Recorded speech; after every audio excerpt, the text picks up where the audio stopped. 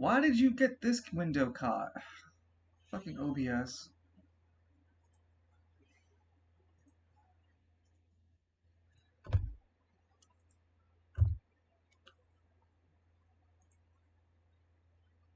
Okay, let me just zoom out the camera because it's super close.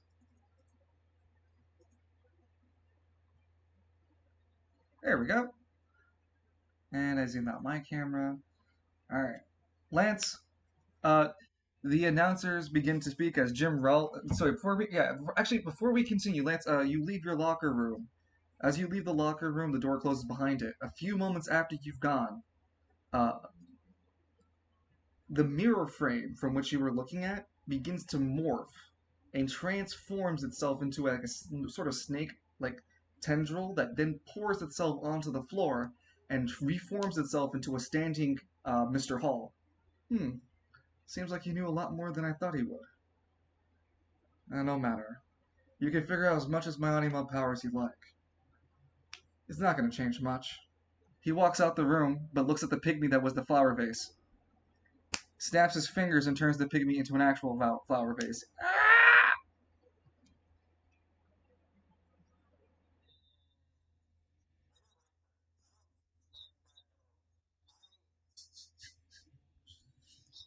We go to view into Murdoch's locker room, where he has a standing punching bag he's been going at for a few moments. Toof toof, poof, toof toof, dang, toof toof, and the final combo punches the sandbag off of the training dummy perfectly clean off the chain and flies about 50 feet into the back wall of the back room. Yeah! Murdoch cries out. Novus claps. Impressive. Huh? Murdoch turns around to see Novus standing there. Seems like Novus speaks up. It seems that you have a quite a strong physical body there. Murdoch looks confused. Who the hell are you? And how the hell did you get in my fucking room? I locked the door. Hate those damn little things running around. One of them tried to get my pants. Coins.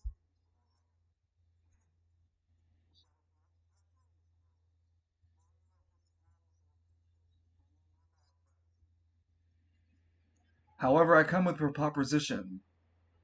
Ah, the hell do you want? Well, I see that you're fighting Lance McKinley. Yeah. You see, I have a personal problem with the man. He attacked my facility, and I do believe he may have plans to which assault me and my men, me and my research team once again. Uh-huh. I'm willing to pay out a hit for you to injure him badly, if you catch my drift. And how much you willing to pay? Oh, Mr. Murdoch, I'm willing to pay you in a price that can be considered invaluable. You have an anima, don't you? Yeah? What about it? Well, what if I were to give you a way to... He takes out a see-through clear vial of purple liquid.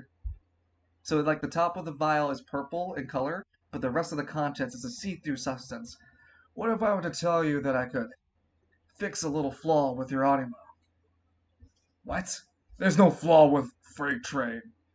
Only that the number of times you can use it's limited. He looks concerned. What?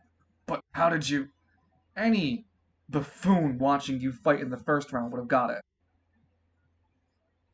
You were already sweating a bullet in the first round against the shield man, and you were just spending your anima power left and right. If you were able to wound Lance badly, I will give you this serum. Why don't you just give it to me now? Well, if I gave it to you now, they're gonna find it and trace it back to me, and I have no interest in provoking their wrath just yet. I do have my own set of affairs to get handled before then. What need would I have of it after this fight? Well, to win the finals, of course. But why won't you give it to me now then? Because I'm an asshole. I think All Eyes has been rubbing off on me. You called? Ah, no. Um, I can't. The players will have to reveal it to you what happened. But right now it's just a cutscene between Novus talking with what's it called? Murdoch, offering Murdoch an enhancement for his anima, but only after he severely wounds Lance.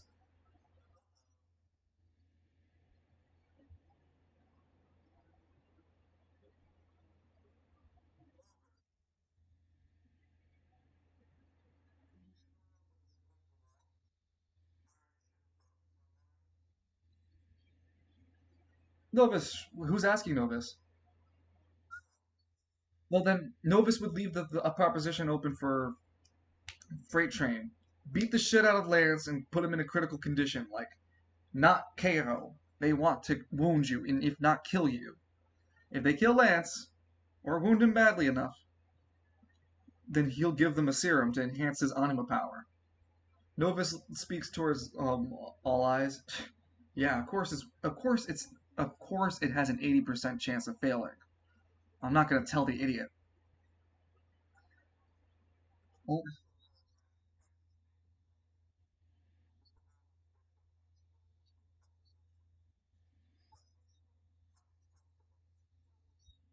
well, that's fine. I've already studied Lance's anima a few times during this fight. Huh?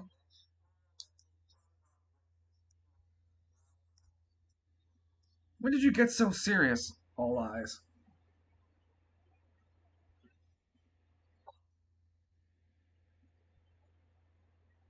Novus walks away. I already played my card into the table. It's up to fate to decide how and where it goes. Come, let's watch the next fight with anticipation. I'll even get you this ice slushy you like.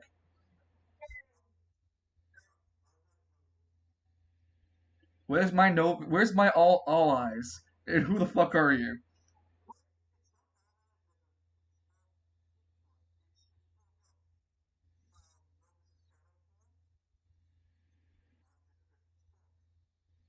It's literally like Evil King Stan style. It's just all eyes coming jumping out of Novus's shadow. Huh, I've rarely see you in this form. I guess you're that serious.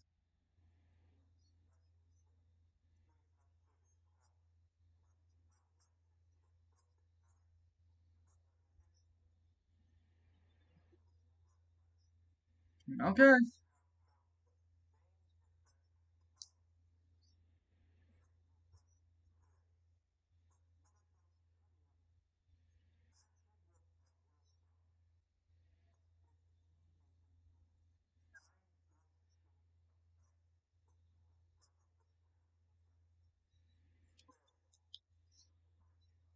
Well, that's not fair. I can't directly involve myself in this tournament without disqualifying the whole fucking event.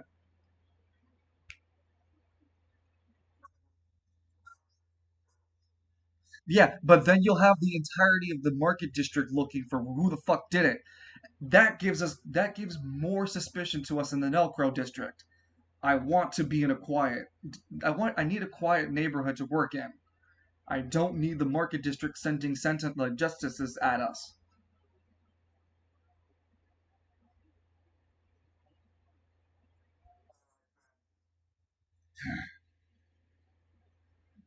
The best I could do is put a chemical bomb in the audience by the final. So if Lance is about to win, I can blow it off. The nerve gas alone should just paralyze a few people, maybe cripple one or two.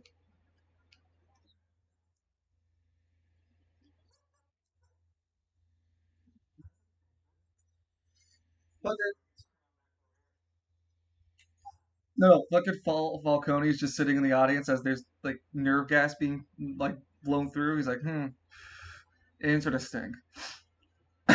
It smells zesty in here.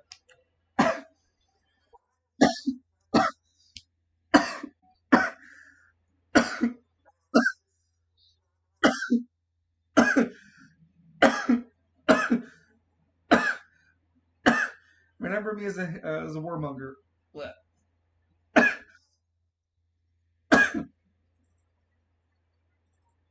So I have to open up all your handouts and shit. Loading character assets.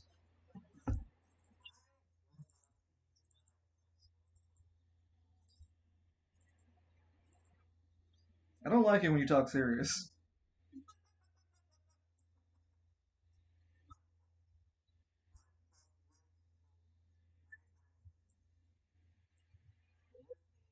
This stuff.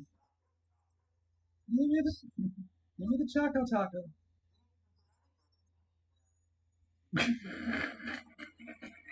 The more the reason why you keep asking for it. Where is my Choco Taco?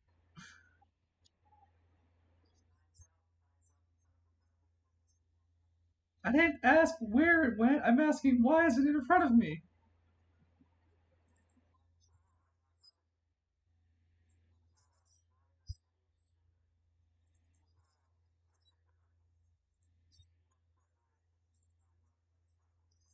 Speed of preparations. I require my Choco Taco.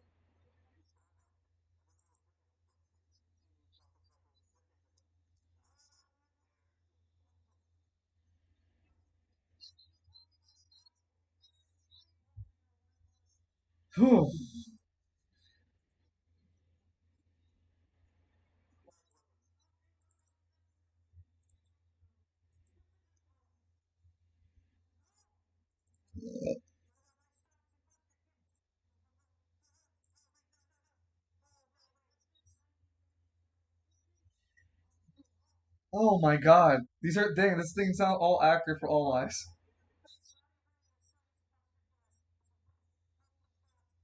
Oh my god.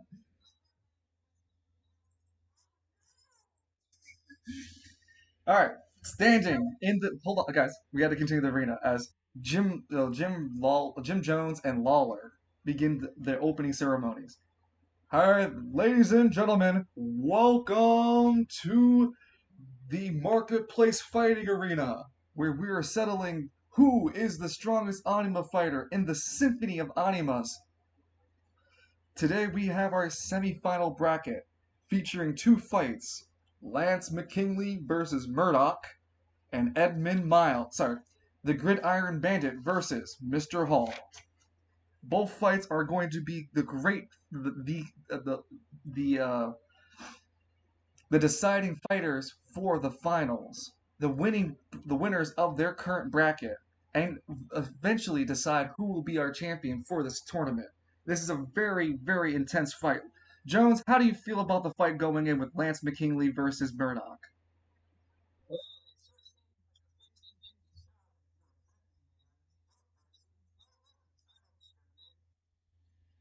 That is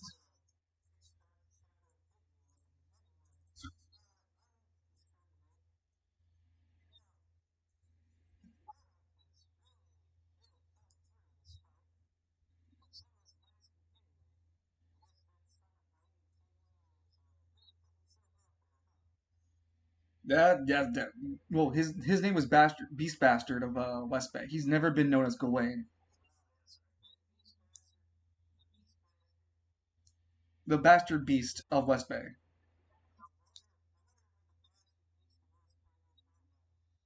Man, it's a questionable set of affairs. The last time that anyone's seen the Bastard Beast of West Bay was his final Hell in a Cell cage match, where he has tag team partner Johnny Miles. But Johnny, just at the 15-minute mark after a hellish fight with the Ogre twins, Knee and Hole, it was said that Johnny Miles left the Beast Bastard in the arena with those two Onis, and he could not handle the onslaught and got totally wiped out. If it wasn't for Johnny Miles leaving that fight, many would have said that the Beast Bastard would have won with some assistance.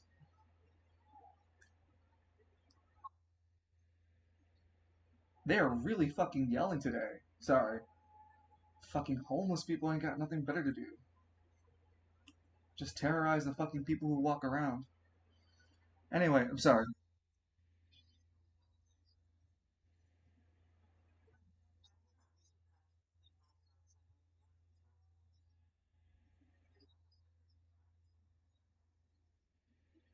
Yep.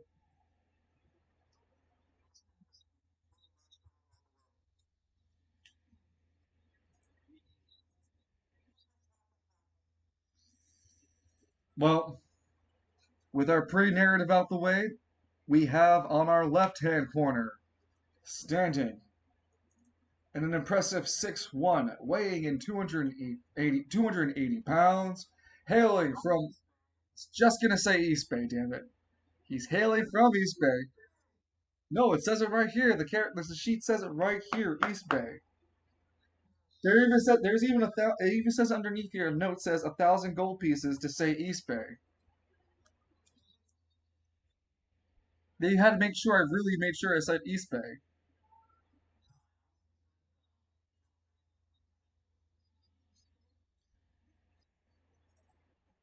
Lance McKinley.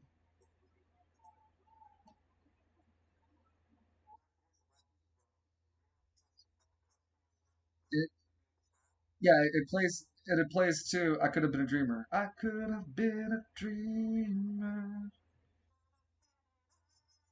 Could have been a shooting star. You have access to your token. Yeah, I could have been a dreamer.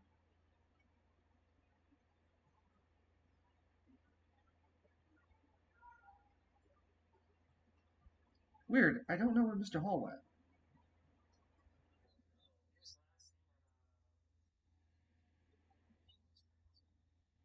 No, no, yes, yes, but I want to put him in the audience, but I can't find his token.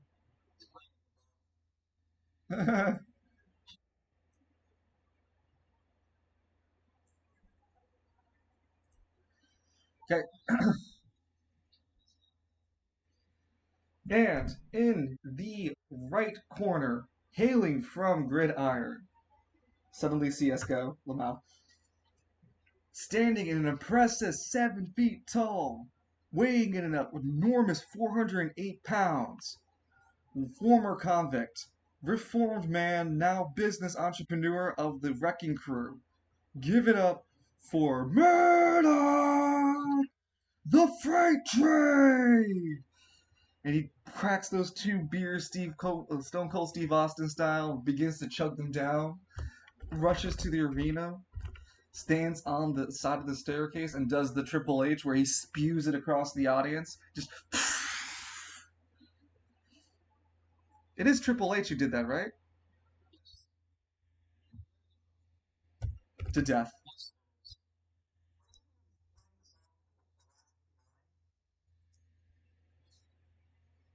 No, Murdoch would be playing some generic, like, country metal. Yeah, something unironically by Kid Rock.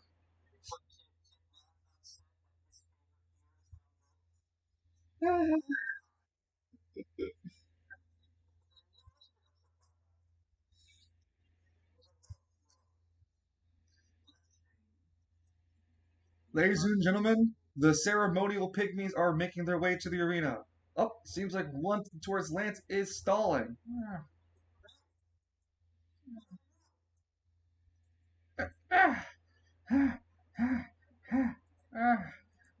Sorry, just a little winded. He hands you a belt. You put it on and it only says 25. He keeps waddling away. When you look back down, the belt goes back to 50.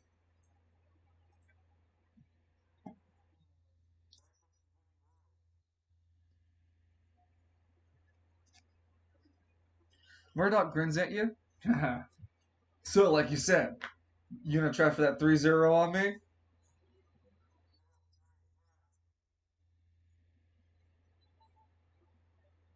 You know, Lance, it's 3-0 because 3 means it's the winning side and 0 means the losing side.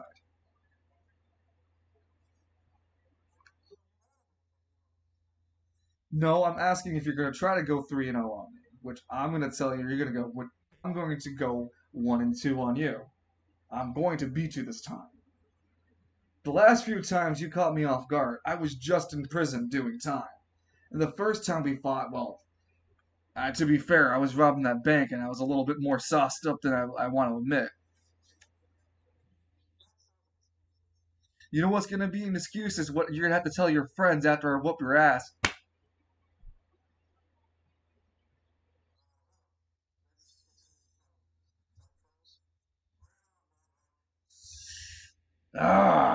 Let's go then. First fight, round one. Two decisions, one movement, one reaction, Lance.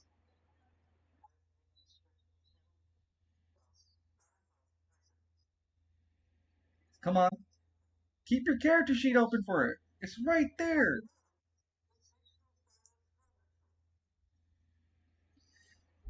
Murdoch takes a fighting stance.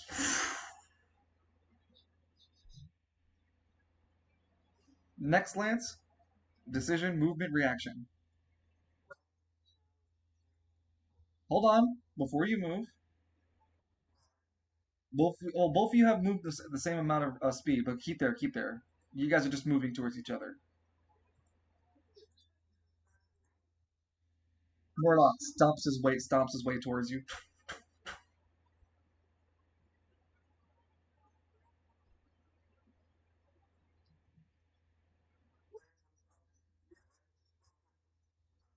You have one last decision.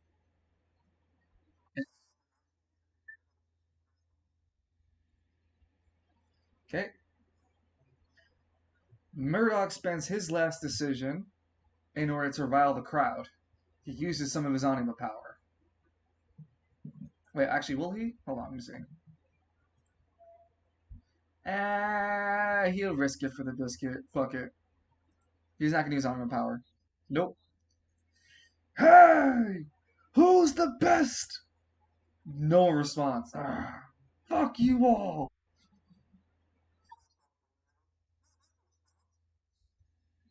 Round two. What do you want to do? Two decisions, a movement, and a reaction. Hold. You moving?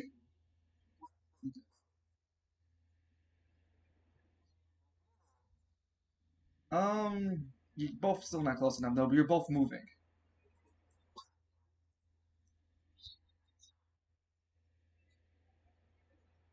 Murdoch continues to confidently stride towards you, Lance.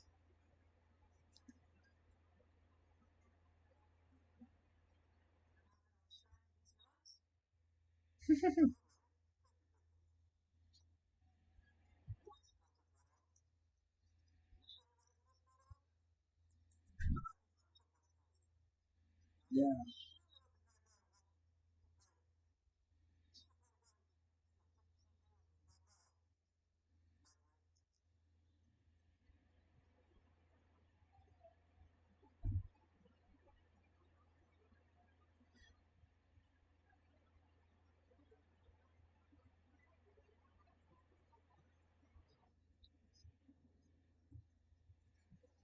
Sorry.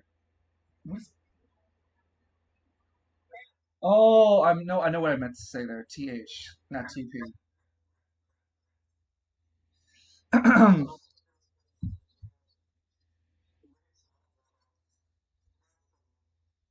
shit, the crabs. But no, Lance, what do you want to do on your turn?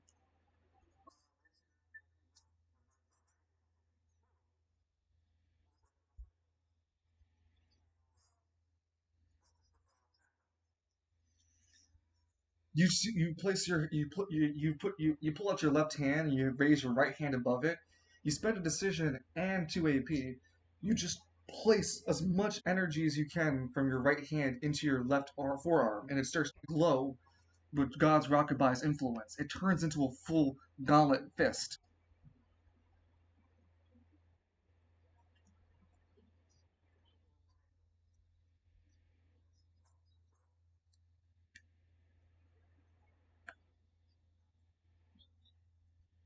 Murdoch spends a decision to move up, so he dashes. Lance, what do you want to do? You have one last reaction and one last movement. Sorry, one last reaction and one last decision.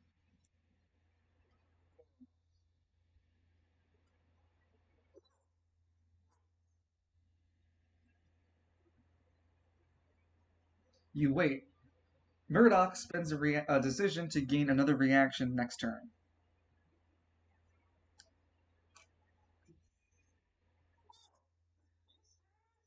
Yep.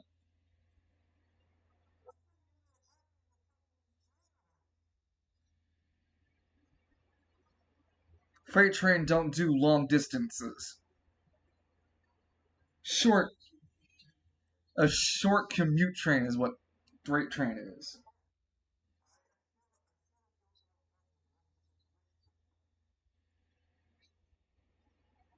Don't talk about freight trains like past lovers. I came here to fight, not to brawl with my emotions.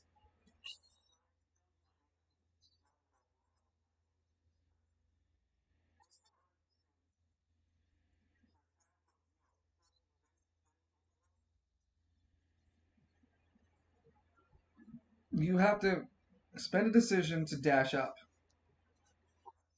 So do that first.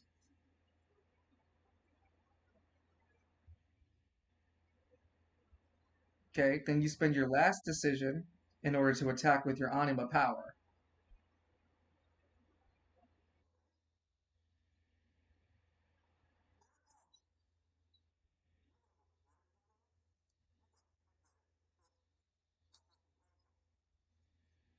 Huh. And this time I'm ready for it. He stands tall. Come on!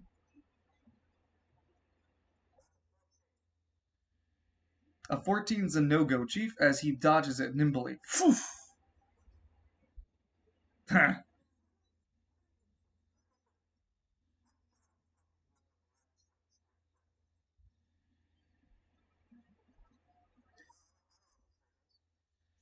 So is Murdoch, so we go to round three.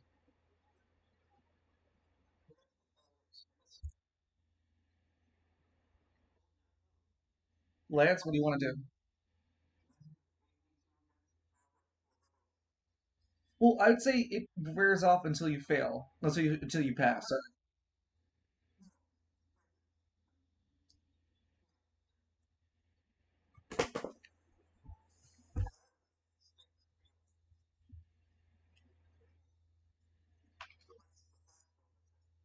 No, both of you are.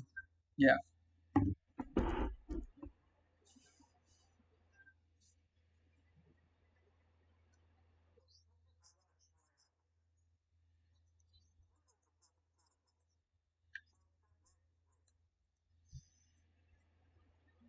Murdoch and Lance both look at each other and wait. What? You don't? You too afraid to walk up on me? Huh? You've been trying to punch me from way over there.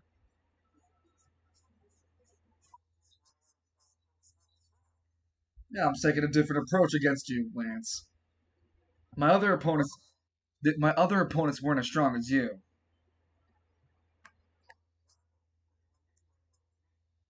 I'm not trying to flatter you, you dumbass. I'm just spitting facts.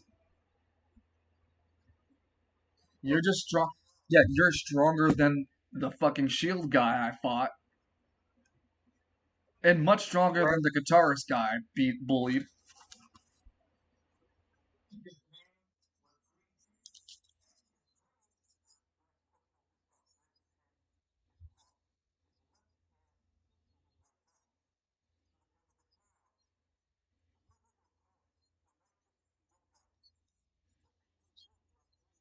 You know, I think I saw that washed up guitarist at the front of the Coliseum trying to sell his CDs. Did you buy any?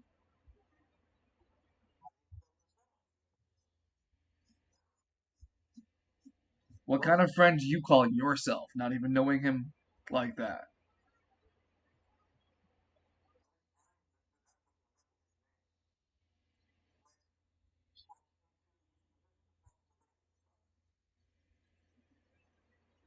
1 second.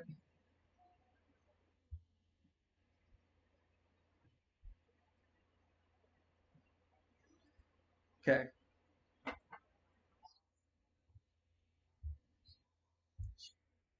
So you want to spend a decision. Uh, he spends a movement. So he goes first, and he steps up. Actually, he steps up to here. Well, I'm sure, Lance. I mean, I know you're not going to do anything. You haven't done anything.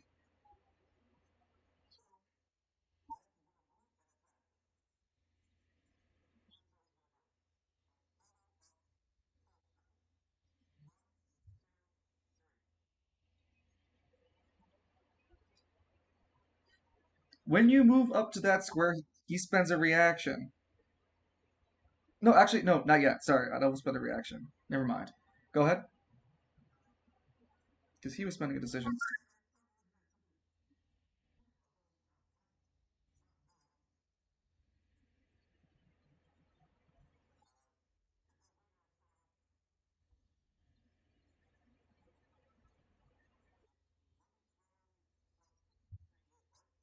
That is his mastery. Yep. Uh, 30. Yeah, that's 22. 22 does hit. As he does. No, no, actually. One thing. Give me a second.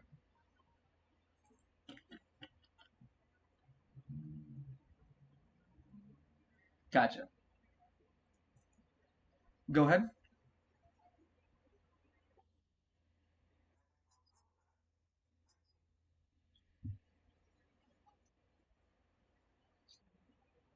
So 19 damage.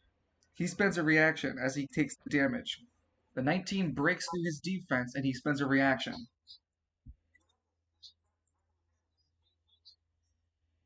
No, I get that. No, I get that. It's still hitting his defense. The other times you've used it also hit their defenses. And if it didn't, then it should have. You hit his defense and you break it before you hit his AP. When you break his defense, he uses a reaction. He spends a massive amount of AP, and you see his body shimmer in the front headlights appear of the freight train as he takes an aspect of it. From the remaining damage you dealt, hold on. One, when you land your hit, you feel that your ability of the leyline style is negated. That's for one. And then for two, hold 1 second. 19. Um, oh, right. He only has that much. Okay, so his belt turns from 50 to 59. And the judges count that as a self heal. Yep. He laughs at you. My Anima's got a little trick up its sleeve, don't you think? Okay. Huh?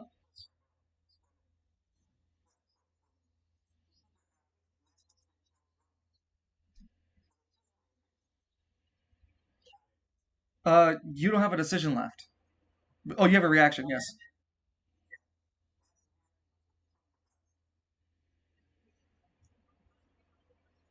Oh, that's such a nerve on you. When you do that, Murdoch's gonna spend his last reaction. I got something for you, and he pulls out a haymaker and tries to hit you, Lance, with his fighting style. He rolls at a disadvantage because he is using a reaction to hit you.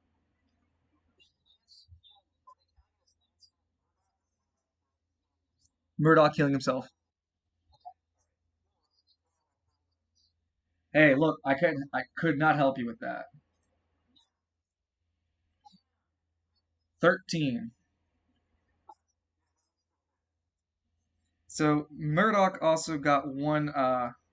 Wait, didn't this guy, Mr. Hall? Oh, Mr. Hall only got two celestial moments. Damn, so close. So Lance, you get pummeled by a reduced mastery of 26 damage.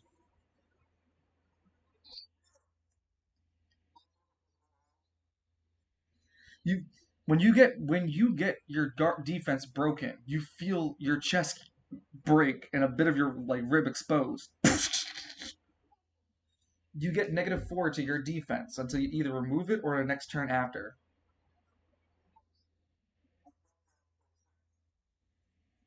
Murdoch smirks at you. I knew I could break you, just like I broke everybody else. You can't. You don't have any more decisions or movements. You moved. You charged. You charged. Remember? Yes. You used. You use a decision to swap to the leyline fighting style.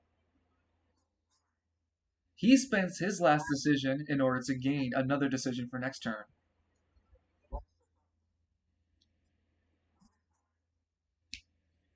I hope so. I'm not. This is only the start of my ass whooping for you, Lance. For the time you put me in the slammer. Because he was in the slammer. Hold on. Lance put him in the slammer for. Oh no, for a full month. He was in prison for a full month.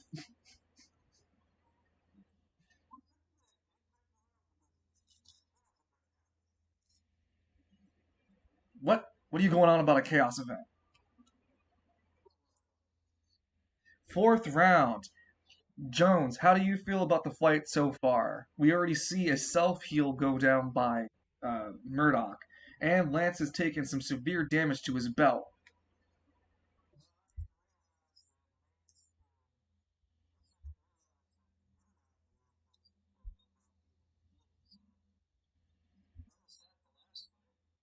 He must have not needed it or felt that it wasn't a threat big enough. But coming up to Lance McKinley must have pulled it out from him. These fighters truly do have everything under their sleeve in order to win. Will Lance provide that same level of tenacity in his last fights? Or will he simply submit after losing that belt? Time will only tell. We definitely hate to see another surrender against Murdoch. Because then who can stop this indomitable force? Come on, Lance. I'm a freight train.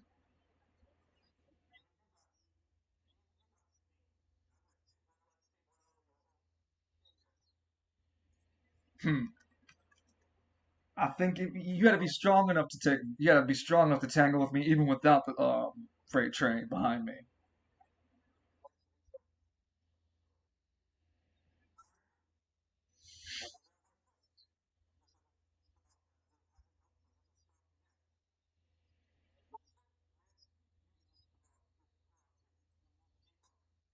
So you're spending a decision. He's also spending a decision. Hmm? So make a dexterity check for me.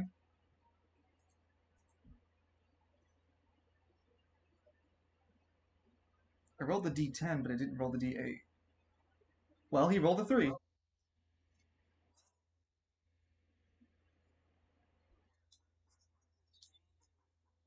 That's a 16. Yeah, you go first, Lance.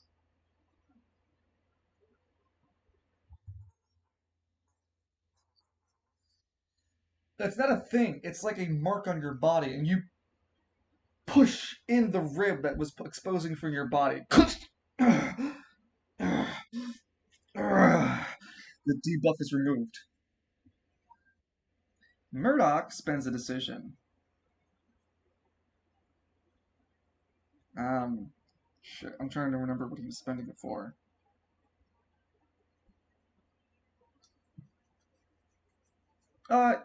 He's gonna attempt to grapple Lance. Hey, Lance, get over here.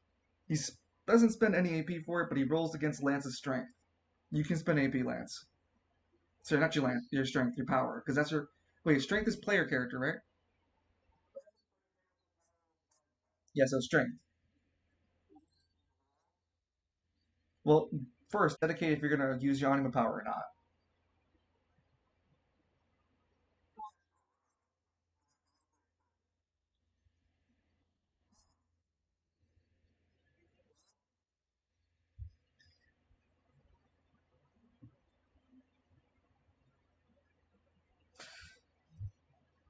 He grabs your throat, Lance. Boom! Hey, I got a, I got a technique I want to test out with you.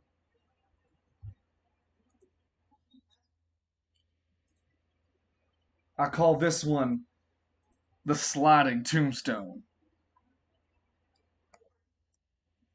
As long as he has you grappled, he gains priority on all actions.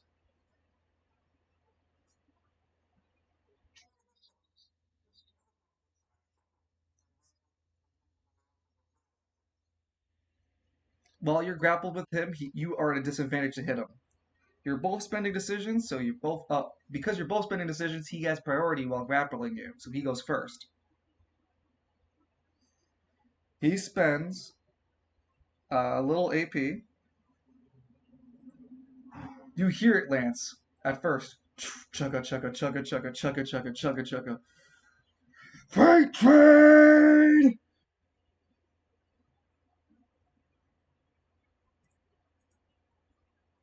Hits you with the 22. You get dragged.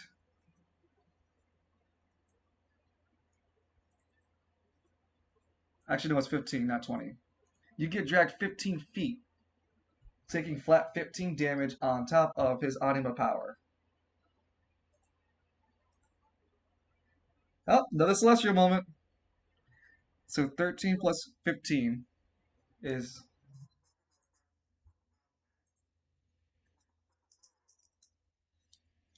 no, you cannot react to the damage or the attack. Freight Train's anima power is unique.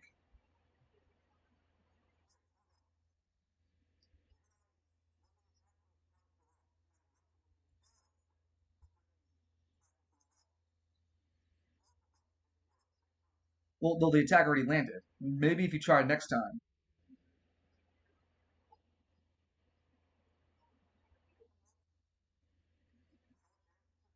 28. 16 is what you actually take.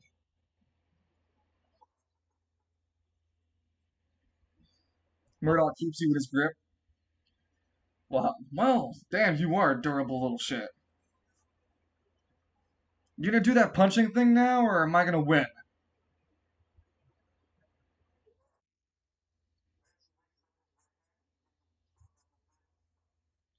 You don't have any more decisions left. Movement and reaction.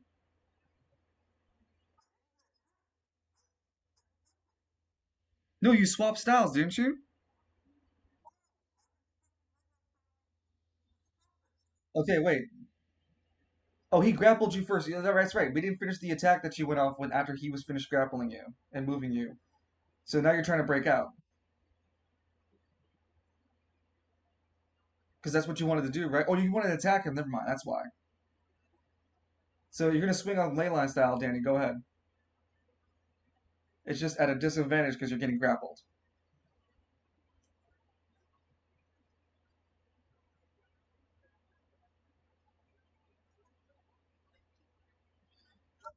19, 19 still hits. You just hit.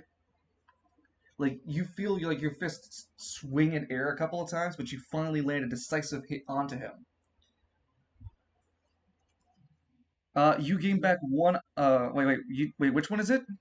The 19, right? Yeah, you rolled a 19.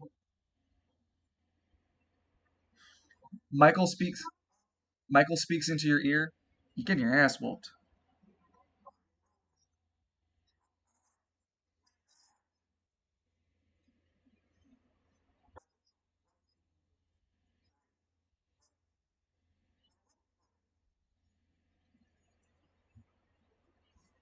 Oh man. Whew. Lance. He spends a massive amount of anima power, sweating profusely, using a reaction. When you break his defense again, you feel the ley style get ignored again. But my man is sweating bullets. He is not doing well, and it's clear that his anima pool is very low, if not non-existent. I still got plenty of steam in the tank to whoop your ass with my hands, though.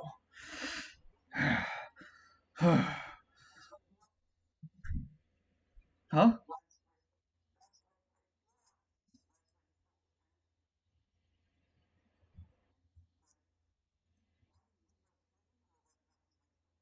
You lose your decision next turn to spend only for one more attack.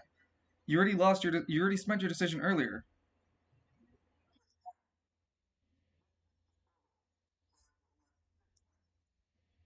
I swear you spent one earlier too, but okay. Because I had it marked down that you spent two decisions, but go ahead, be you. What do you want for your decision?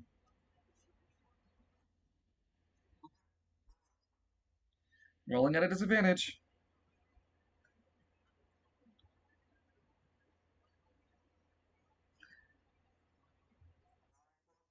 5 is 24.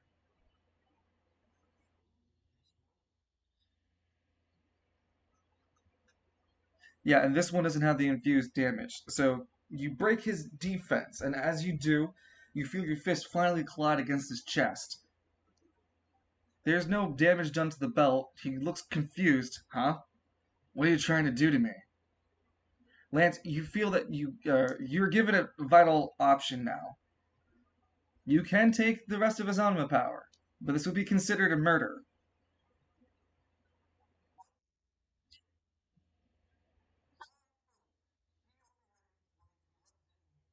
Yep.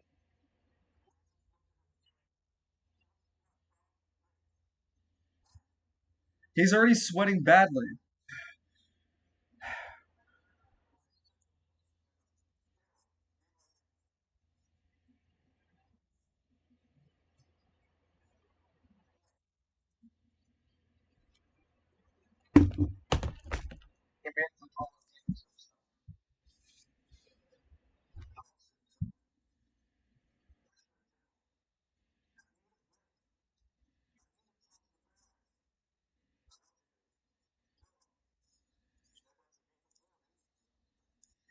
Yeah, you know, you did it. You already killed me before. Why you're hesitating? Lance turns around his face.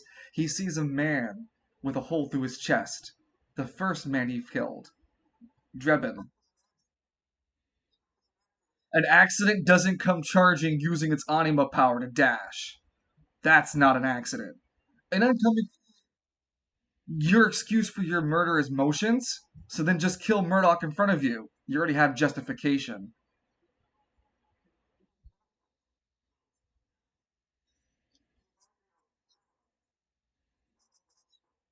Argus speaks in. Argus speaks up. Why are you hiding behind fake contexts?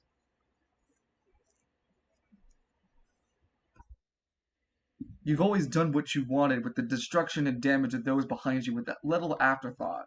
Why start now?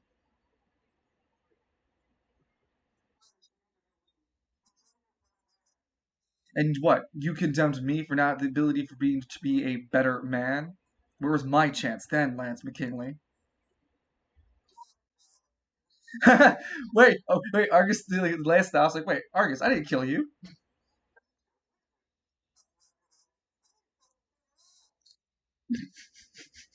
No,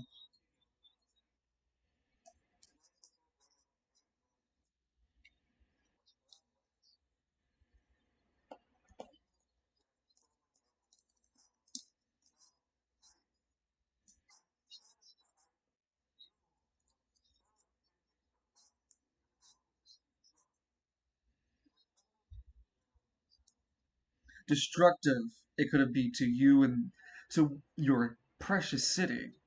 If it wasn't for the destructive power, I am sure you would still use it. In fact, you revitalized the black hole sun yourself. No one else could have.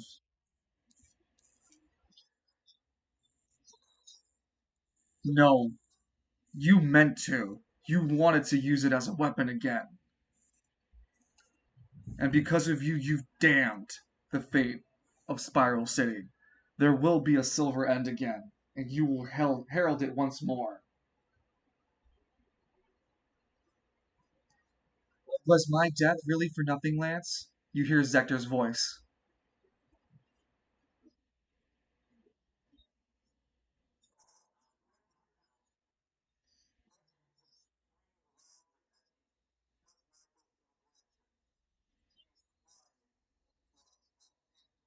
Murdoch looks really fucking confused, but Kanye West shrugs it and just moves half of his distance with you. Come on.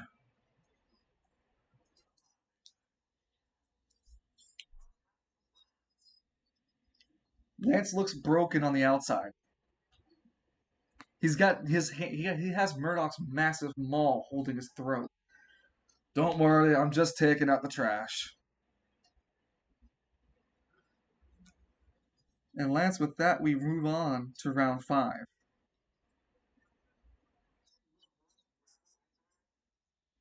You have to break out of his grapple and then spend a reaction to continue to try to grapple further.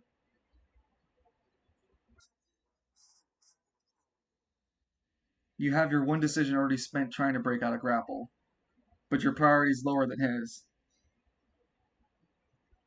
He's so fucking confident, he continues to stride you forward. Come on, Lance. To the audience. I want them to see you once I break you. Lance, you can spend your decision to try to break his grapple with you. Okay. His DC is a 6.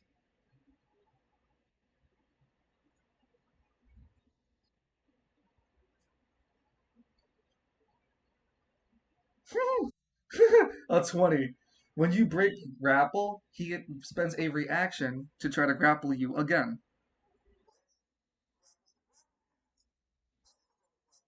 Both spending reactions in order to grapple each other. Who will go first, though?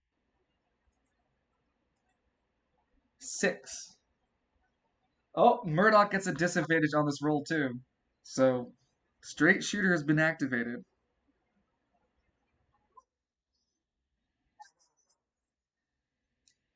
He rolled a 6. Yeah, that's as low as I can get him. Murdoch goes second. So you have to beat a 6. No, sorry, he has to roll a new DC for this challenge for you. So you have to beat a 10.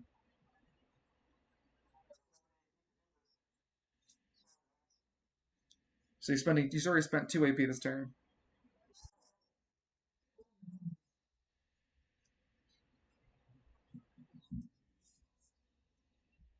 Murdoch manages to just like as you grab him and you actually hold him for a bit, he smirks and he pushes you down on your shoulders. Come on, Lance. I'll show you a real man's grapple. Have you ever heard of the butt buster?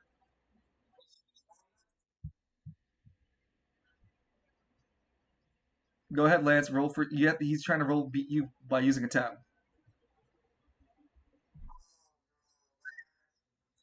Lance, he keeps you grappled. He holds down your leg with your upper arm.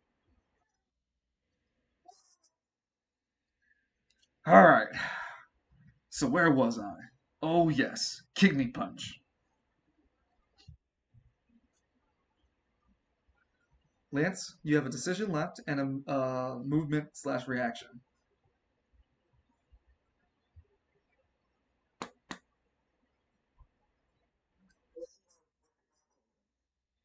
Okay, he spends a decision to move. To spend a decision to dash. He is taunting you, Lance.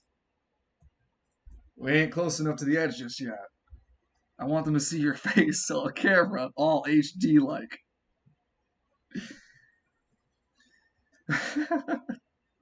He spends a decision. Sorry, sorry. He doesn't spend a decision. He makes your DC for the breakout of his grapple,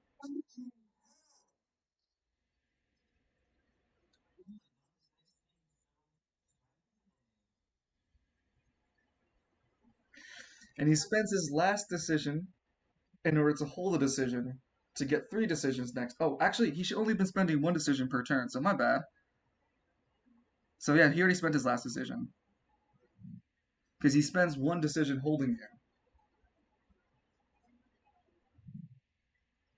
Round one, two, three, four, five. Cyric, you're still ringside with us with the announcers here, and we're at round 6 of the first fight between these two. It does not look good for Lance McKinley, now does it?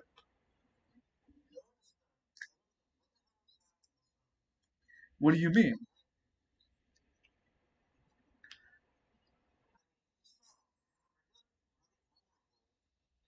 He looks currently very vulnerable in that arm lock, that devastating arm lock that Murdoch has been keeping him in.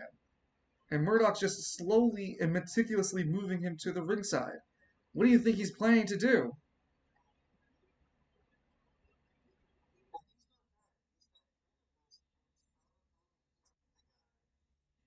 He did do that devastating move earlier. Do you think he still has tank fuel in that tank for a devastating choke slam tombstone?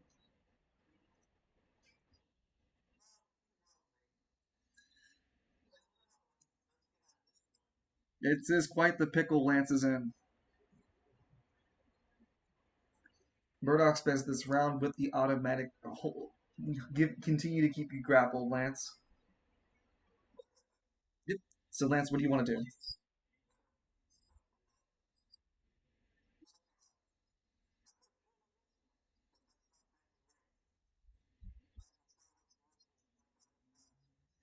Okay. So that is the dedicated decision of yours. Go ahead. He is going to roll a strength check. Ooh, a 6.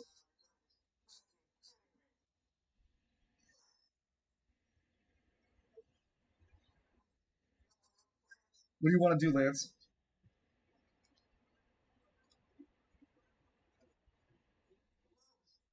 Break out again? Lance, do you know the definition of insanity as he takes his decision to move up with you? Let me tell you. The definition of insanity is to try the same thing over and over again, expecting different results. Same thing over and over again, expecting different results. I'm going to show you why they call me Freight Train and why I feel no pain, son. Lance, go ahead and we're going to roll off again.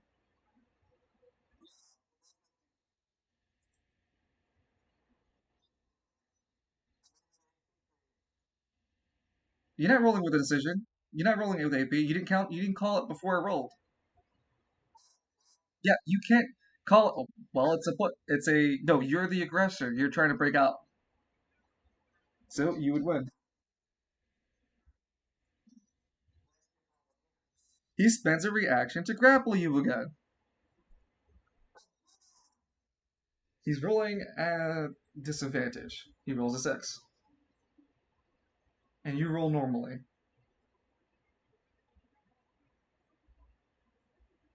Catches you by your leg, Lance, again. You can use a reaction to try to break out right now.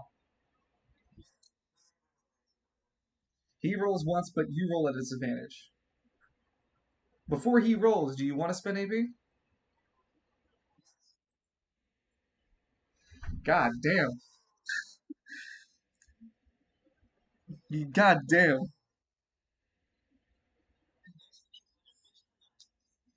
He keeps you in luck.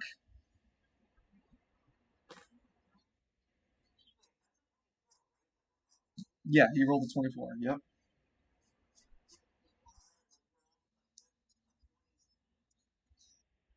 Murdoch grins at Lance. He spends his final decision in order to put Lance over his head, preparing him for a finale move. He rolls with a strength advantage. Lance, you roll with disadvantage. If you manage to break out of this disadvantage roll, you manage to get out of him entirely.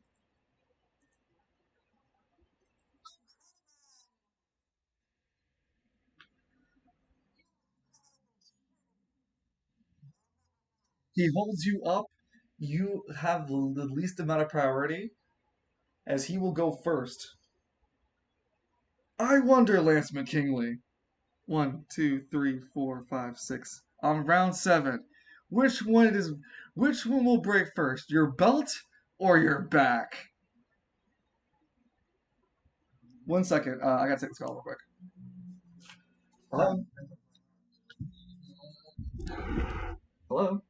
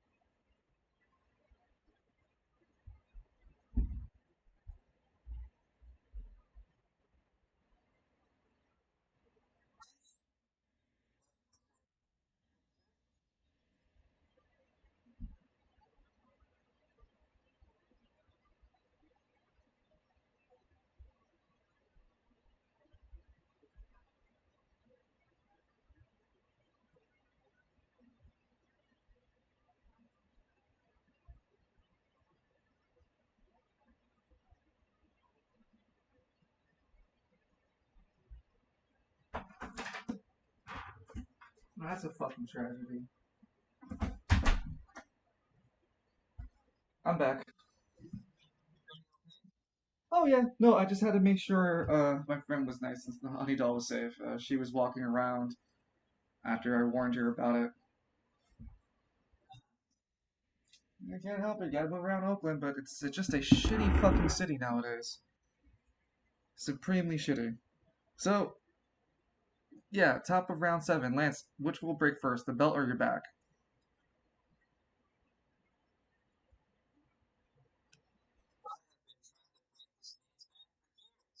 Well, Murdoch's.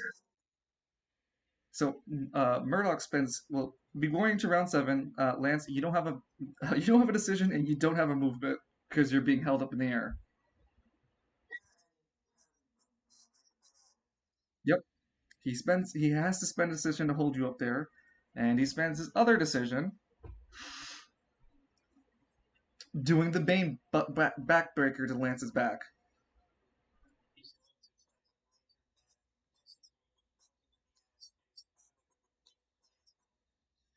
Lance, he slams you against the back of his knee, dropping you from the air to his knee. You have a reaction if you want to try anything.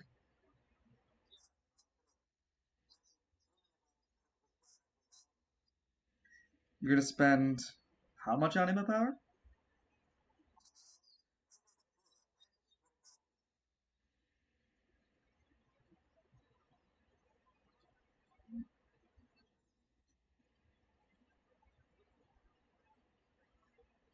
So how much AP are you spending?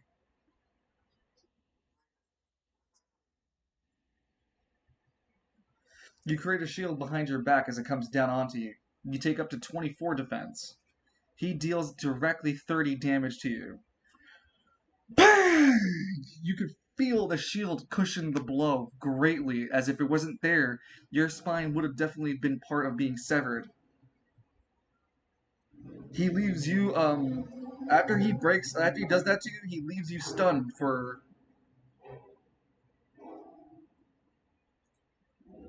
one turn. So one turn, you lose both of your decisions.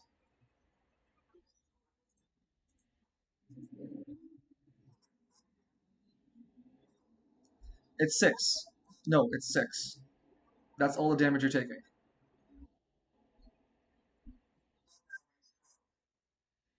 After such a devastating blow, Lance was able to still make a small armor shield for his back, just in the moment of impact. We had the slow-mo cameras showing the footage.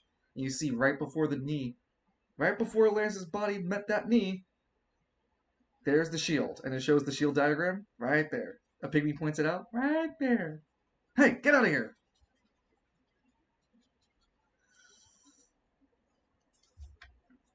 Murdoch spends his turn to make a movement. Lance, Lance, Lance. You gotta understand, in this kind of showbiz, we need to give the people what they want entertainment. You understand, son?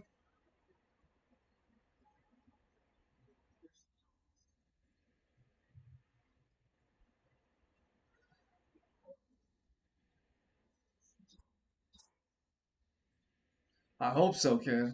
I mean, I'm not breaking a sweat over here.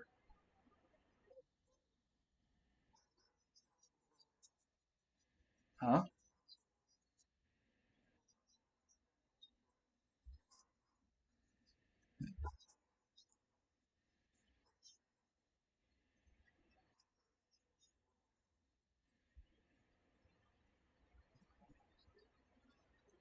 Well, if I gotta be fair with you, Lance, you probably should have tried.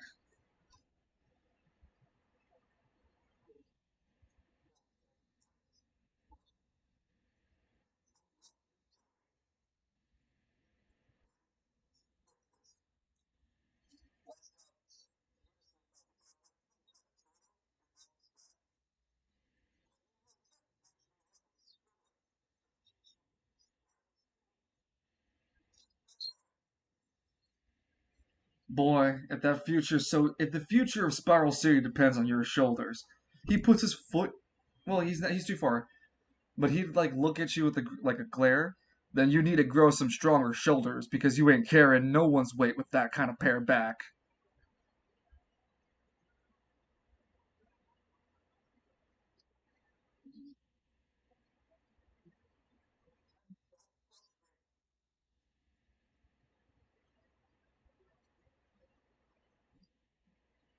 You ever?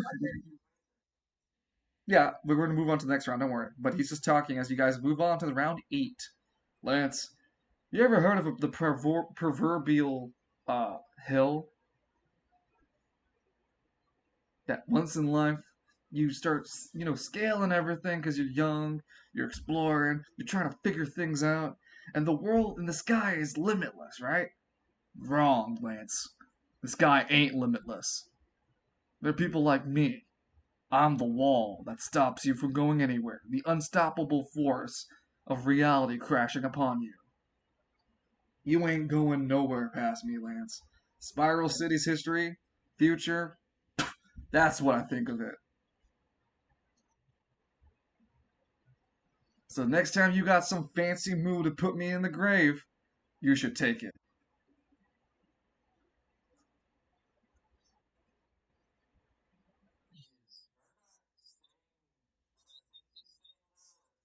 I think he just well, we can't get much from the ringside, but I think the pygmy here translated that yeah, he said he said Lance, try to kill me if you can. Buck up or nut up.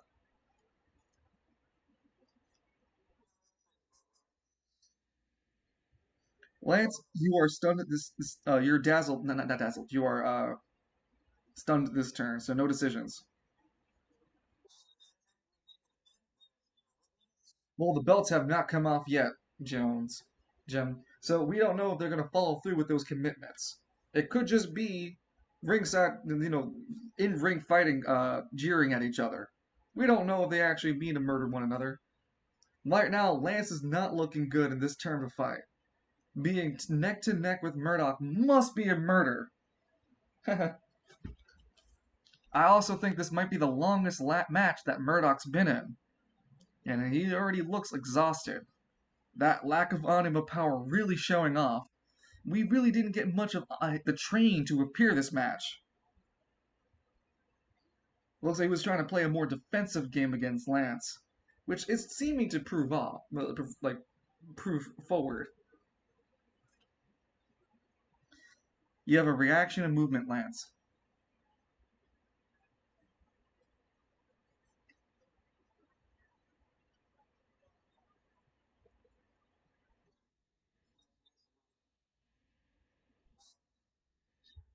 Wait, before you move, you both move. He spends a react. You both move. Make a dexterity check. He rolled a 10. God damn, the players always beat the fucking dexterity checks.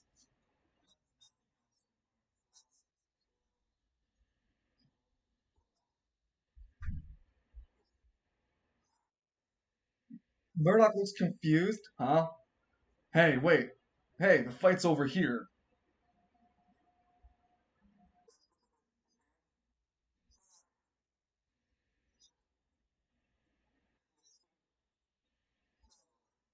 What? Jones, I got a quick question for you. What do you call a fighter that runs from a fight?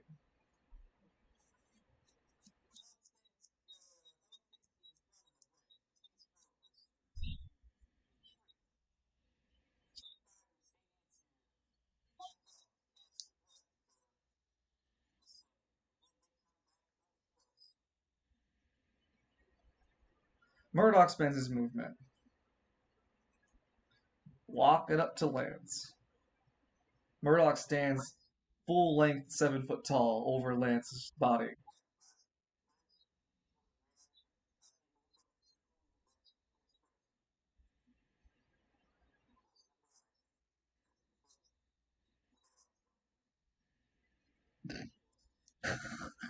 You're gonna try to kill him.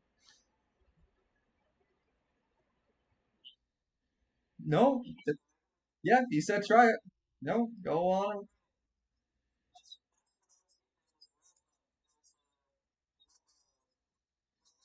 There's a there's a red glint in Lance's eyes as it triggers.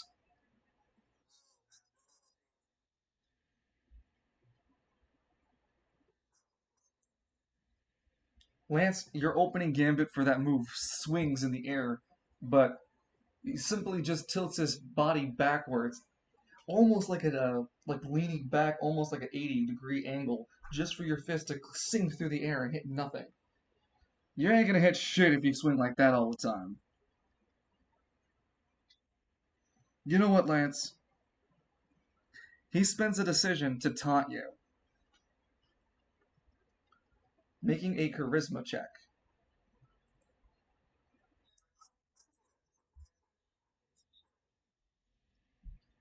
No, you have to roll an intelligence check. He rolled a 12.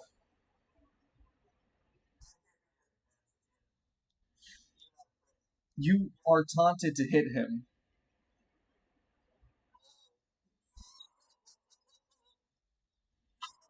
You get no, no, exactly. He right here, Lance. He circles his chest. I want you, and don't misunderstand me.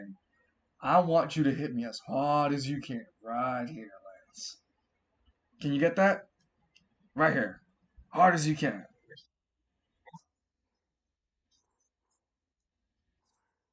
Now, Lance, when you swing, don't hold back.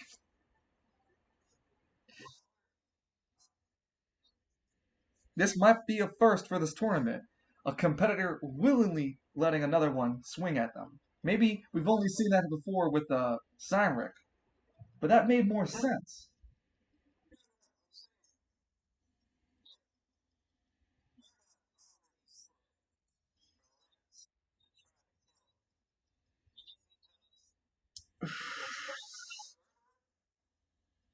Well, Lance will have to fuck around and find out, wouldn't he? Because there is a difference from verbally consenting to jeering, and we don't know the difference right now. We can't ask Murdoch in middle fight, do you really want him to kill you? Or does even Murdoch believe that Lance can kill him? That's another thing, too. For what? No, you're not attacking now. Yeah, no, he's taunting you for next turn. And he spends his last decision in order to hold his decision for three more decisions. And if you can't finish me in that hit, Lance, oh, I got something coming for you.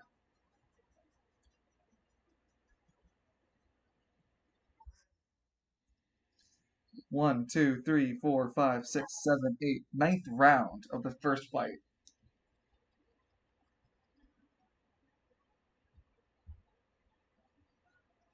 Lance, Lance, what's going through your mind and getting into the ninth round?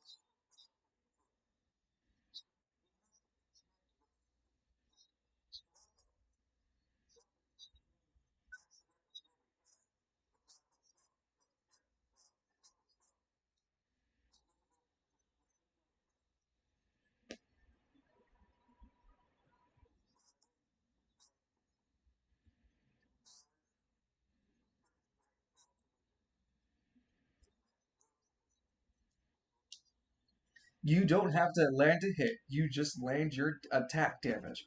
As you land your hit, uh, go ahead and roll for damage.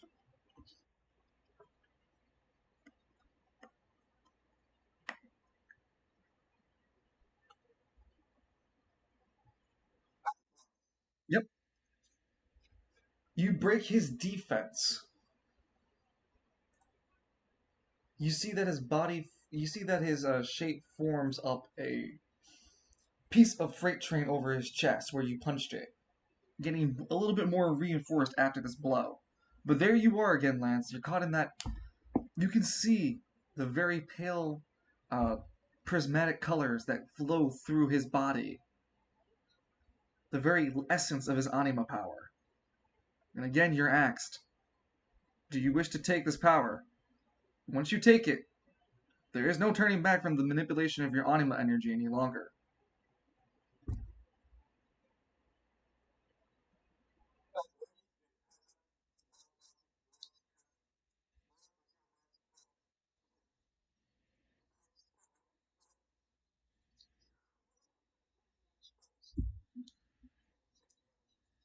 You pull into the black void of his chest, and you grab the center mass circle. Like it's like a organ that's kind of like in a four-way.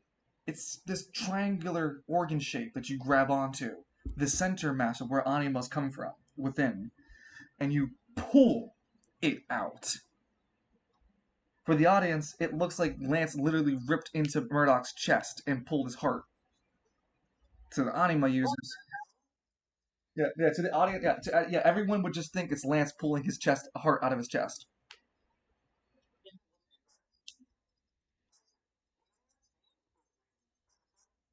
Yeah, everyone can see that it looks like Lance ripped his heart out.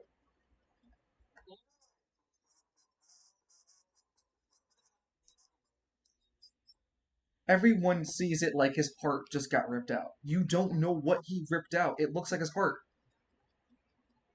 There's no way to define it because this is the first time Lance has ever done this. The arena, Murdoch holding his chest. What? Drops to one knee. What did you do to me, Lance?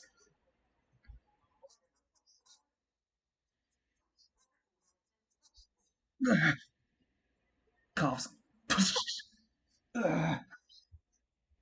There's.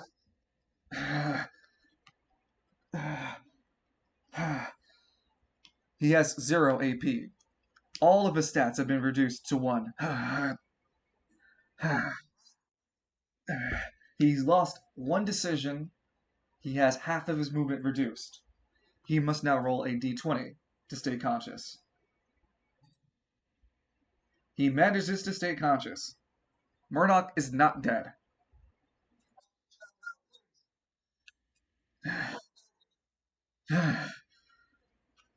He looks down at his belt, but you didn't break my belt, cunt.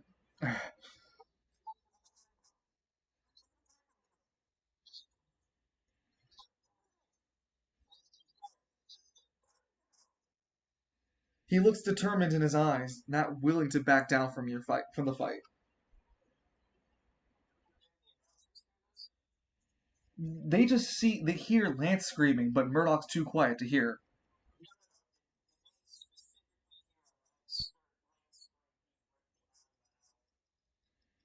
Yeah, I think that would have been loud enough, Lance, for everyone to heard you. Nova sits up, so you can take Animas out, huh? Not that I've already wouldn't have known, but now that there's a better way, there's a actual feasible way, and it's, huh? Takes notes. Interesting.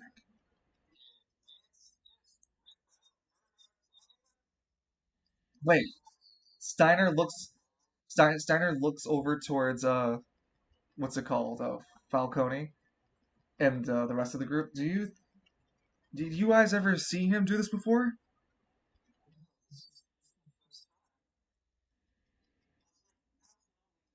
Alistair, Alistair has his mouth covered. He didn't rip out his heart, did he? Or was it worse? Is that his anima?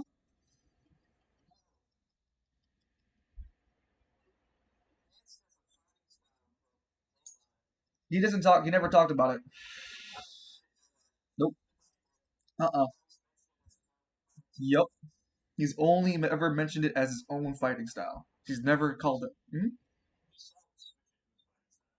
Yes, you saw him switch stances. It's never visible which one is switched to, but it's always clear, at least to anima users, when people go into fighting styles. Because, like anima powers, fighting styles are kind of like the same. Well, fighting and or skills are the same equivalent for humans.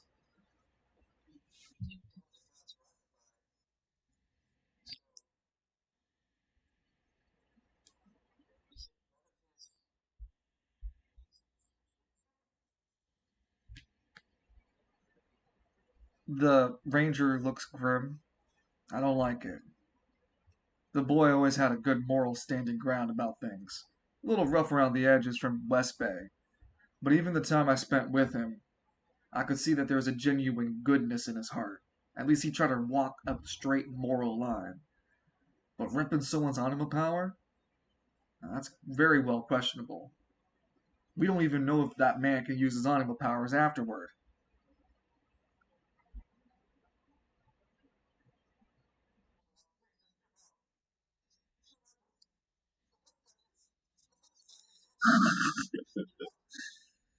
Murdoch takes a fighting stance. I ain't done.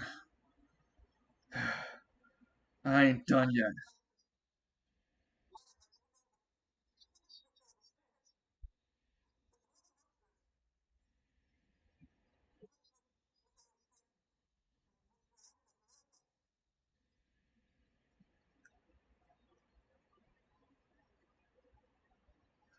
My anima's worth losing for this tournament.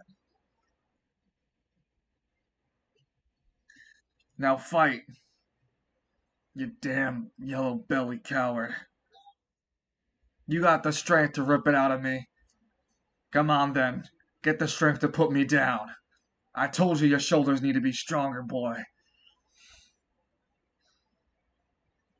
There won't always be an opponent that you can try to talk out of. I ain't no. What was that show called? Bob Universe or whatever.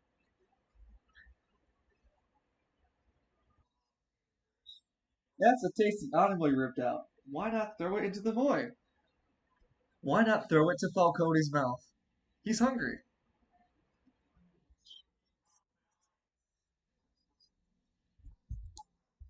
At this moment, when you look at it, it's already dissolving in your hands.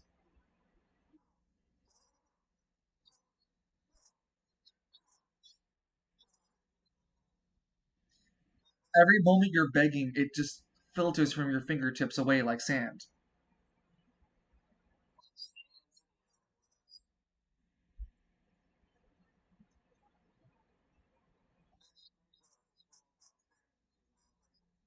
Oh, the fresh ones run away the fastest.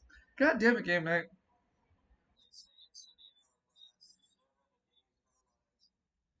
Lance, you spent a decision to swap decisions.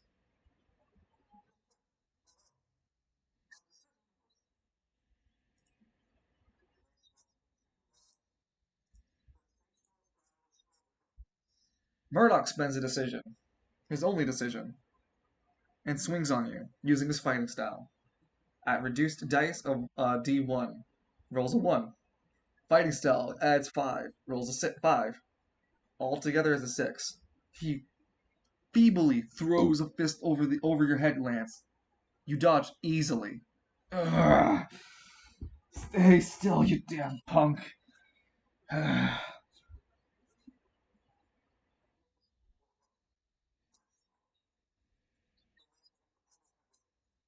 You don't have another decision to do so. You already spent a decision.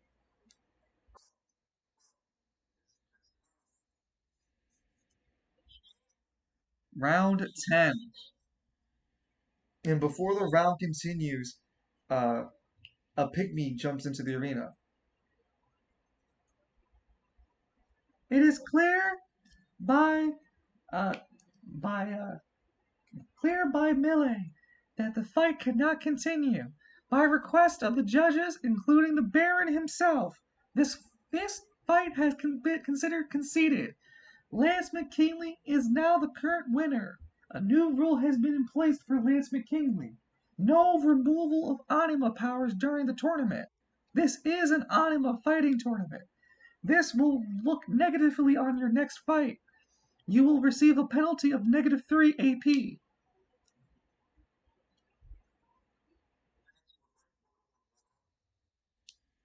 Oh, also -4. You have a your belt will be at 40 instead of 50.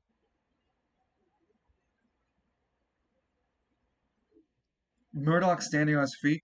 What? No, you little shit. You can't. Shut up, Lance. I'm not even that hurt.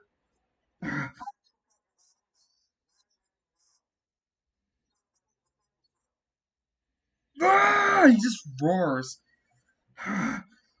Ugh, fine. I I fucking lose. You couldn't kill me. You just took my damn anima. Cheap blow, dickhead.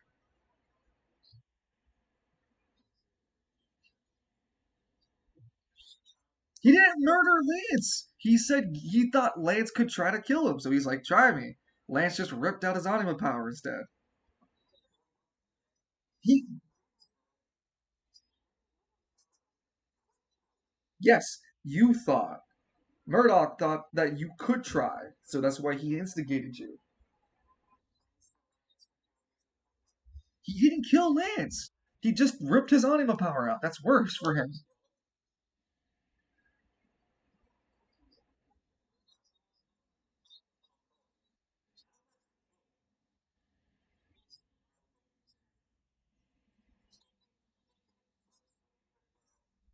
All of his stats dropped to 1, including his HP.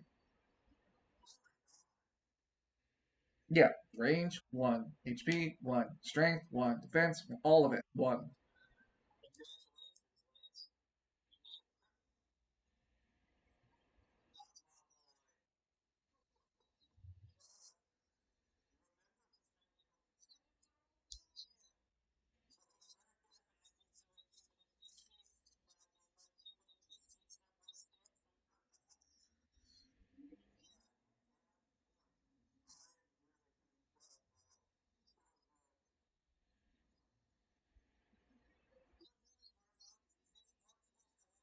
Lance, you hear the ceremony commence for you to win. You see the pygmies assemble and get ready for their little like trebuchet cart in order to move uh, Murdoch. Come on, Murdoch. We have a doctor that says they specialize in anima powers. They're gonna take a good look at you. What's his name? Novus. Like no, actually, no, sorry. His name is Nuvis. Yeah, something like new. Nope, never heard of Novus. Never heard that name. No, Denny, they're leaving with him already.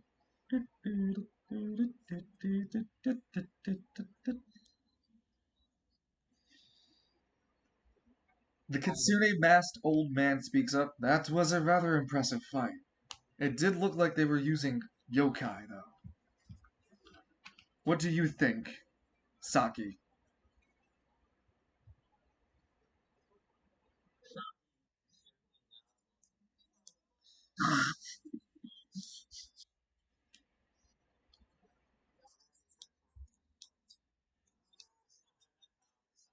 And Ryu rubs his back. Yeah, I do. And Ryu rubs the back of his head. It's kind of hard to tell. They look like ghosts, but we couldn't see them, could we? Maybe.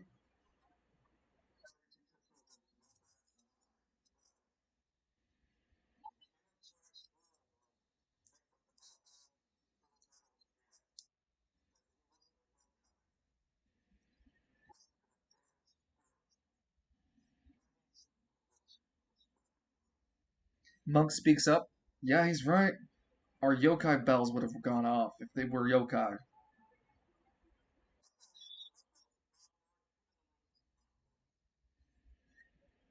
Lance, you stand like Lance after you after you watch the pygmies take away Murdoch. You get called over to the ringside. Go ahead, move your token.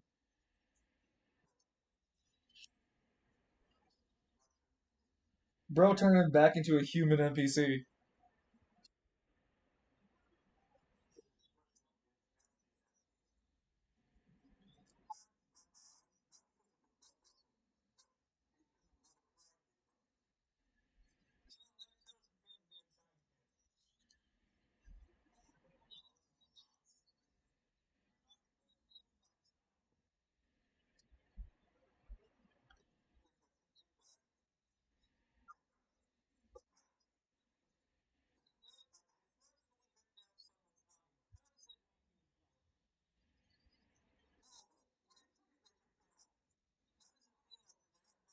Hold on, Lance. While you're in this interview and being grilled over this, you feel deep in your core that your leyline fighting style has been permanently altered to the manipulation of specifically anima, targeting people's animas, the source of their animas.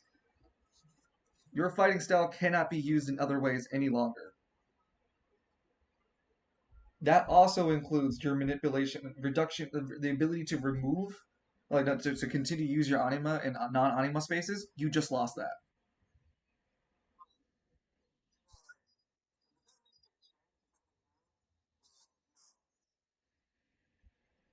I'll consider it, but for now, you just lost it.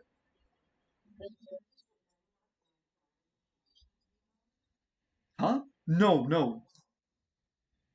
He had a he could manipulate his anima through anti-anima power, but that was one of the things that he was exploring through his fighting style, and I was letting him do it because it's the only one of its kind. But because he did a specific action, that action has condemned the rest of his learning path to specifically be only about manipulating enemy and his own anima sources.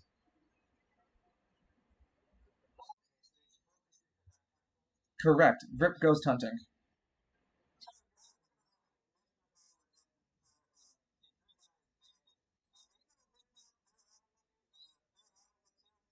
Well, no, no, no, Ross. Remember, he's the pygmy said that the Baron and the judges decided that removal of anima power is strictly prohibited. It won't be used again.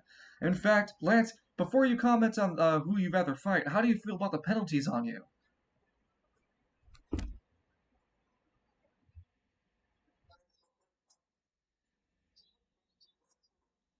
Lance, you willingly put your hand in his chest and pulled out his anima power.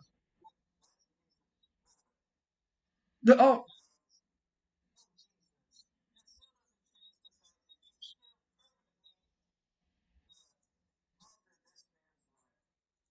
Gawain, hold on, Gawain like steps over Lance's shoulder towards Lance's shoulder and like puts his arm around Lance. That's enough.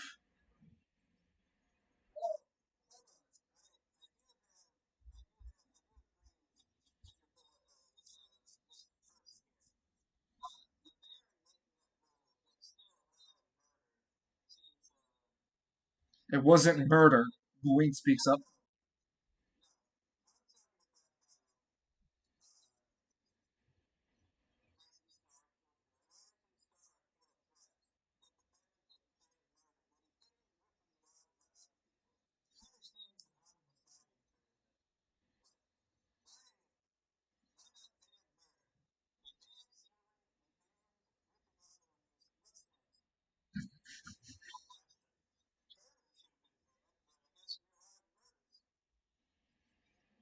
That's not something that we can deal with ringside here. But uh, who are you, old man?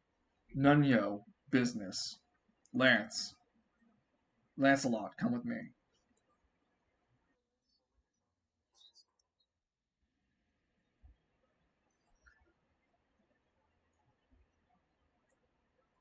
Lance, you're brought over to where the rest of the squad is sitting, and you sit next to Gawain.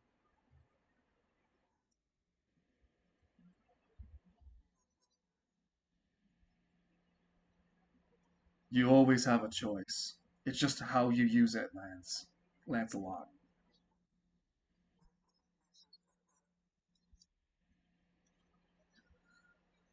Gawain puts his hand on your back, on Lance's back. Lance, the only thing you can do now is to live with what you've done and go forward from it. Learn.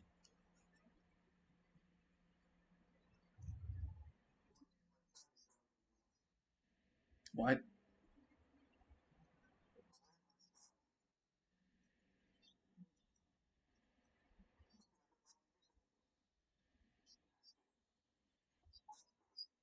Lance, just take some time away from it. You might find up needing that you might need it again. Don't discard what you've learned. Knowledge is powerful.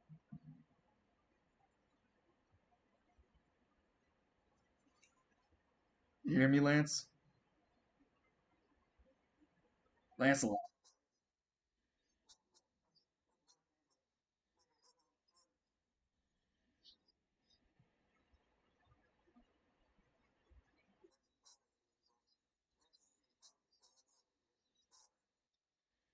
Your father, like Gawain, would pull Lance close and keep him on his shoulder to let Lance cry. As we will end the first that fight. The first round bracket winner would be Lance McKinley. No, you're fine. You're fine. It made total sense. The first fight in the semifinals goes to Lance McKinley versus Murdoch. First fight, 10 rounds. Lance, for winning into the semifinals, uh, you win a congratulatory 10,000 gold pieces. For those who betted on Lance, Edmund Loon, so Cyric, so Edward Cyric and Falcone. Edmund and Falcone, you both make 7,000 gold pieces as a return.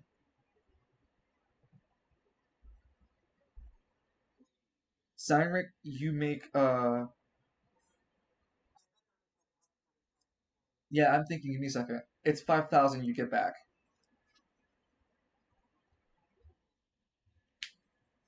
It was an even double double, so you guys see a modest return in your investments.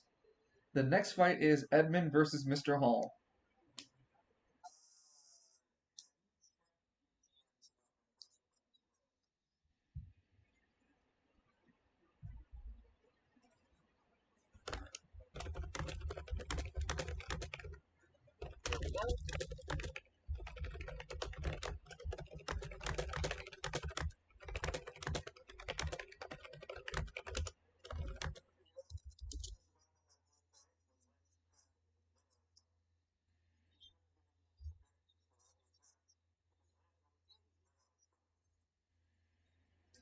Yeah, we'll remember that going forward.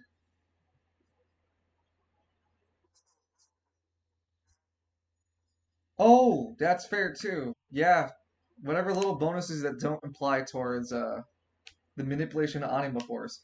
I think what we'll have to do, Lance, is relearn new things as soon as you become committed to trying again.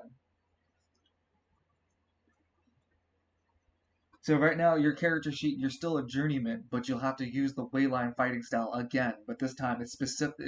As you use it, you'll learn abilities specified to manipulation of Anima powers.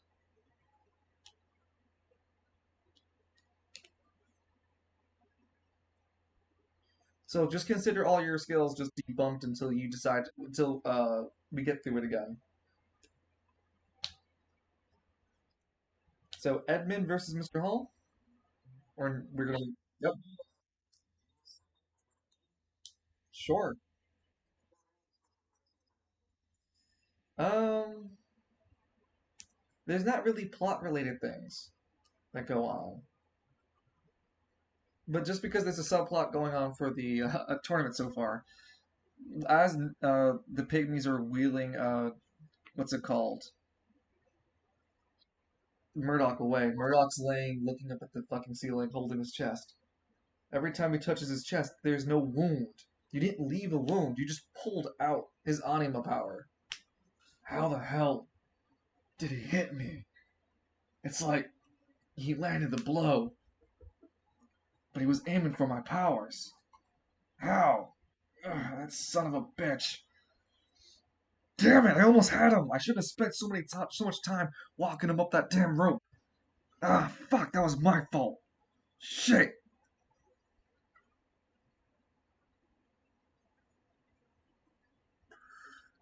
The pygmies push him into one of the medical rooms. All right, you said to bring him in here to give us five gold pieces each, right? Yes, I did. All eyes, could you pay them? Yeah, I got you, boss. Hey, wait, aren't you? And they're gone.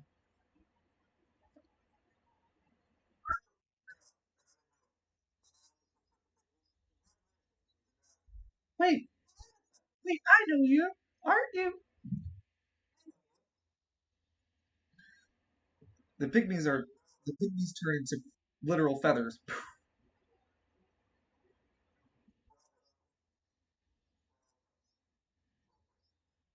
Well, you think he failed you. The novice walks closer to he's restrained onto the medical gurney.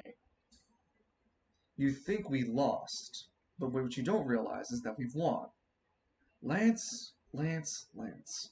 He is an interesting fellow. He picks up a medical scalpel, novice, and walks over to the chest to Murdoch. Hey, what the hell are you doing to me? All eyes, could you shut him up for me?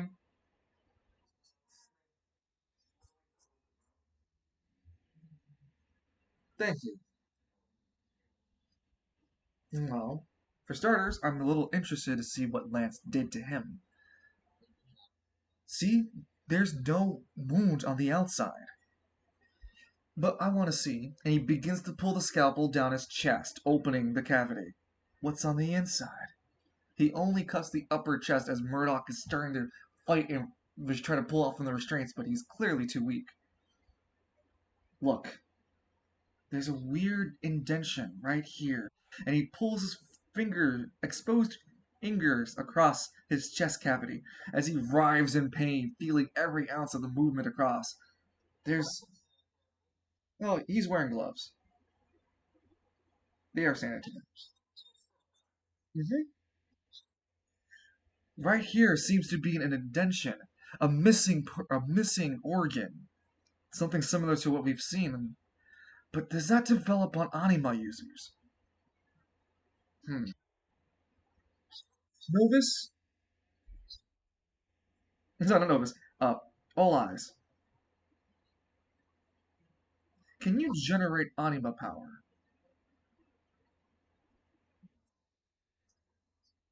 Hmm. He takes out the. Hold on. He takes out the capsule. I wonder if I could make anima power appear then. Tell me. Remove the hands off his mouth. All eyes. Tell me, Murdoch. Listen, Murdoch. You're tougher. Tough Murdoch. So for you following around, he's taking 30 damage, and the reason he's not dead yet is because the powers of All Eyes keeps him alive. Murdoch. Listen to me.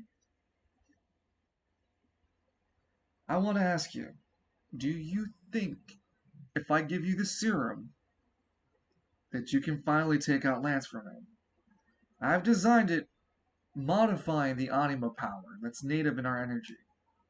You see, those upstairs, the spire and all, they use magicite to power everything. And magicite is the byproduct of a very complicated filtration system. It takes quite some time for this filter to work, but I don't want to bore you with the details. For now, all you need to know is magicite can be refined and used in different purposes. I have been refining magicite to this point where I would hope it can manipulate the anima host. And because you don't have an anima in you, I'm wondering if you would want your powers back. And what? Be slave to you?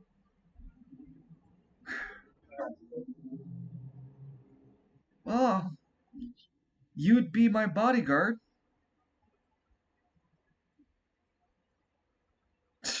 That ain't no life for me. Well, good thing I'm not giving you a real option. What? No! I don't consent! And all eyes covers. Mhm.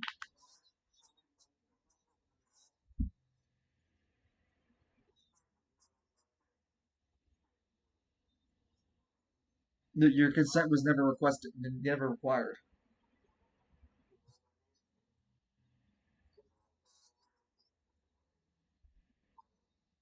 Murdoch.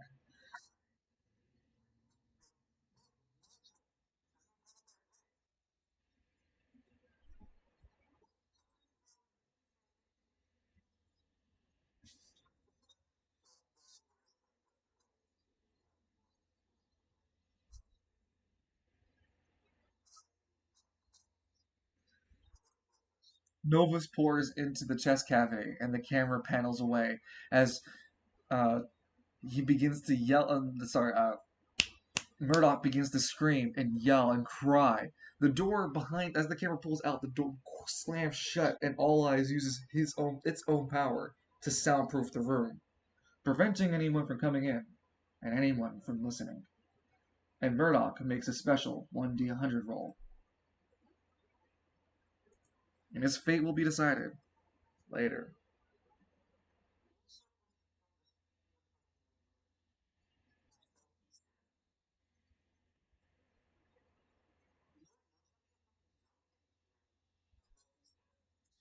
Meanwhile, in the special lockers, the cameras panel to a much brighter moment as we go on to the left locker room.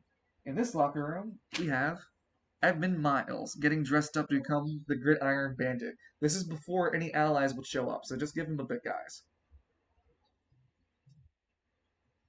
Edmund, how are you feeling about your next fight?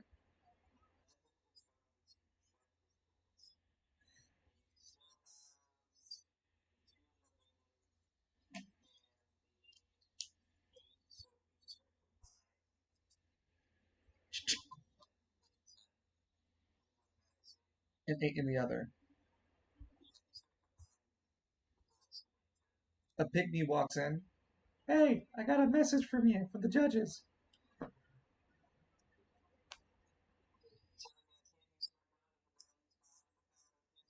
No, no, no. They were just gonna tell you have a limit on the items you can bring in, is all.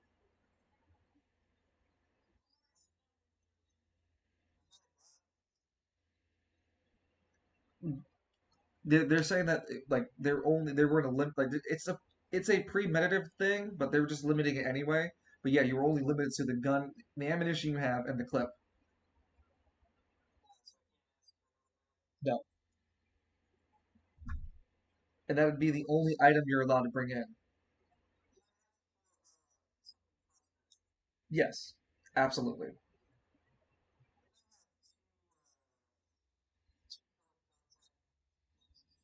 Yeah, sure. I'll go for the red. Okay, we'll bring you red contacts.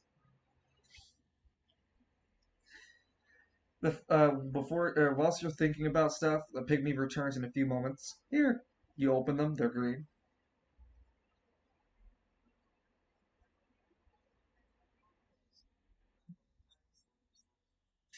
Janata. So, so like I said, how's Edmund feeling for his fight? What's he doing to prepare himself?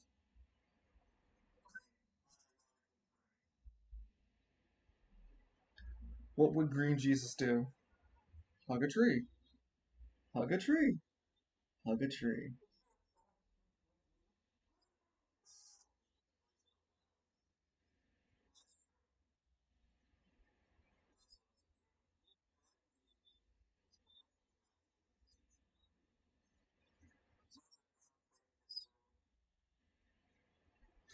As you're thinking about basically life, it sounds like. You take a few moments to remember at least a little bit about the first few fights you've seen of Mr. Hall go into action. You know he can manipulate constructs. You know he can make his own, use his own, and from what you heard from Seinrich, he can even use his hair. So this guy is basically endless with that anima power. It has to be a catch. Lance did mention he had to be closer to it, right? Edmund really just racking his brain around the situation. While you're thinking about it in deep thought, uh, your friends would come by, of course. So whoever would like to drop by.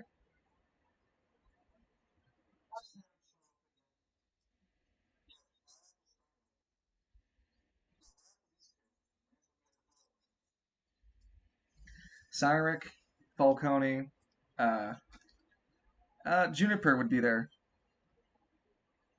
with with Alistair. Lance would be the last. Green Jesus, watch out for Green Judas.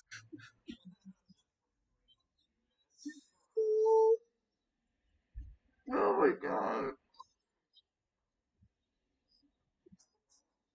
No, you did, but Game Night said Green. Okay.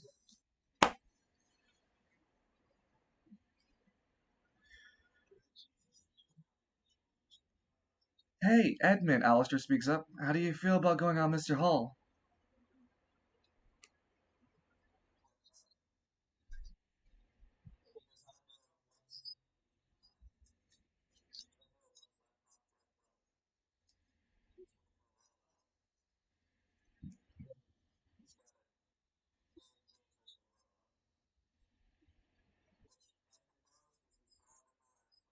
Yep.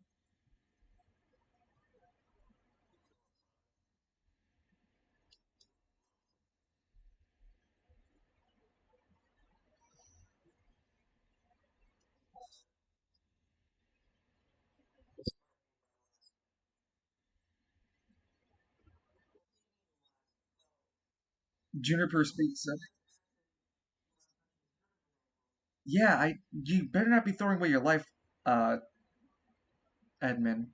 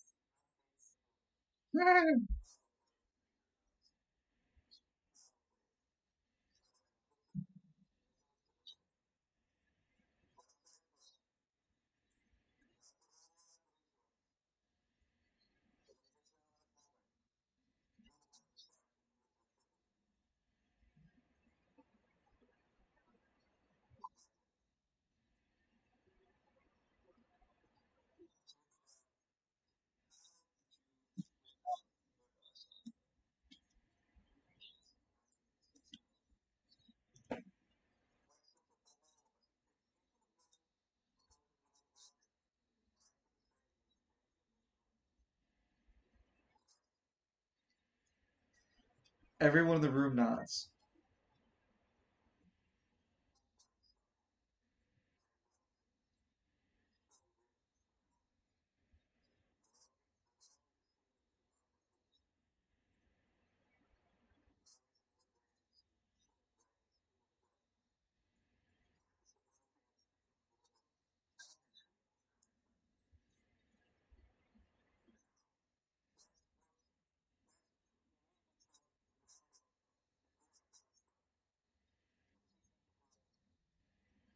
When you, huh?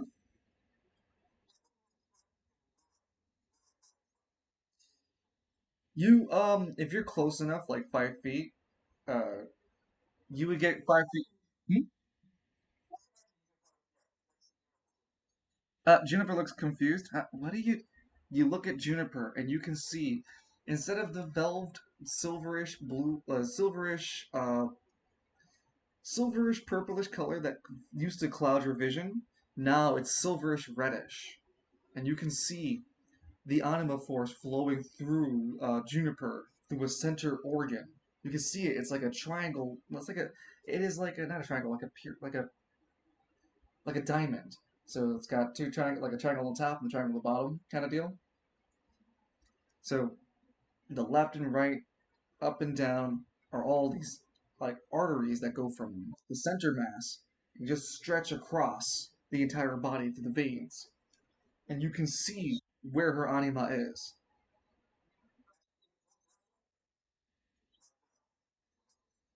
Huh? Something akin to it. Yeah, it works up.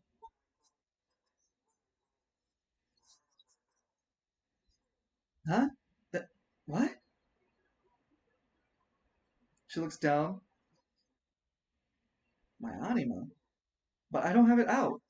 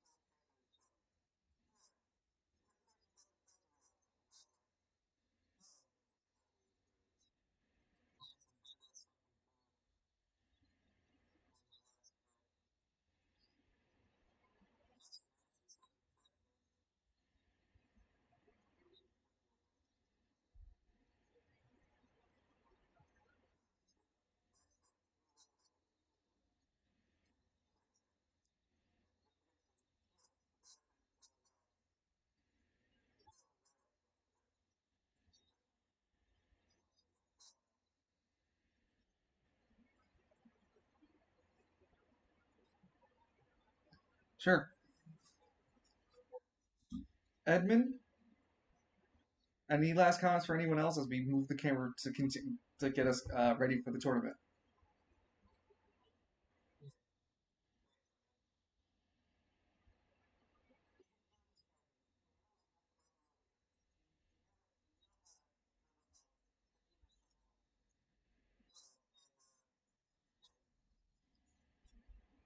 Huh?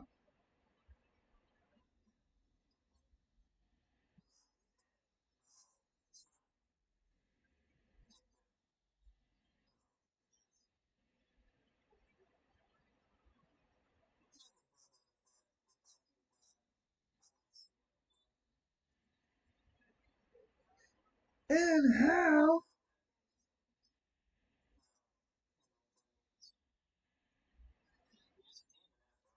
See, if Edmund dies here, then the next arc is everyone goes to hell to save Edmund's soul.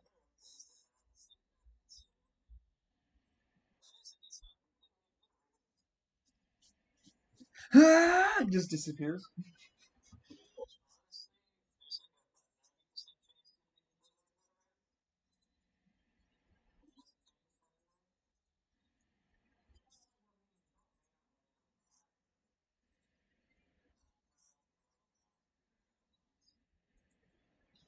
He is a, he is a bad.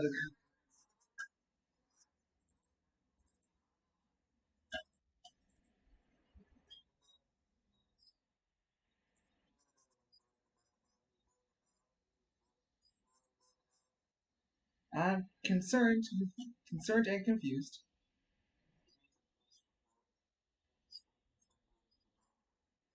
Wait, what did you mention? Because she read it already.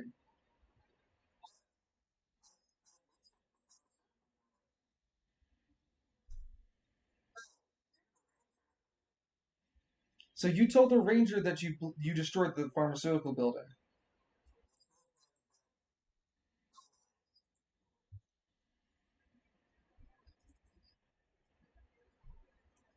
Well, no, I get. I'm recalling it. That's all. I'm just saying, like,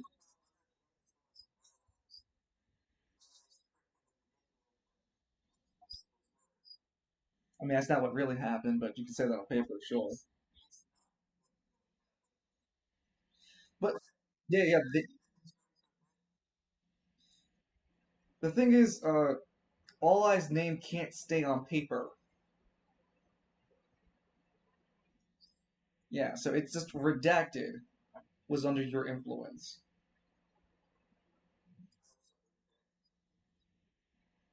I killed one kill, three assists with Workday. Nice.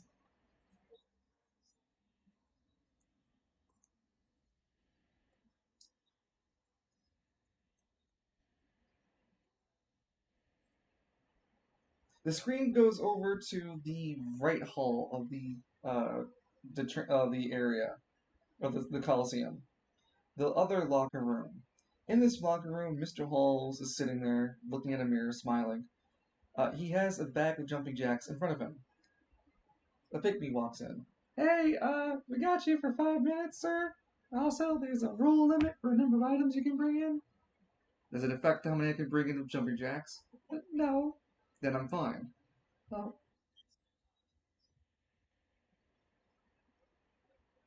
Okay, well, just making sure, sir. I'm fine. Do tell the person waiting outside that they may approach. They're not doing well to hide themselves from me. The pygmy opens the door to be spooked out. Hey, what the fuck? He sees in front of him, there's Novus. These things are everywhere. All eyes. What? What? It flees. Nope, doesn't say anything like that. It just flee. It fucking flees. Yep. No, no. Uh, what's it called? Mr. Hall is the one sitting at his in his room. So Novus enters in the room after the pygmy flees and closes the door behind him. Mr. Hall looks with his eyes closed. What can I do for you?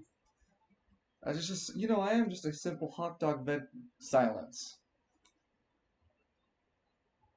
All Eyes is not in the mood to be toyed with. We all recognize one another. We know the kind of damage that one of we each possess.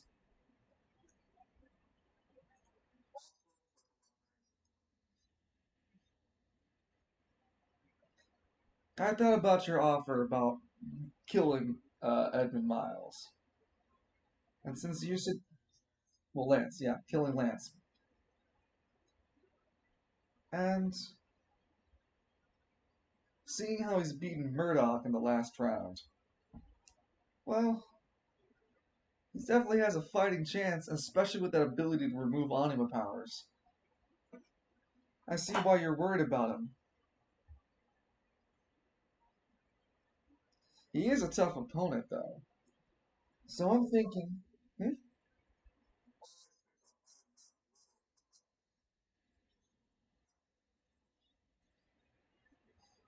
500,000 for me to wound the guy critically.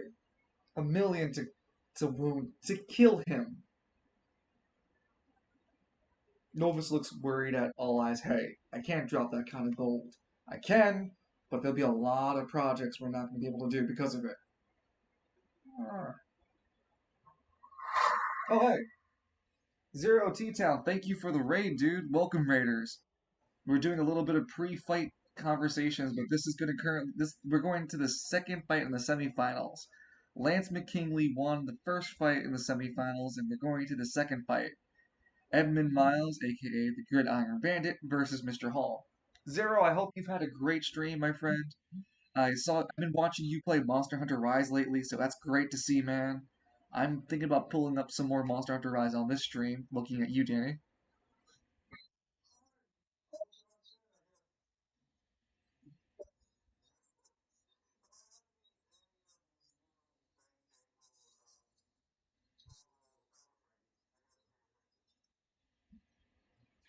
Fuck you!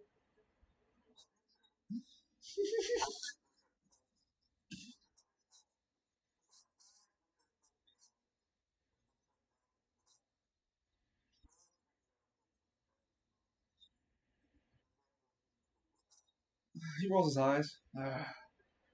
I'm not gonna kill the damn boy unless I need to.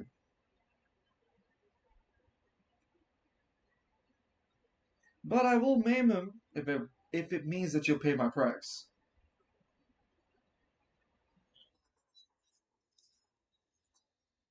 Very well. One mammon, he stands up, coming right up.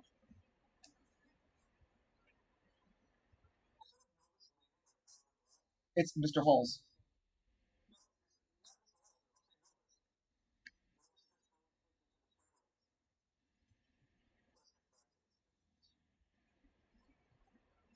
Mr. Hall opens the door and leaves as All Eyes and Novus sink into the shadows, disappearing. Alright, well, we have on our ringside, Lance, are you feeling good enough to speak with the announcers during the fight? We have Cyrix still with us.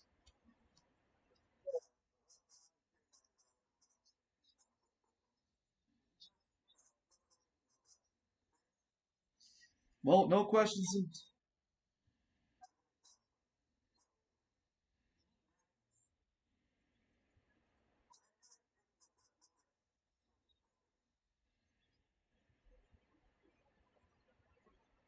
Well, Magnus and Lance Kingley, you guys can be ringside commentary as we begin the second fight in the semifinals. Introducing our contender in the left corner, coming from Gridiron. You know him, 5'4", weighing at 105 pounds. His birthday, October 31st. He likes large guns and ammunitions. And explosions. The one, the only, Gridiron Bandit!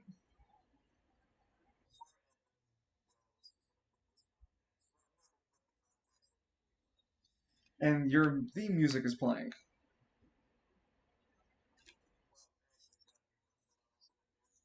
Sure.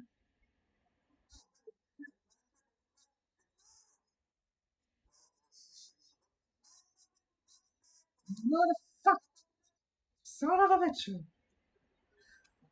It begins to play Fall of Man. I'll play it in the background as you begin to get closer to the arena.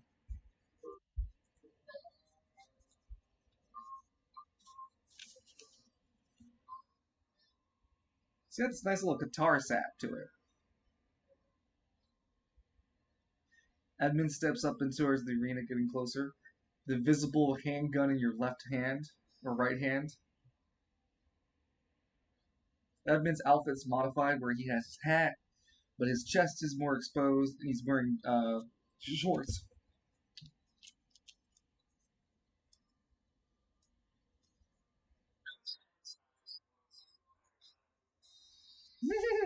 You can't see shit, Edmund. In fact, go back from the ropes for me real quick, and we'll. Oh, okay, okay, never mind.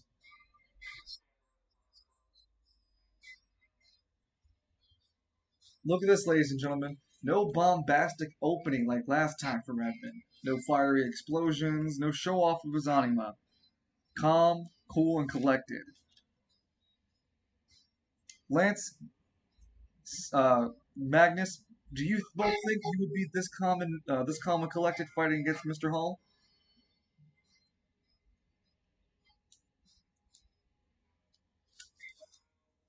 He's asking Lance and Magnus if they feel like they would be this calm and collected against, because all he can interpret is your eyes are closed, so you're like meditating, calming yourself.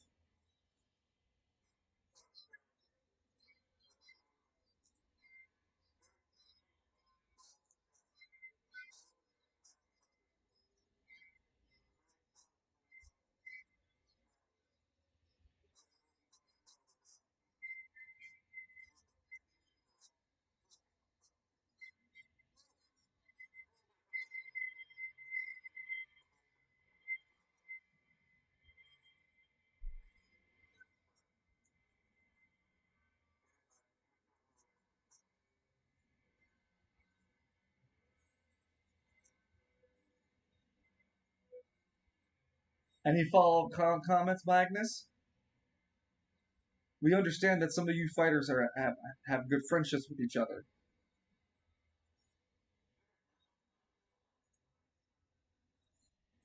As the crescendos of the guitar start to fade down, Edmund, you start to see the lights turn to the east corner, and in the right hand corner, Gesundheit. You're fine. Hailing from Travail, standing at an impressive 5'11", weighing at 205 pounds. Travail's most promoted and not your most promoted, but Travail Bay's best hot dogs you can find in the street vendor. Give it up for the one, the only, Mr. Hall. There's no music that plays. He simply walks in slowly, and he has a microphone to his neck. Total slaughter. He steps up closer. Total slaughter. He takes two more steps. I won't leave a single man alive. La di da da.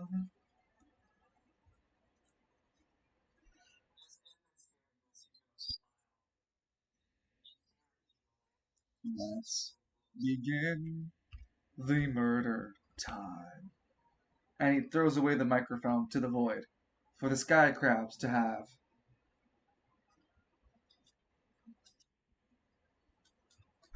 Well, that was one hell of an ominous opening for Mr. Hall. He stands there smiling.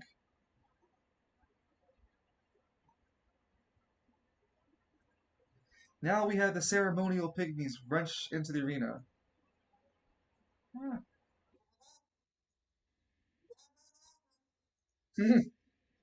When the pygmy hands Edmund his bell, he goes, "Hey, did you Could you do me a favor? If you if you end up dying, could you like die over here maybe? He points over there. Next, we well, hear me out. If you die right here, it'd be really good for the cameras.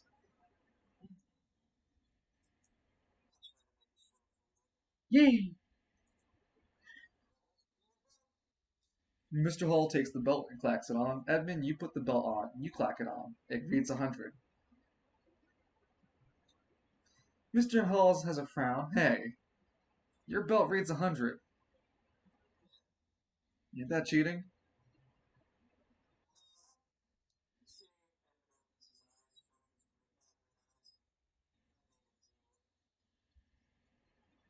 Hmm. Okay, if you want to be like that.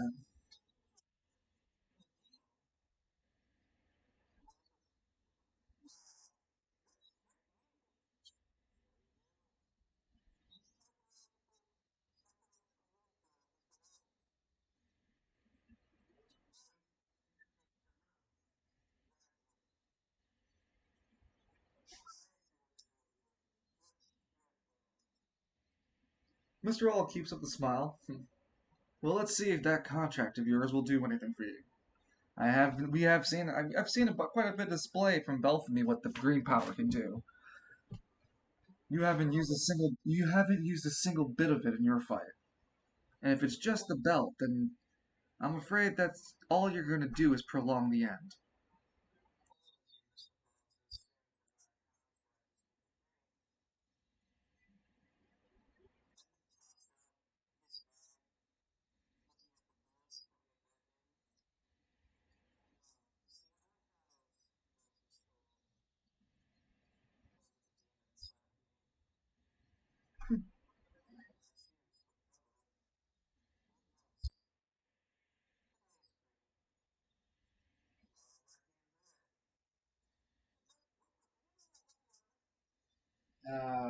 Any particular reason?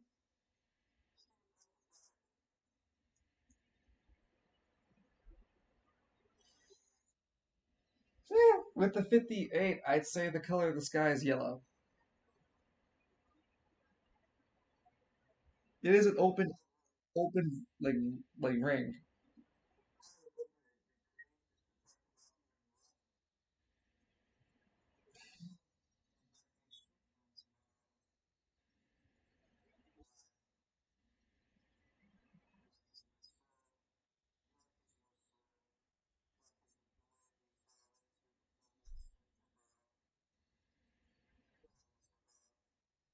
Hold on, wait. Whoa! Whoa! Admin. Sorry, admin. Mr. Gridiron Bandit. Also, he did say your name first, and the whole slip up of saying your the actual ring name is what he's actually doing. All of that was canonical. Yeah, admin. Gridiron Bandit. Yeah, I'm gonna give you a chance to surrender. I've given all my opponents the chance to surrender. I'm a kind fellow, after all. I just need you to surrender, and when you do, I'm gonna have to take your hand. Oh, don't don't condemn your life away so fast, boy. You can always walk away.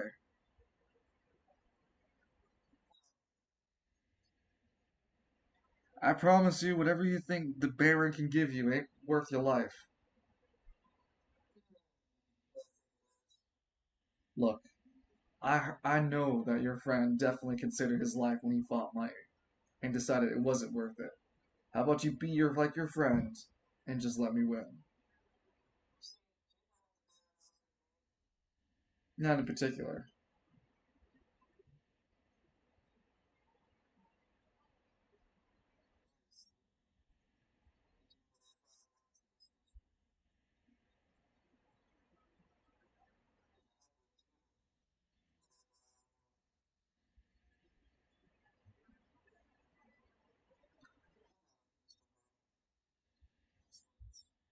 Very well. Mr. Hall shrugs his shoulders. Let's go then. And the first round begins.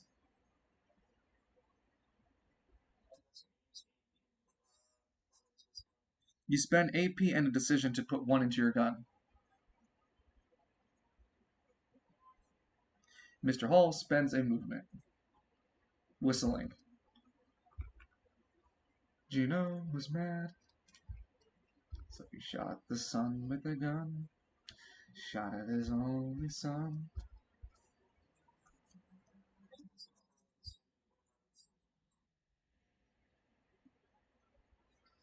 Mr. Hall spends a decision to move.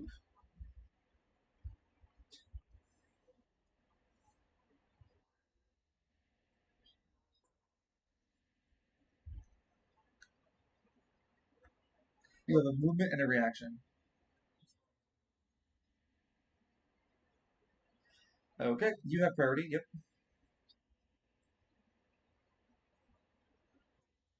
you good.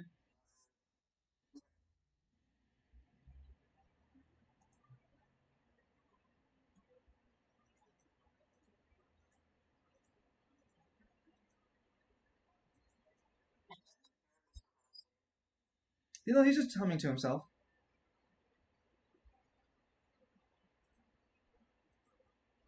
Damn. Okay, hold on. I have to move the camera. There we go.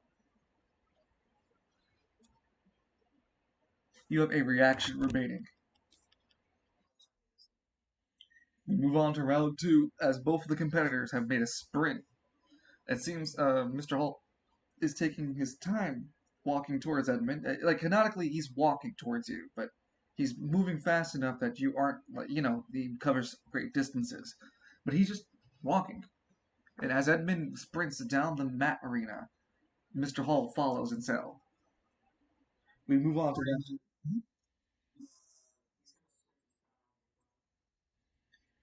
gun. He didn't start with any. Mr. Hall spends a decision to go into his style.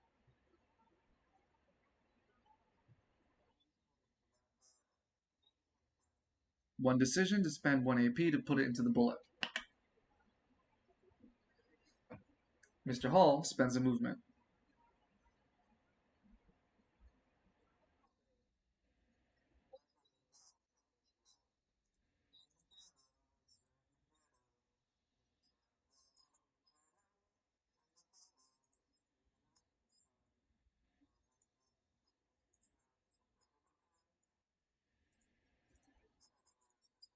He stays right there.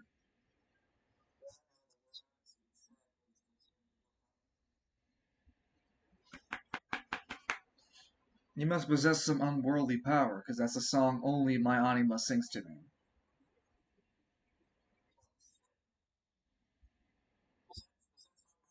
No, it does not. No. Your character technically wouldn't know the lyrics to the song, is all. Yeah, it's fine. You could try to fuck with him, but he'd only respond that only his anima knows that.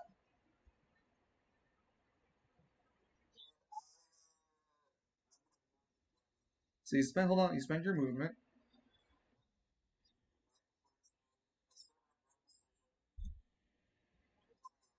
Mr. Hall spends a decision and follows you.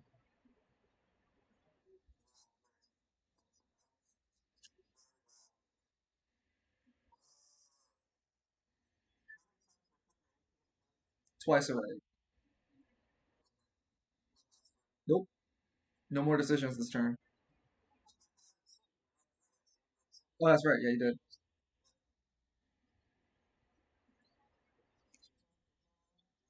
Mr. Hall can't do anything. And we go to round three.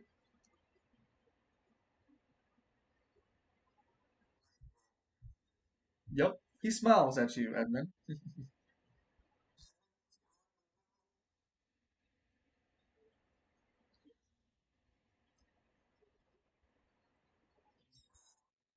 D7.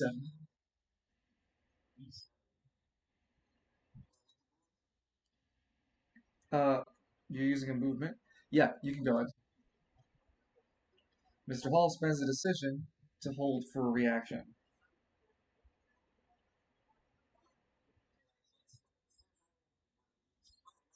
Nope, not till after this turn.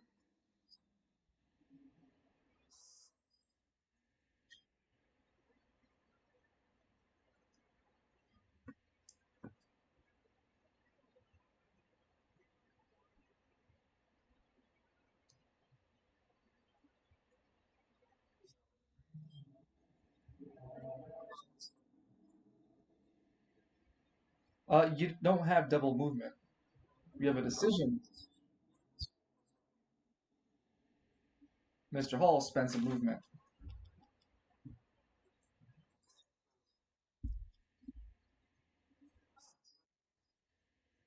Well, when he gets here, I want him to slide down one.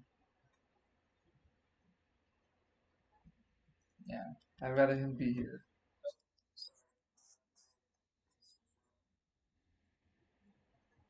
Where are you moving?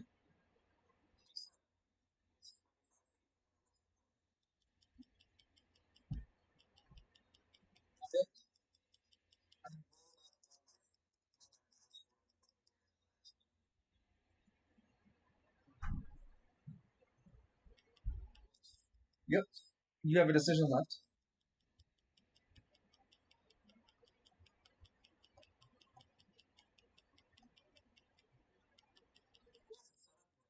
Nope. Done nothing but follow you around.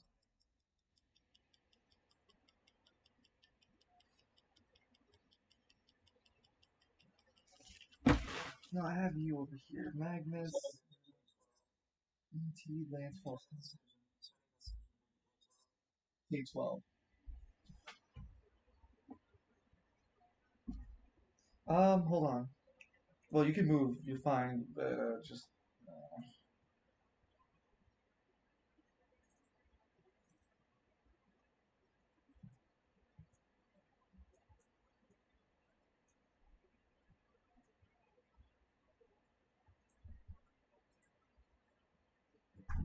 okay.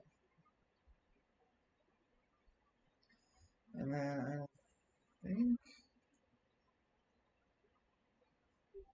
mm,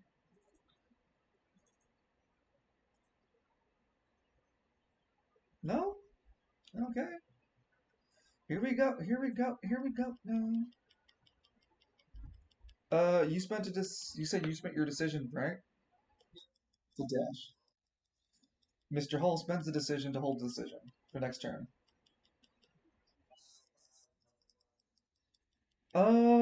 No. You have it. You spent a decision, a movement. You still have a decision left.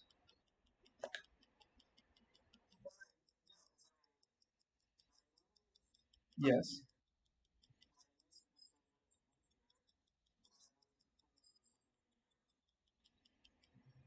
Okay.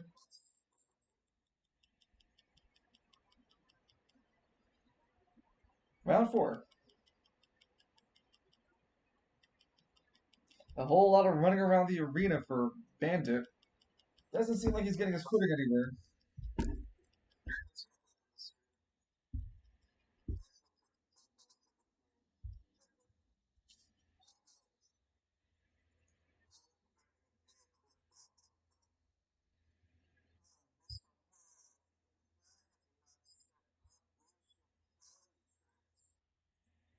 No, I was waiting for you to start with your fireworks.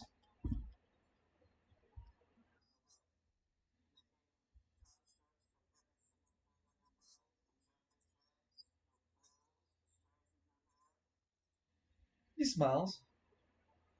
And is there a problem with me using my anima power? He moves forward.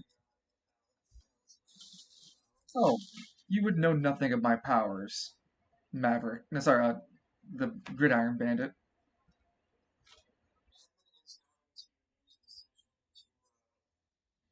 Yep.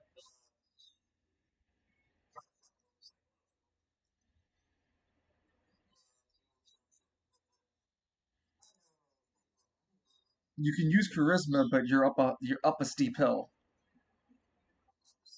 Yep. Roll your result. You want to use you'd use charisma to try to rizzle him. I'd even let you have an advantage because you know he has bloodthirsty.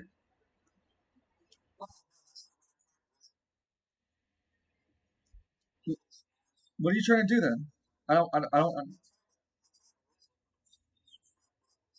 Yeah, that's what.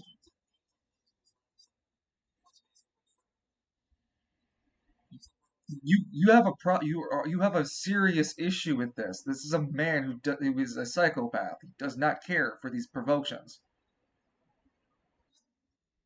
So you are an uphill battle, is what I'm saying.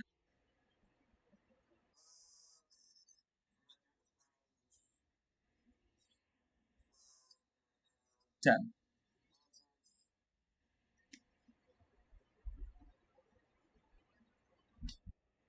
12.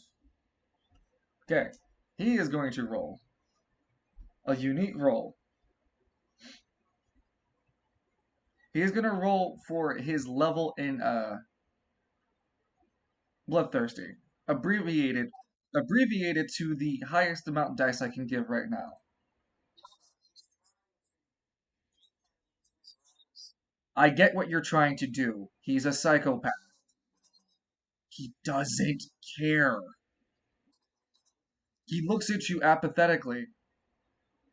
If you want to do anything with me or fight, I'm right here. He holds his hands open to you.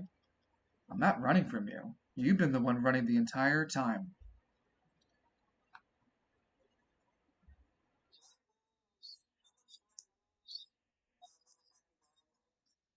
You spend 10 feet. The man's a ticking time bomb.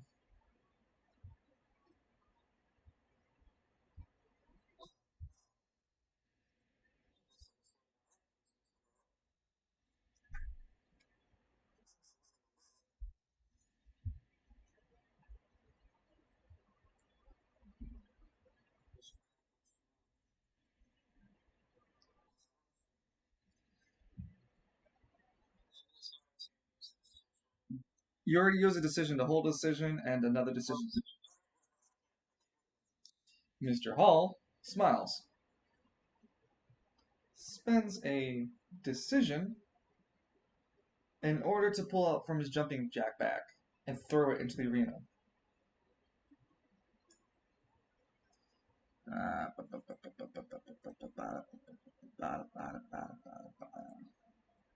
Okay.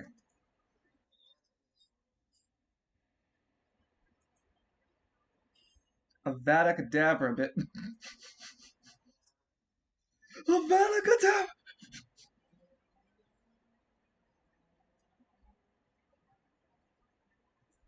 He throws the jumping jacks into the arena. Oh, there we go. You see him starting it. He's setting himself up for something. And go ahead. Can you react?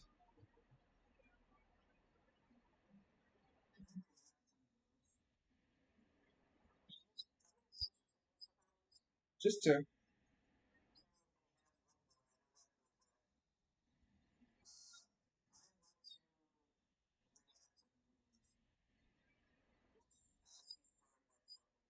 He throws it into the air, and you run as the jumping jack flies and into the arena. Half of your range.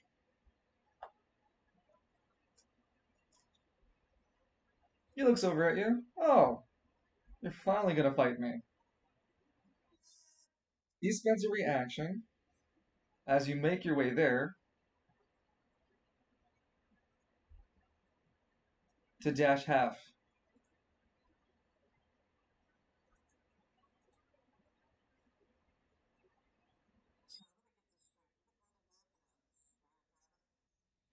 No, no, you're thinking of winning move. Come on.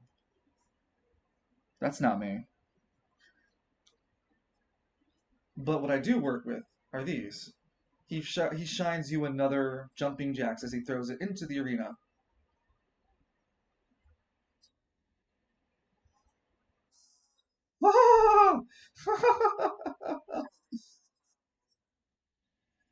No, not exactly. As he throws the jumping jacks and hits the ground, he spends his last reaction. Now, because he's used so many reactions in order to move, he can only move 5 feet.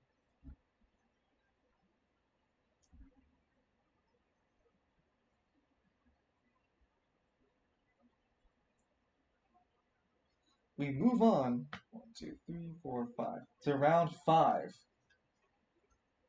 Not a single damage done to either bell so far. Jim. Uh, Lance, you've been saying for the past few rounds that we're waiting for a setup from Edmund. What do you think Edmund's thinking in his head? His gun is red hot if you look at it.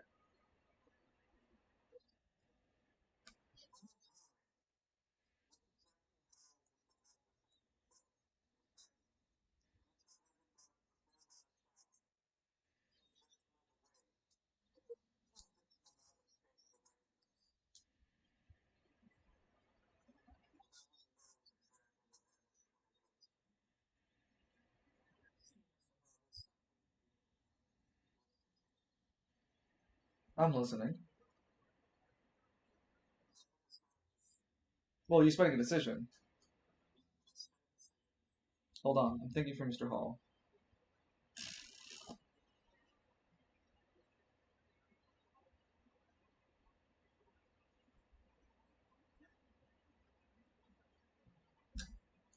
So yeah, you spend a decision to shoot. He's spending a decision as well, and you both roll off for your dexterity speed. He rolled an 11.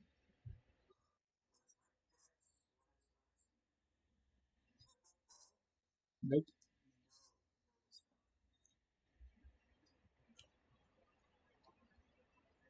It's 18.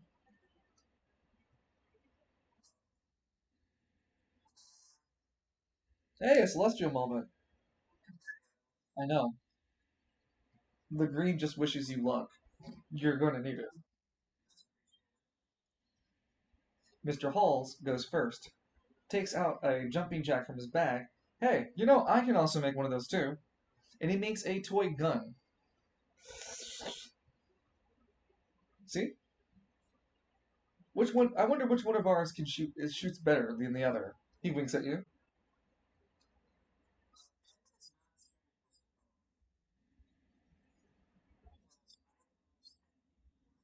Yeah, 10 feet per bullet. For distance, yeah.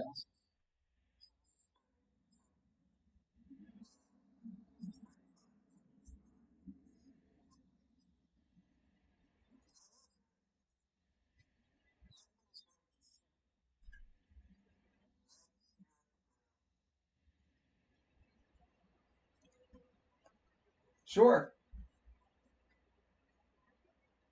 The explosion is still dodgeable for Mr. Hall. As you are hitting the ground, you roll for your anima power at a disadvantage to create the DC.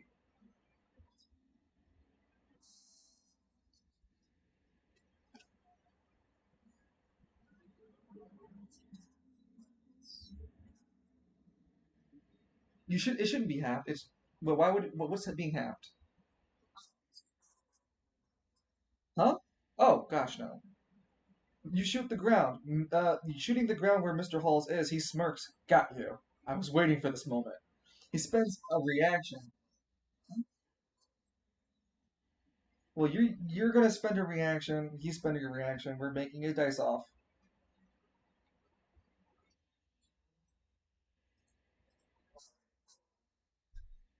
He rolled an 11.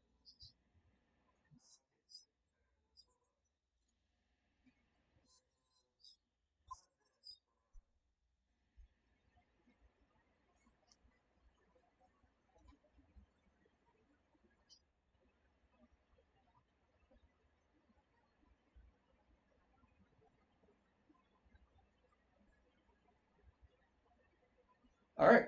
Yeah, you managed to use your reaction first to detonate the bullet. Mr. Hall, huh? No, what do you say? 25? What? Okay. You rolled a 13. You managed to beat the reaction speed. You blow the bullet up before Mr. Hall can grab the bullet. When you blow it up, you rolled an 8.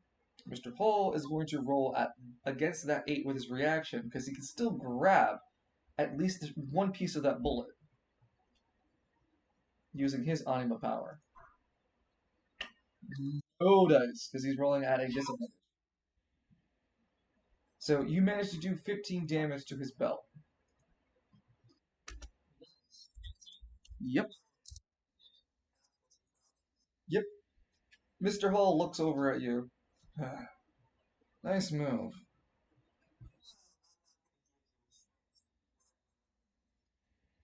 You were close. Almost slipped up over there.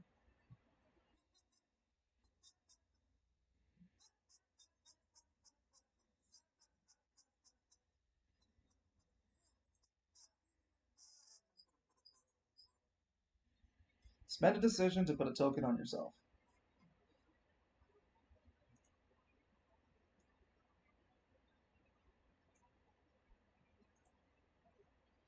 Mr. Hall spends a movement, so he would go first.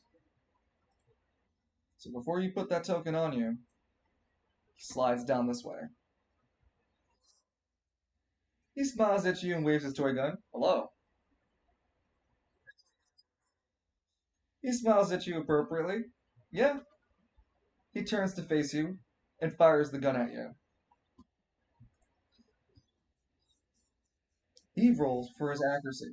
His gun is at ranged. Can't use that fighting style with ranged attacks. It is a gun, however. It's not a gun. It is a toy, however. So he still gets that as the modifier, as well as as well as the fact that he's using his anima power to hit you.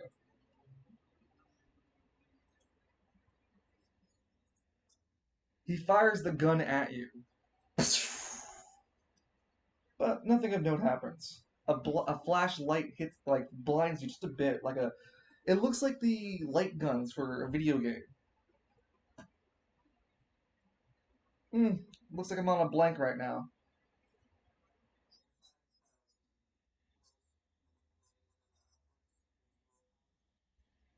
What's it to you?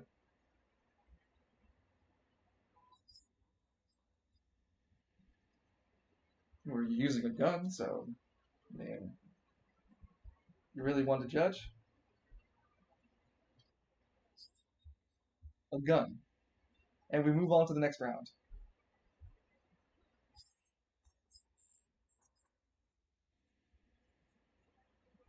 Okay. Uh, you go. Oh wait, both of you roll off first. He's spending a decision as well. He rolled a 9. Jesus Christ. Yep, he goes first. He spends his decision to hold a decision for another reaction next turn. You fire at him.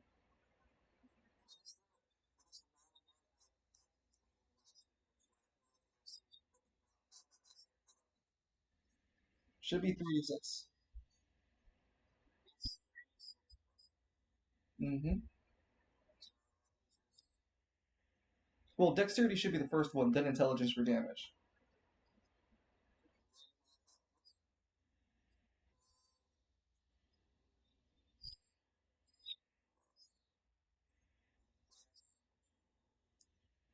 D12, I think. No,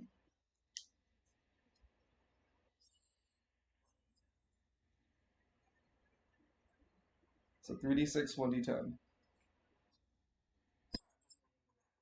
You're fine. Hey, look, another celestial moment. Mastery, which is a 1d4. 14 is a miss as you shoot Mr. Hall. 8 bullets left in your gun. When the bullet flies in the air, he spends a reaction to grab the bullet as it flies past him. Because the bullet was a miss and not that he and not a threatening attack to him, the usual disadvantage turns into a regular roll.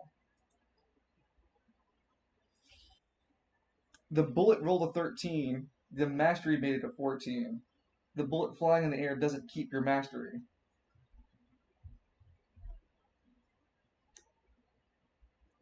Bullet stays flying in the air, subjugated by the power of his anima power.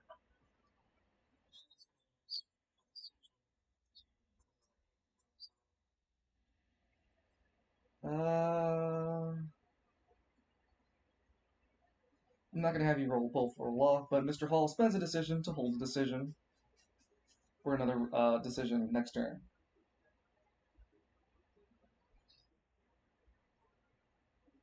You have a movement and a reaction remaining, Edmund.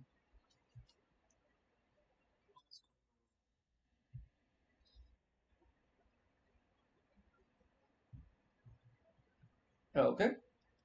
Uh, Mr. Hall was just gonna spend a wait, and you guys move on to the next round.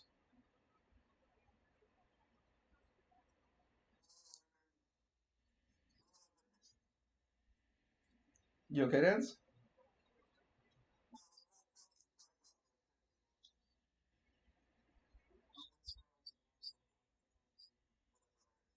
So yeah, AP decision.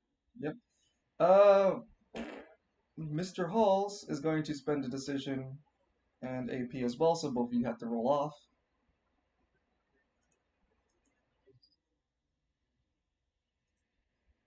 He rolls a 9.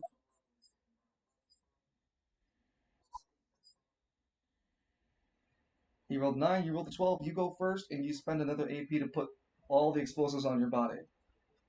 Mr. Hall looks at you. Oh, you're gonna explode again, aren't you? Oh, if you're gonna do that,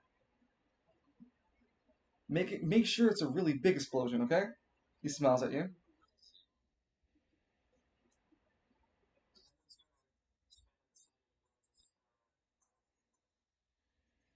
Mr. Hall also spends a decision, a vital one. It's fighting style. Hey, look, Mr. Hall rolled a celestial moment. Yep. Mr. Hall goes first. He takes a jumping jack out and holds it in his right hand. He has the toy gun in his other hand.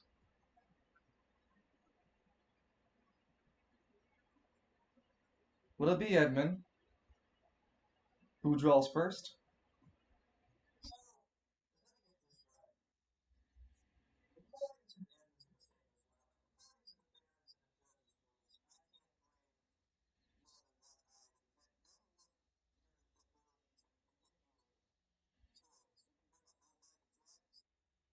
There's nothing harmless in a bag of jacks, yeah. The judges objected over and over again with my anima powers, and they agree. It's just toys. What, you telling me you can't handle some toys, Mr. Miles?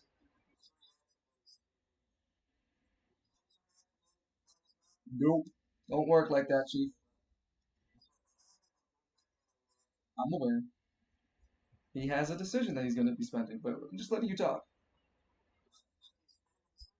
Yep.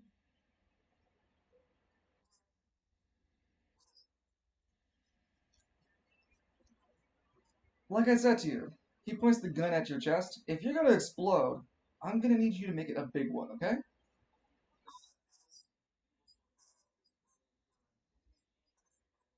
He's going to attempt to hit you, yes.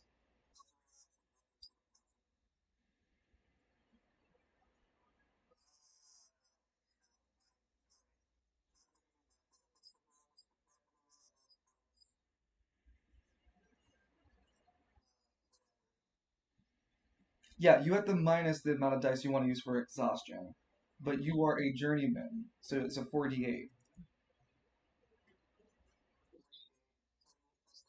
Yes.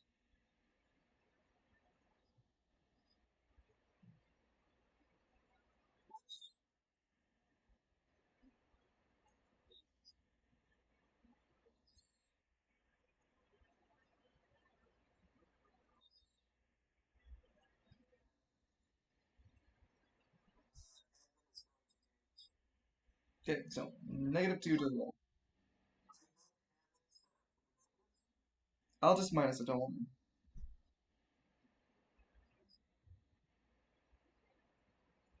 23. But a 23 would still hit, and you also have a celestial moment. That's 3 so far. Um, Mr. Hall, as soon as you land a successful hit, spends a reaction to swap places with one of the jacks on the floor. You punch a teddy bear. Roll for damage for me.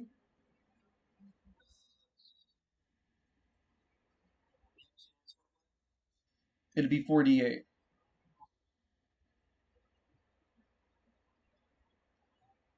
17. Uh, yeah, you hit the toy. Mr. Halls turns around with a smile as you hit the toy and break it. Ah, it's not a teddy bear, it's a jack in a box. Ah, that sucks. You just triggered my jack in the box. It explodes for a burst 1.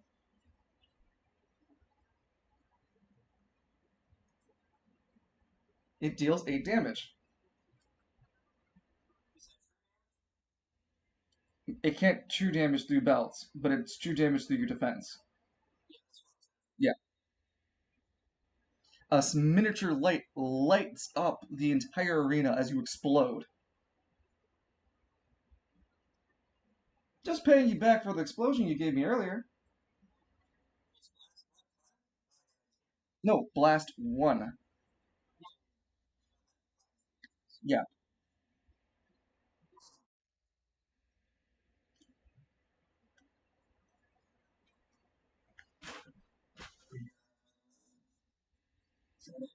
Yep.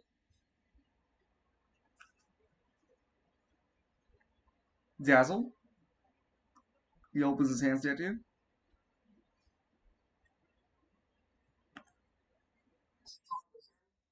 Nope, not yet.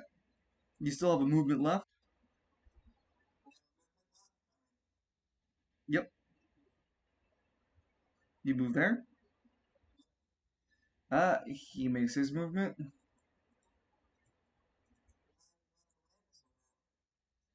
keeping you on your feet.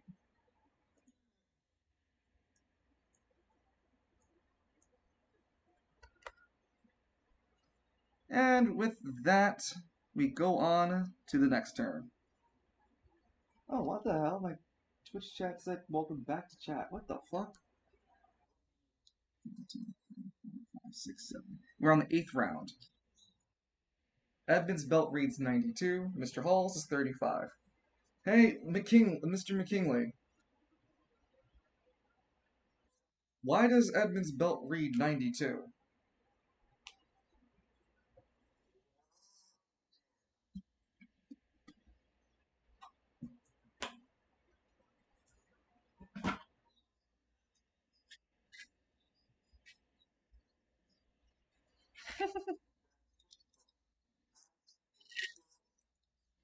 No crackers in my soup. Monkeys and rabbits loop the loop. Enjoy these timeless classes with your favorite host, Lance McKinley. And it's just Lance singing instead of this girl. Mhm.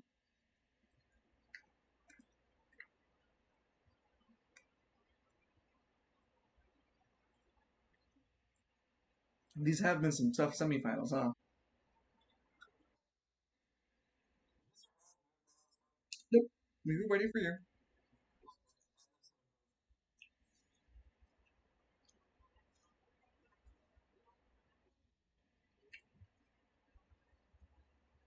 Mr. Hall spends a decision to pull out a jumping. Oh wait, no, his both of his hands are.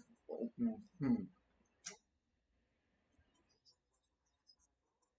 Yeah, okay, he switches to attack. The gun morphs. Yeah, the gun morphs into a club, and he swings on you. He-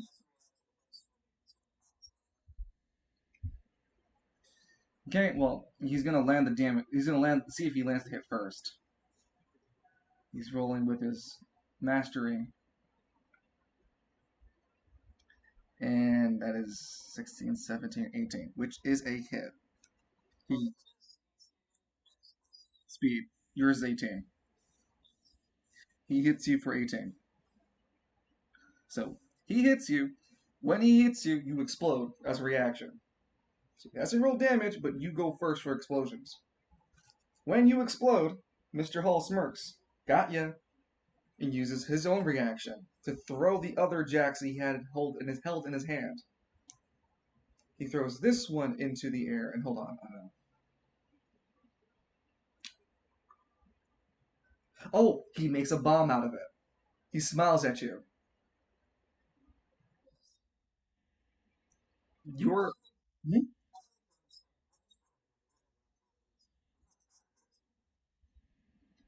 No, but you don't understand me. My bomb will make its own explosion.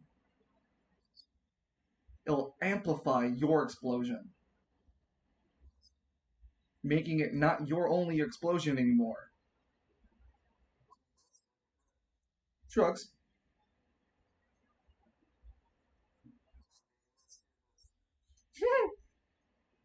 He throws the toy bomb into the explosion using his reaction. The toy bomb then adds onto the explosion and makes it into a blast four. Both of you will take the blunt of the damage. He adds a D4 to the damage. He rolls an 8. God damn. So no, actually you don't roll damage. You both just take D30 plus D8. I'm sorry, plus that 8.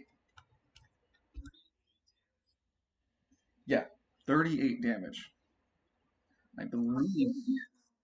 I was just gonna say, I believe that might have exploded him. Yeah.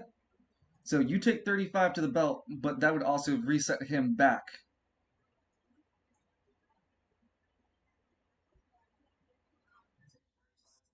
Yep. As the first round would be completed.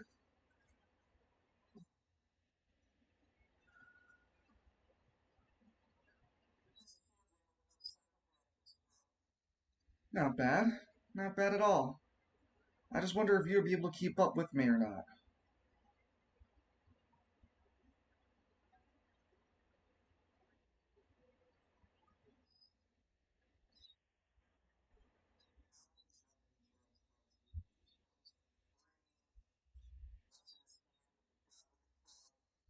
He reverts it back to normal and slips it back into the bag.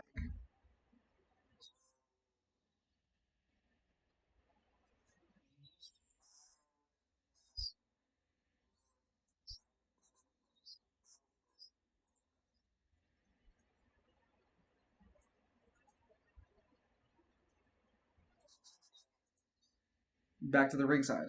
It's a new round.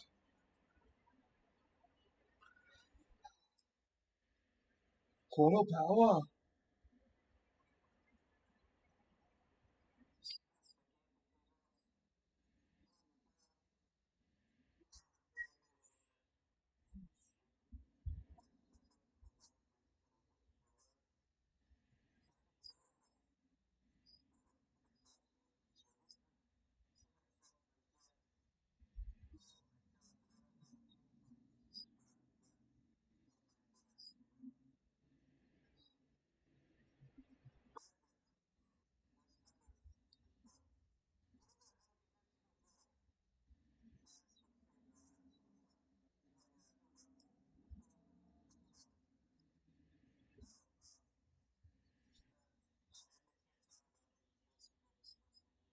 Nope.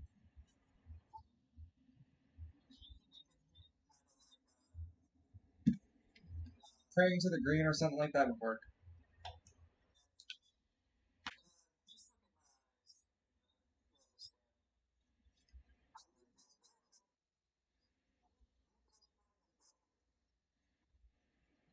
Ooh.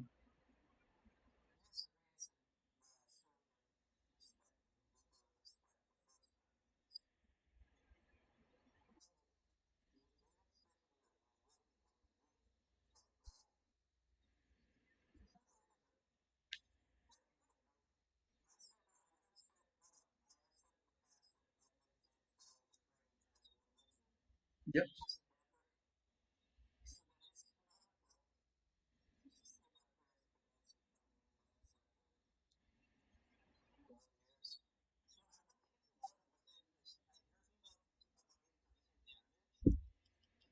Well, it went to second round.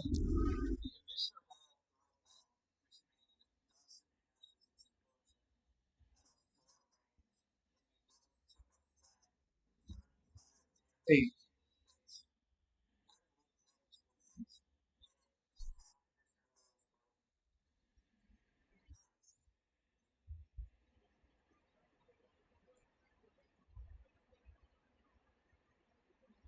Mr. Hall stands in his corner.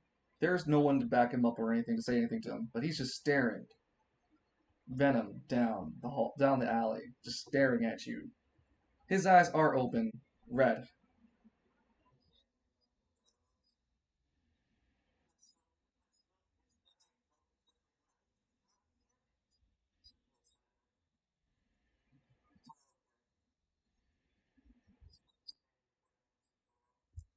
So you're gonna try again with the same tactic, huh?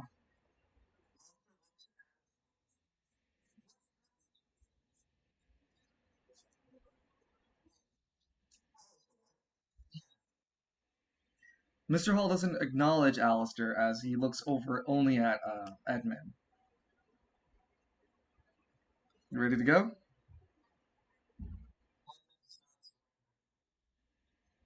Neither does Mr. Hall. As we go on to the next round. When this fight round starts, neither of the opponents and players need to switch back into their stances as it is considered the fight has still continued from the last fight. You're equipped. Hmm? Yes. You spent you spent 6 AP.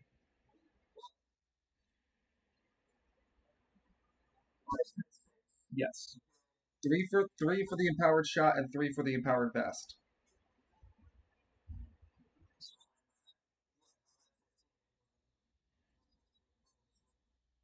Yeah, so you would be at max.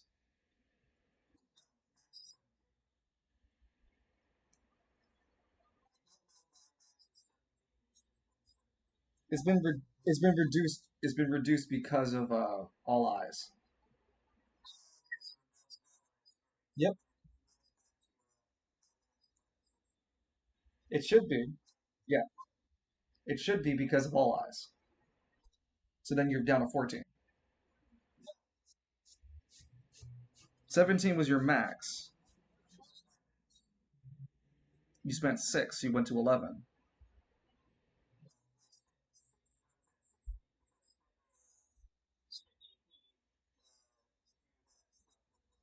The vest and the bullet gun, I know. Oh, that's right. So then, but yeah, you're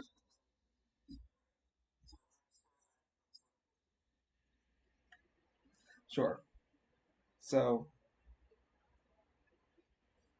the match continues as Mr. Hull and you go on. What do you want to do, Edmund? Go ahead, you go first and move.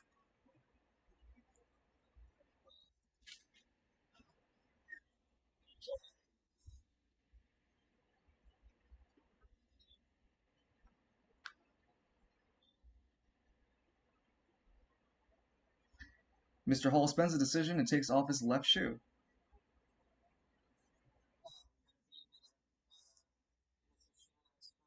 He literally doesn't say anything anymore to you.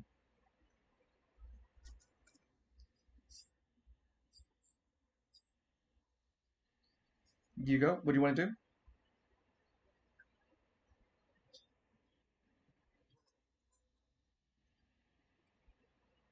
To yourself?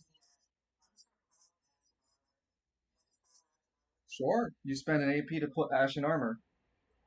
He spends a decision to take off his left shoe.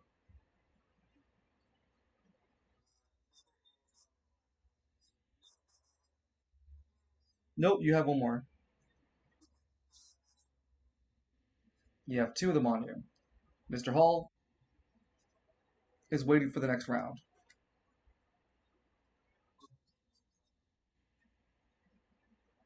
Your move.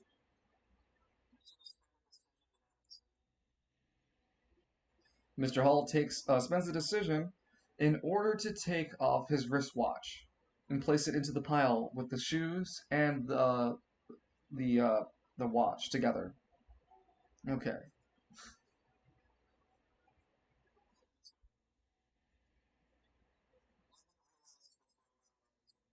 Go ahead. Mr. Hall spends a decision and uses no, a massive amount of his anima power, manipulating all three of the objects on the floor. They begin to take shape, size, and transform.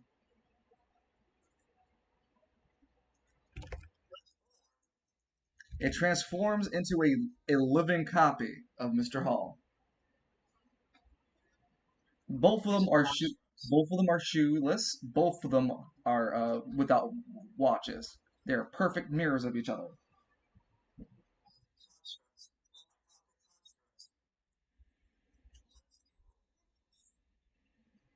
Hmm?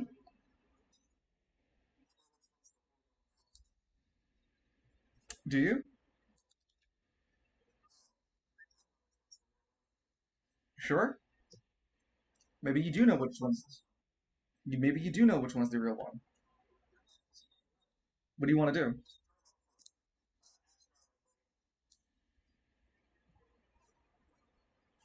They both move simultaneously.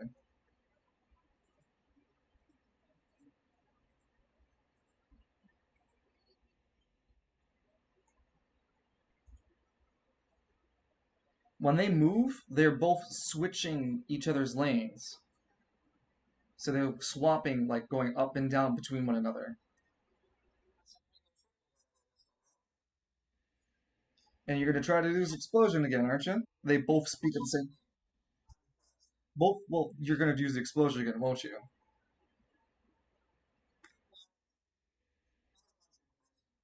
You're gonna try and fail. It'll be funny to watch. It'll be funny to watch you fail.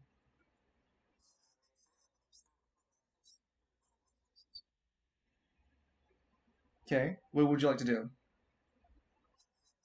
No, it's next round. He's spending anima power first. He summons up. Both of them move their hands up together, and you see the anima left hand appear behind both of them at the same time. Both of them send a powerful wave at you, rolling at an advantage to hit you. Ah,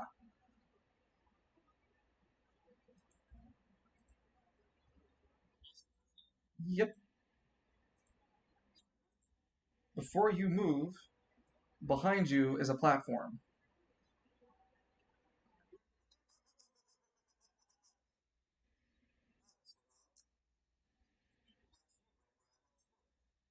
Are you sure? I'm not too sure you think you're thinking quite through, son.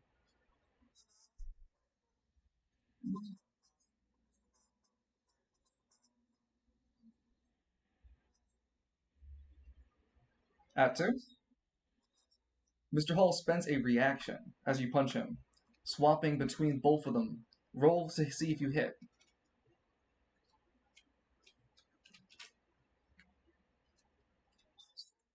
Yeah, -2.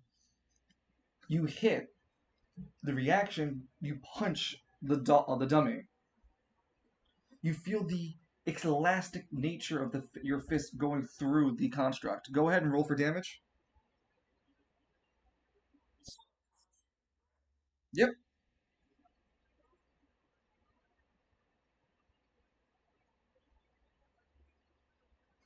You notice that the hit doesn't really do much.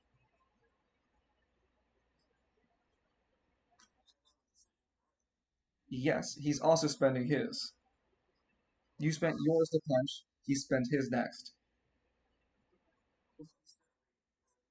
Yes, earlier. Yes, to just shift around. He spends a decision. Hmm. Oh, I know what. He spends a decision to dismiss the portal.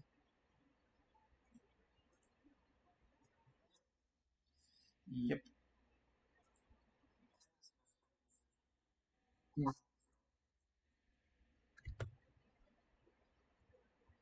You go ahead and explode. You're rolling at a disadvantage to hit him.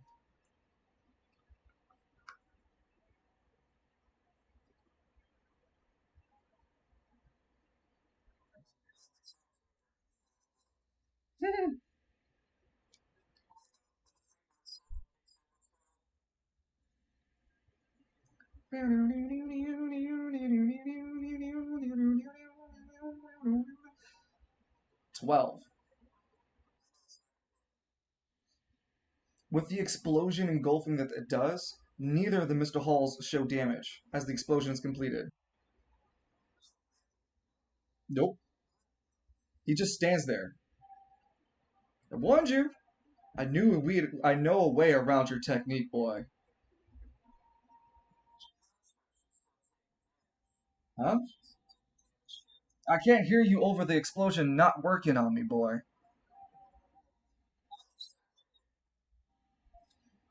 After the explosion damage is done, the fake Mr. Hall disappears. He melts away.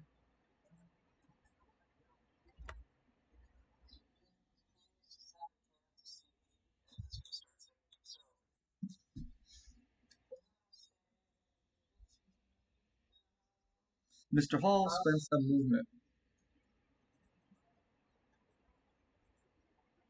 Actually, yeah. He goes, moves right over here.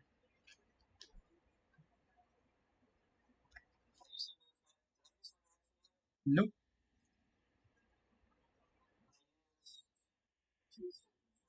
Yep. Yes.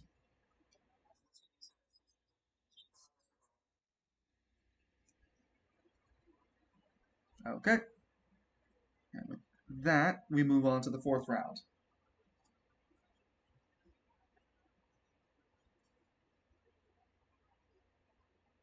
What would you like to do?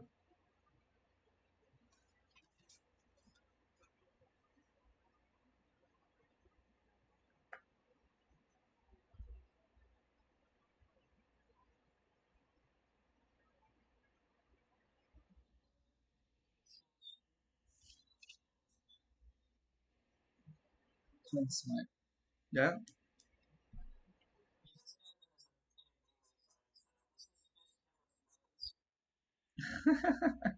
You're technically a grappler more than like a straightforward fighter. In what term? What do you mean is a weapon? Like, you, uh-huh.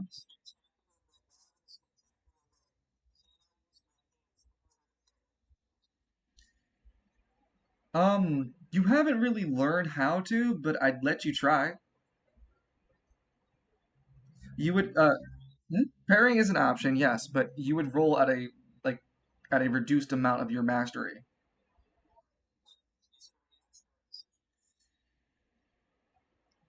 Reaction that requires a decision.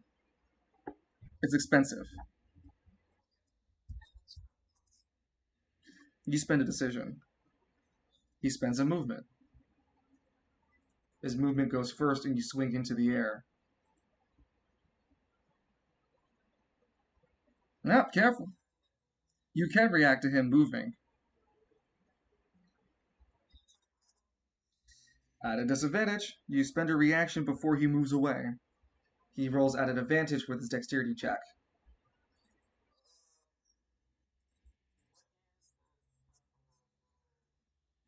You're trying to grapple. Uh, it's usually power, but because you're using the spectacular way, you can roll with dexterity. So he rolled a 7.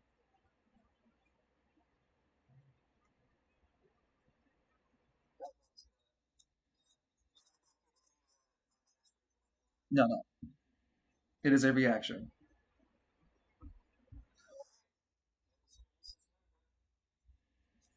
Before you go, you got your movement down. He is going to spend a decision. You go ahead and move first. He dropped. He takes out a jumping jack and throws it directly next to him. It transforms immediately.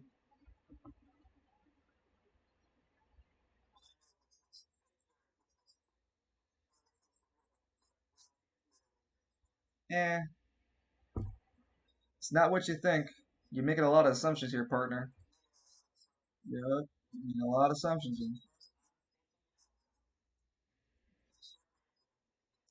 In front of you is a front of you, but right beside him transforms the jumping jack into a brown crate. It reads on the side, "Live gunpowder."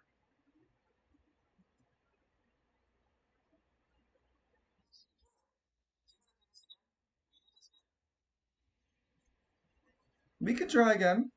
I think I know a little bit a better way to handle your anima, though.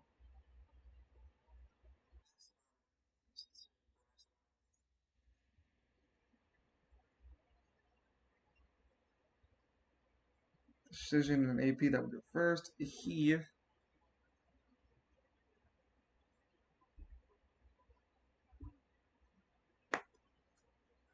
would spend a decision, but neither of you are going first. Yeah, I mean, neither of you are going doing anything other than he drops another jumping jack into the barrel, the square side of the barrel, the crate of what first said gunpowder now says TNT.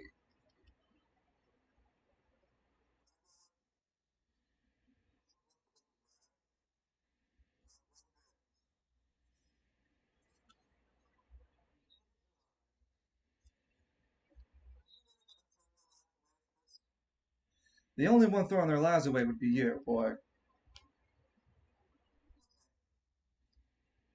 Next round.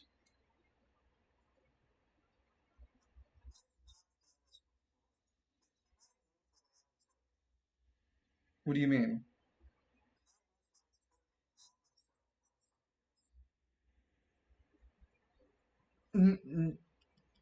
You would have to make an accuracy for a hostile target.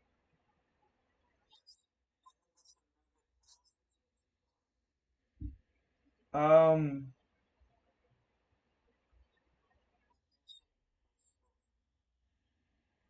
yeah, you would have to you have to spend AP to do that because if you're moving a charge off you and making it expect different, then you're costing AP to do it.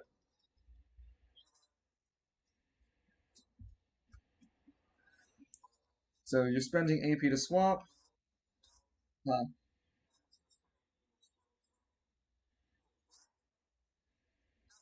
you're spending a decision to explode yourself. Uh, Mr. Halls is also spending a decision.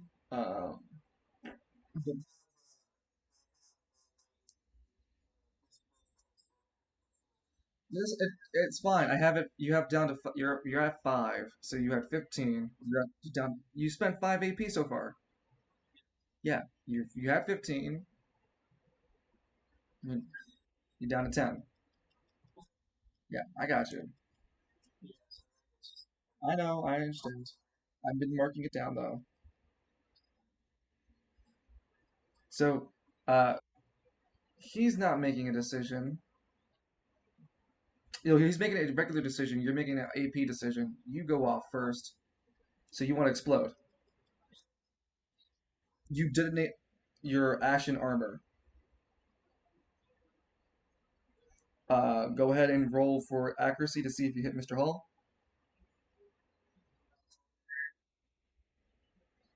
15 is not high enough. You explode. You deal 5 explosive damage to Mr. Hall.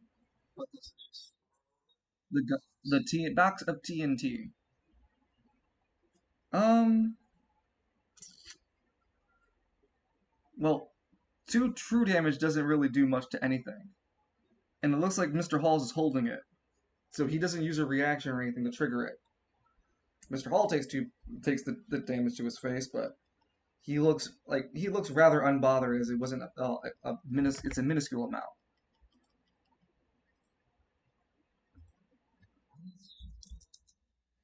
One.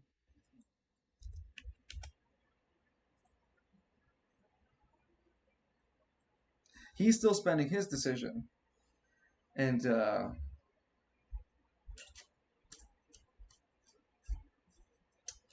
Mr. Hall spends his decision in order to throw another jack onto the field.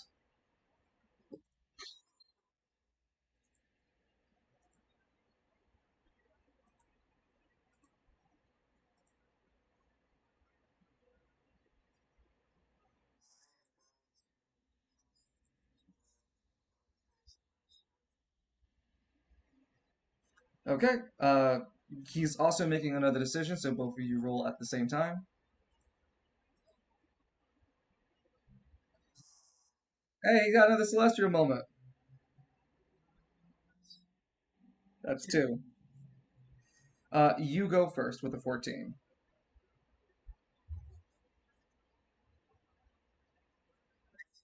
As you successfully punch him, he uses a reaction to activate his fighting style. One of his ability, well, his whole title is called ventriloquism. So one of his abilities, if I'm going to read this correctly,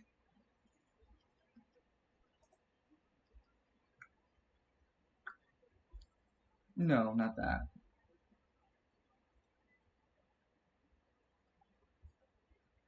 Oh, right, that's what that one does. And this is the one I want, right? Yeah. Um, he spends a reaction in order to detonate the explosive next to him. So he's exploding TNT explosives next to him.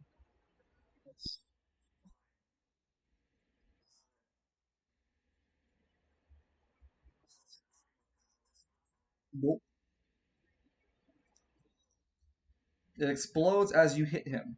He's spending the reaction to hit you with the explosion.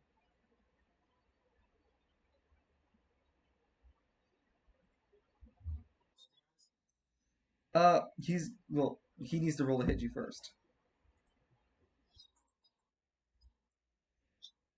I'm sorry, dude. He hit you. He hit you for 15.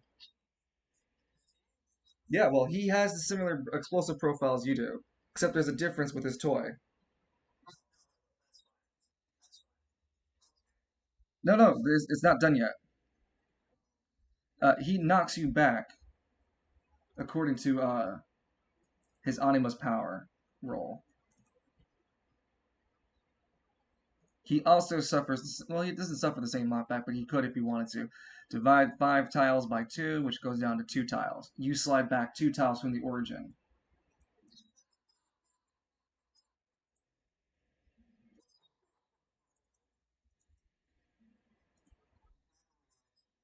Yes. Did you want to do it before you slide? Okay. So the explode. So right now, what we're doing is we're calculating that reaction where you're sliding away. This will make you out of range for your incoming attack.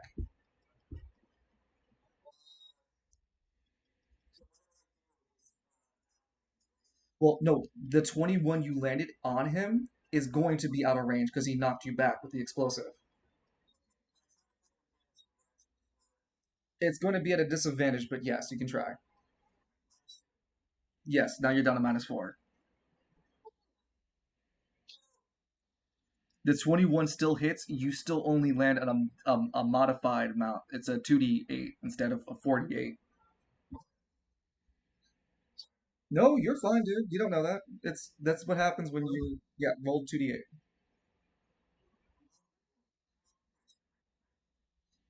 He takes the hit to the face, and you slide back after trying to swing the other first hit. Like ha ha.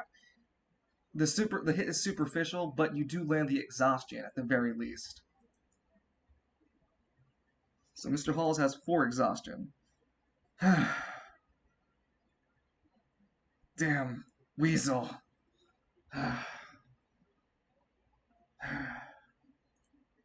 He's breathing a bit, but only because of the exhaustion, of course. When this token disappears, you notice something unique. Uh, what's it called? Admin. You notice that there's a little bit of faint energy that fades from the air and flows back to Mr. Halls once the construct disappears.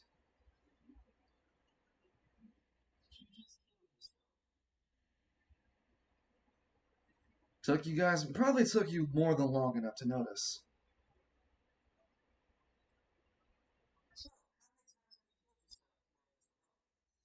Not HP.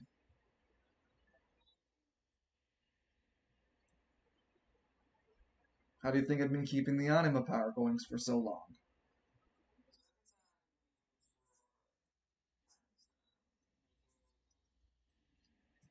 More or less. I've mastered the arts of my anima power. Well, learning to, getting closer to it.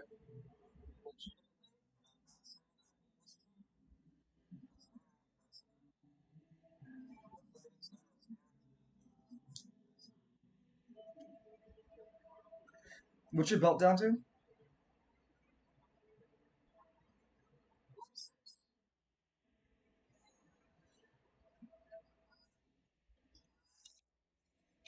Mr. Hall doesn't look too phased from any of the current attacks you've done on him.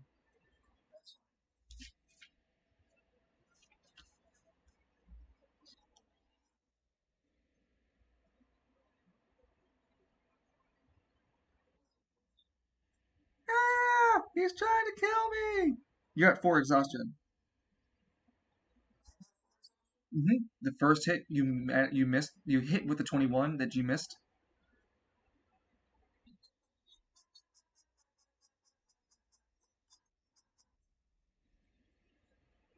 Making you work for it, man.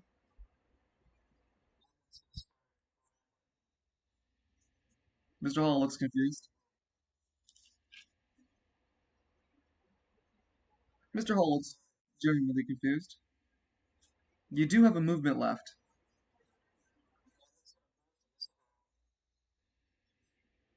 Before I was gonna say before you move, you're both gonna need to make a dexterity check. You rolled a 15.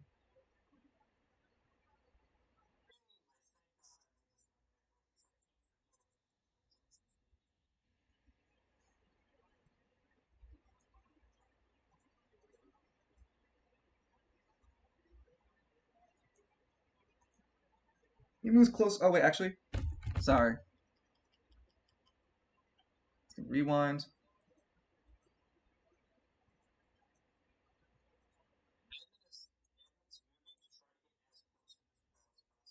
Mr. Hall's moves here.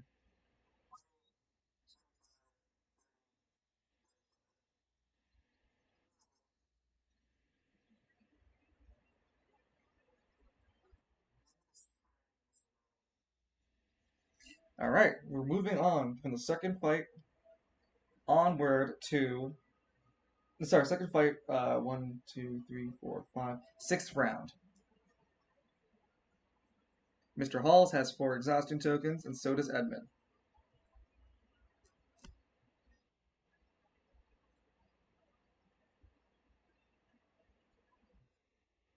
Getting tired there, boy?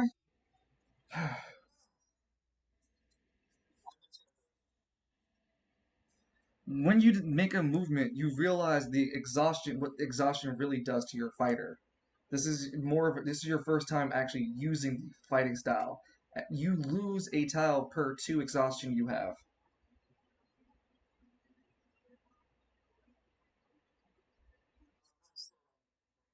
Yeah, I know. You get a priority. Yeah, Mr. Hall takes out another jumping jack from his bag, but this time he drops it next to him. You notice that next to him there was already a jumping jack on the floor, and they both transform together.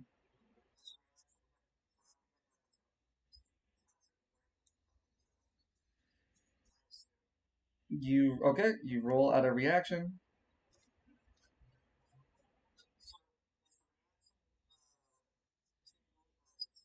It's yes, it is just for damage for 2d8. I'll probably even modify it for the 4d8.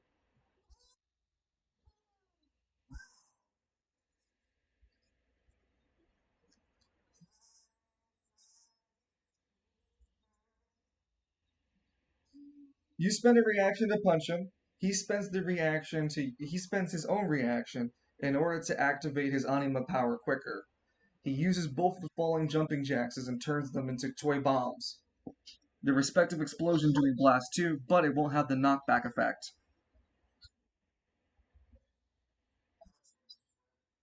Both of them are blast 2, but both since both of them could not get the chance to form, it's only D4s. Yes, yes. So he deals yes, blast 2, true damage, 5 damage. Oh, also you couldn't put 2 exhaustion. It's only one. You only have one more exhaustion till 5. Go ahead and deal damage. Your damage die is reduced by 3. So not by 3, by 4. No, no, minus 4. Not, and you roll 2d8s.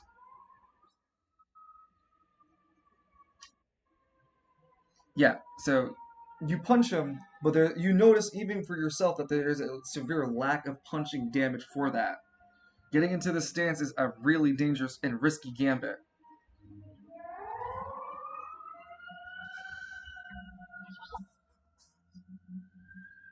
He has 6 exhaustion tokens on him as he's like standing there. Damn it.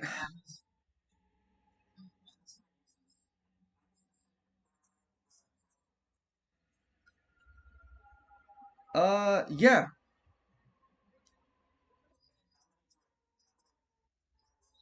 No, no, you just remove the max amount that you would have. Mr. Halls also spends a decision and rolls. Both of you get a roll for who goes first.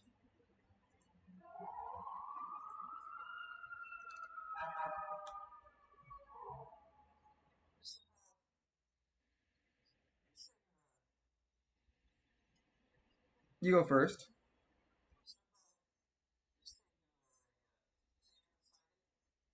No, I can't say that I am. You back to 0 exhaustion.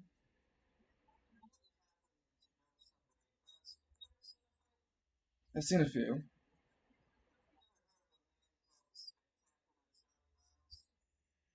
I never heard of him. Spends a decision.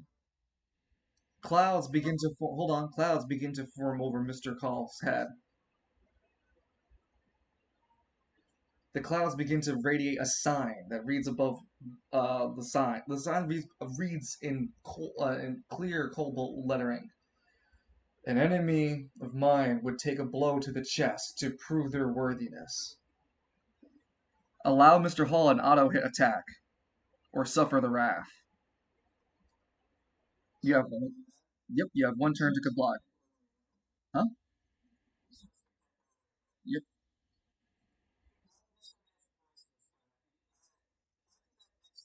You only have 1 turn to comply. No, next turn. If you don't finish it next turn, you get it. You already spent it. A decision left. Yes.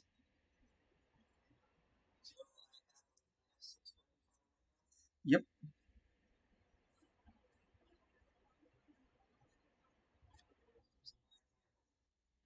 You spending a decision?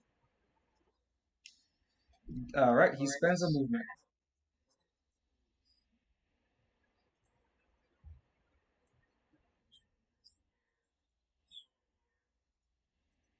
Yep. Yep, you have to. Yep, you spend 2. And honestly, if anyone's thinking this might be cheap or anything, this is how the rules were intended to be played. I meant for movement to be able to be such a trump card towards anybody attacking. It is one of the ways that you can handle a fighter of getting punched in the face.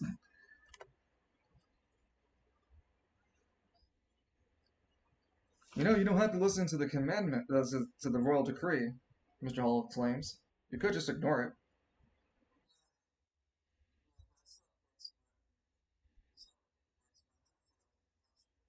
I don't know who Drex Martin was. No, but why not, Edmund? Think about it. But think about it, Edmund. You get back your anima power, and we go into round 3.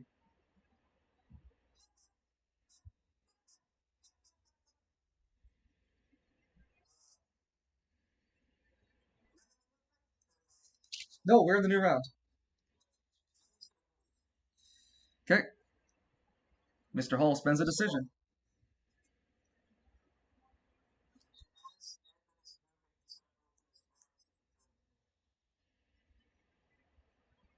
Okay, Mr. Hall spends a decision. Okay, Mr. Hall dispenses a decision to get one of the he has his bag is rather getting light with jumping jacks. He takes one of the jumping jacks out of his bags and makes a gauntlet for his right hand.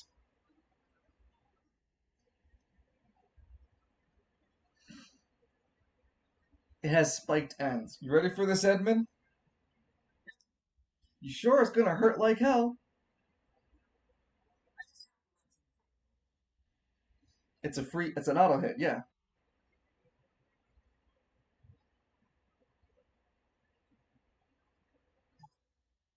All right. Well, he's gonna be spending a decision his next turn. What do you want to do?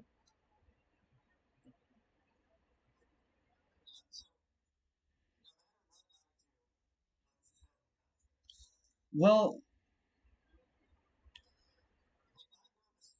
you would have to spend a decision to willingly let him hit you. And the reason I had to roll it like this is because Falcone did it to Lance. Uh, what's it called? Uh, Murdoch did that to Lance as well. God damn, Lance! A lot of people taunted you to hit them in the face.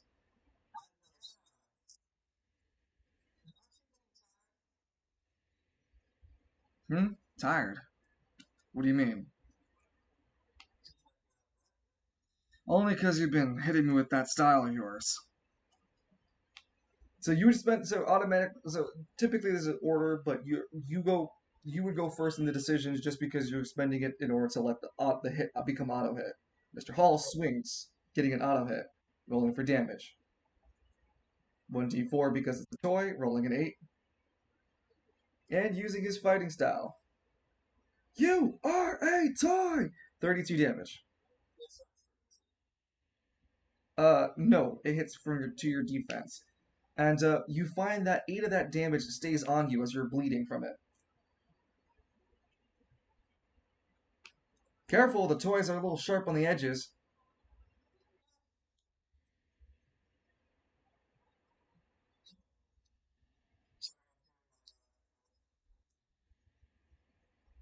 You said you're a 46. So this is 20. This is 8 plus 24. 30.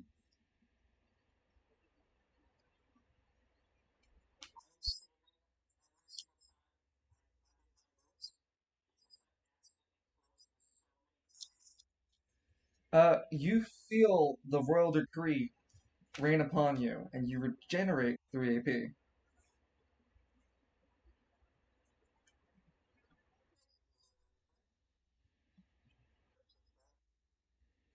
It's fine. Go ahead. You're spending a decision, right? Uh, you're not at max exhaust. I thought you spent your exhaustion already. You swung at the air. It's 3 now. Yep. You're gonna hate me.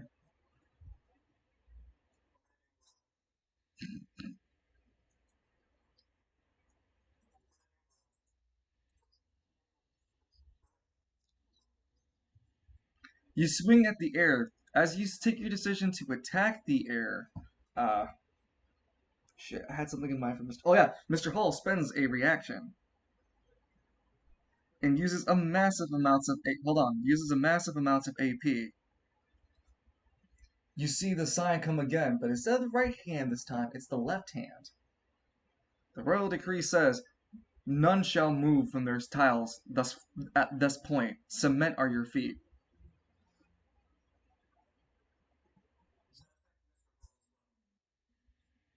He's immune to his own anima powers being to hurting him. Oh hey, there's 2 Mr. Halls in the world. No, I'm just gonna slide that one in the darkness.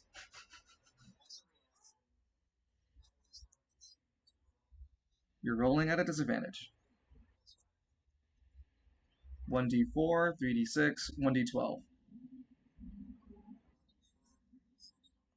Yep. Oh, you're not in gun, so it's just 3d6 and then 1d12 at a disadvantage. The bullet over him. Doesn't hit. And we move on to the next round. Mr. Hall looks at you with a smile. I am trying to win after all. Do you know do you know what the Baron just offered me? I'll share it with you. He offered me an opportunity, once of a lifetime chance, to have so much working material for the hot dogs. You gotta understand, Edmund. I have been trying meticulously with every Trevelyan that I found to perfect the hot dog flavor and taste. I go through so many different people, Edmund.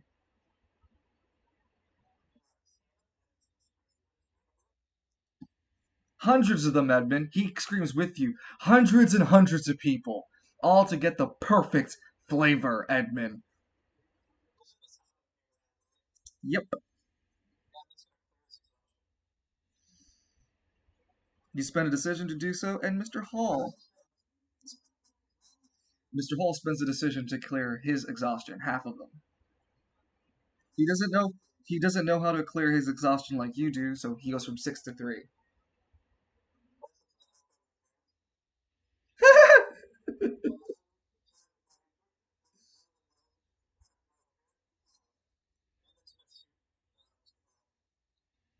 Okay. Uh, both of you are rolling a dexterity. You're gonna keep the roll around 16. He rolled a 7. The 6. You go first. And a 16 does not hit.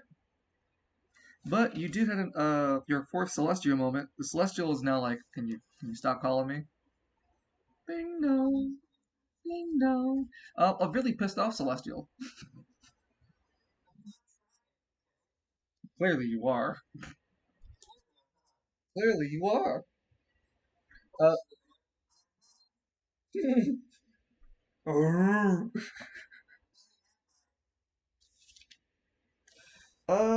Mr. Hall is spending his decision in order to clear the rest of his exhaustion. Whew. I just had to breathe a bit, that's all. Cheeky, cheeky little boy, Edmund Miles. I might have an answer.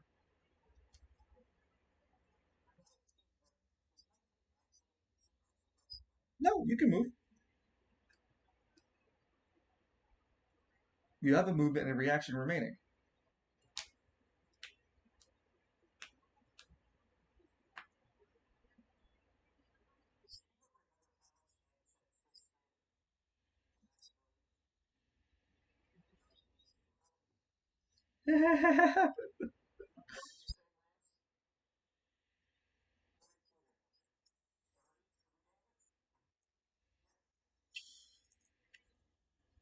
By his memory.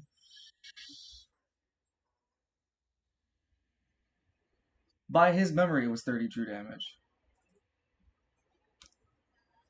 Um, I believe you spent both your decisions, did you not?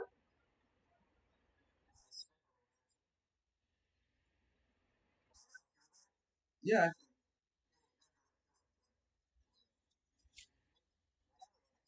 Yes, you do have a reaction, but Mr. Hall doesn't do anything either.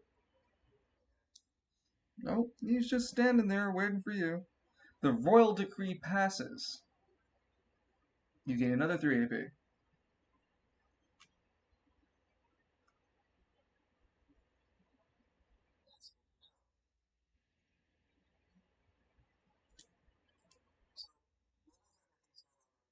Nope, not now. Yep, go ahead. Mr. Hall, go ahead, yeah. Mr. Hall takes off his shirt. He's wearing an shirt and drops the shirt on the floor where he is. Mr. Hall smiles at you. You really like trying to punch me.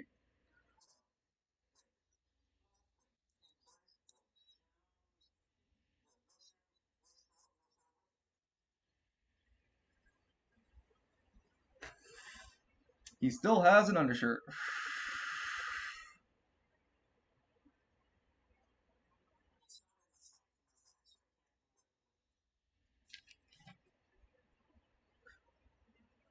Nope. No, you cannot.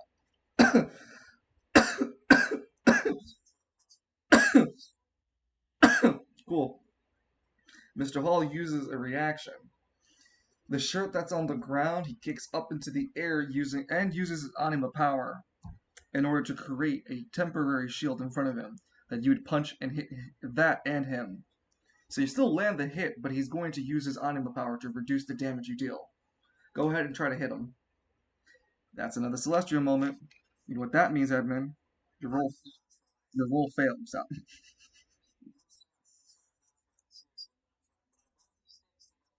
Go ahead and roll for damage.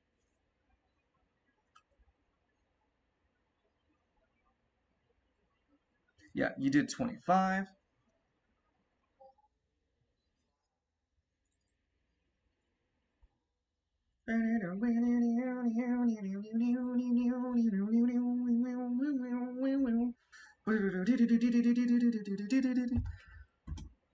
So Mr. Hall keeps up the shield. It deals a decent amount. It takes a decent amount of damage from you, and even reduces the amount of exhaustion he takes from 4 to 2.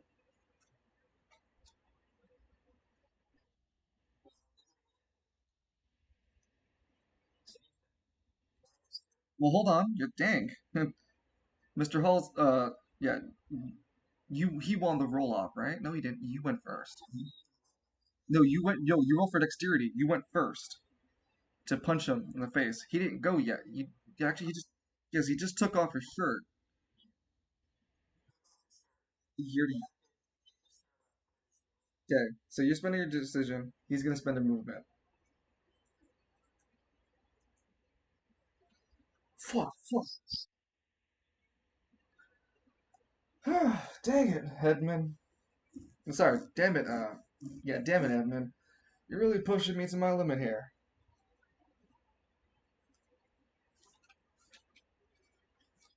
I'd really appreciate it.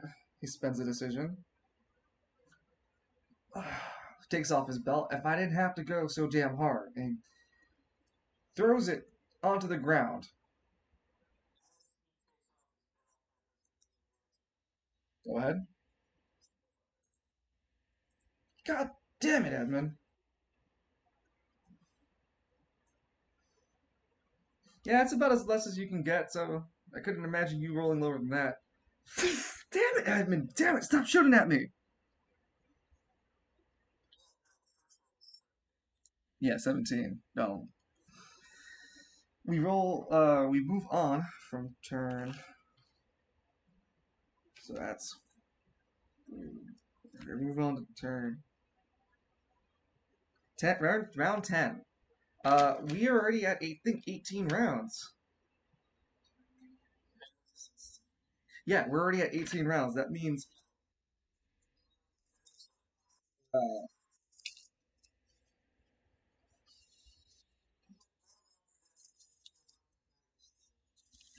yeah, you went one round 14.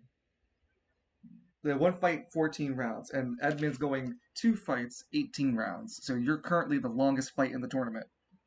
Spent die, die. So you move?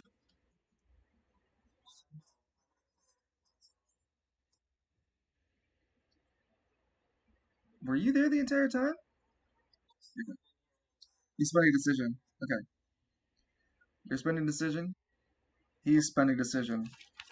He takes out a jack from the back. You take huh? No, you're neither close enough to do each other any real harm. He takes out the jumping jacks and keeps it in his hand.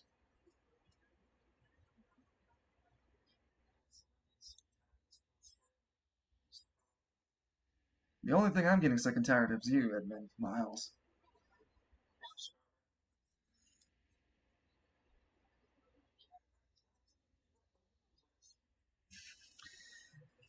Mr. Hall shrugs. I'm better than you. I'm stronger. He points his head. Smarter. Sorry.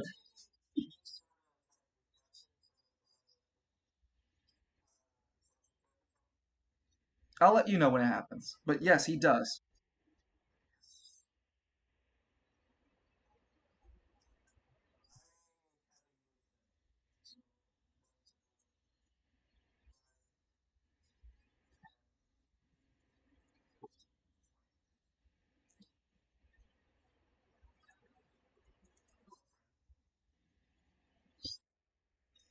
He spends a decision to remove the remaining exhaustion off of him. You do.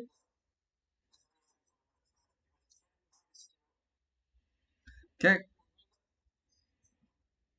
He uses a reaction as well and swaps places with his shirt.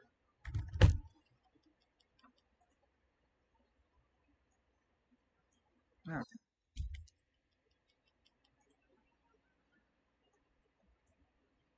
And you rolled a hit. Well, I mean, you already hit the toy. You roll for damage. Sorry, yeah, the shirt. And roll for damage. He's manipulating the shirt and moving it into your direction. Yes.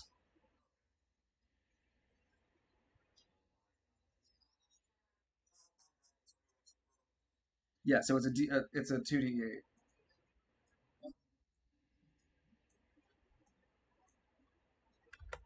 A 7? Oh shit! No, the shirt has a large tear in it from your attack, but surprisingly still viable. It lands on the floor after it gets hit.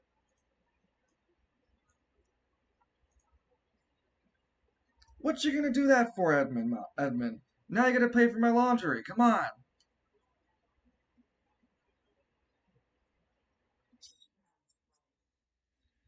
And I want to beat you just as much as you're trying to beat me. He spends a decision. Go ahead. Oh, he hasn't spent his yet. No, he hasn't spent his. He hasn't spent his just yet. Yeah. And then he has a reaction to dodge. Oh yeah, he did a killer exhaustion.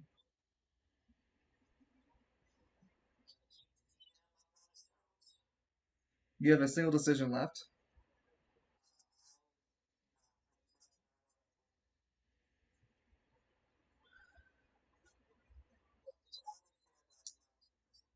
No, it's okay. Oh well, when you move, well, I'll just show you that he moves over here. He's spending 15 feet movement.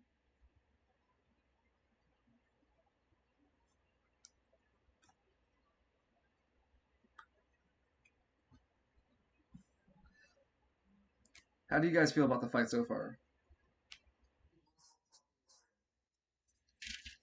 How do you think? Go ahead. How do you think Lance is going to handle a fight like this?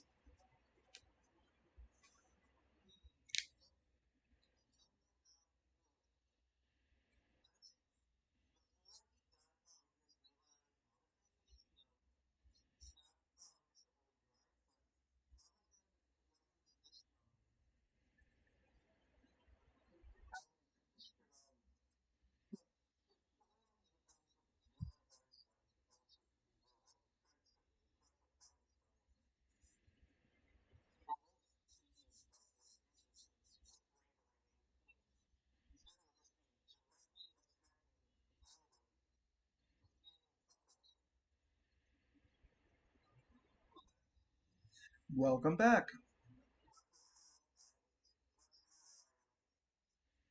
We'll talk it over during it ends. We'll have time to talk it over.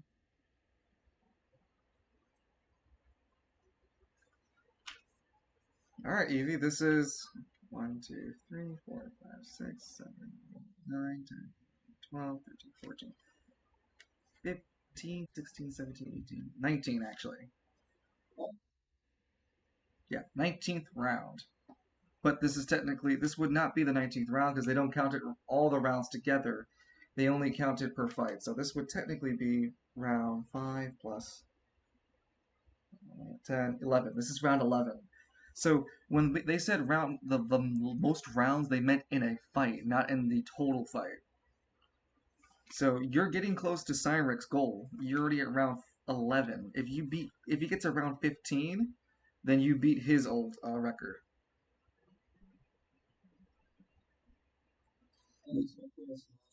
Yeah, we're at 11. All right, you're spending a decision. Mr. Halls also spends a decision.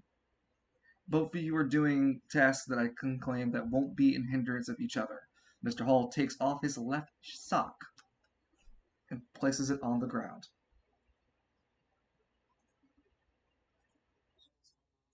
Like, hey, hold on, cowboy. You're deciding to move, right? Okay, Mr. Halls.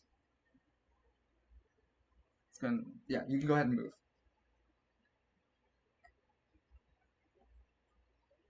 When you move into that town, Mr. Hall spends a reaction to move. Oops. You are trying hard to punch him in the face.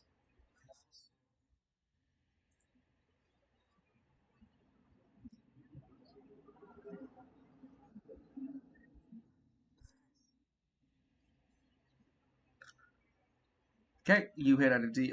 You hit at a D8, 2D8.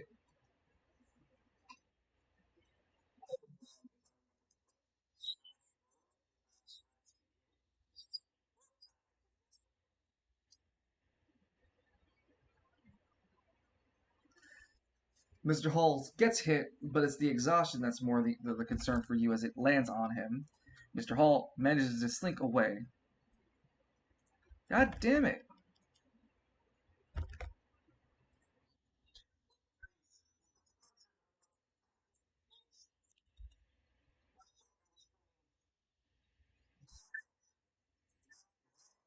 No, gents, he would not say that. Don't talk for Mr. Hall. It's okay. I know, but not for Mr. Halls. Okay, I'm gonna move you out the way.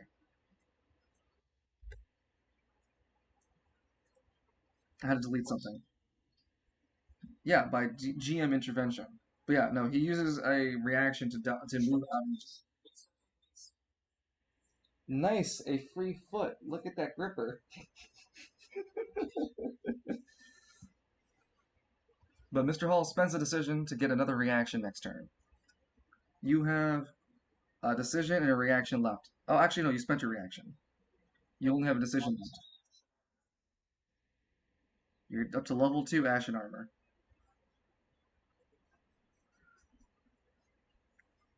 And Mr. Hall moves right here.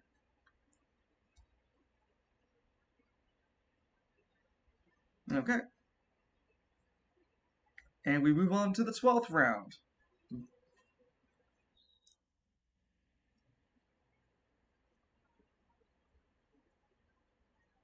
Go ahead, what would you want to do?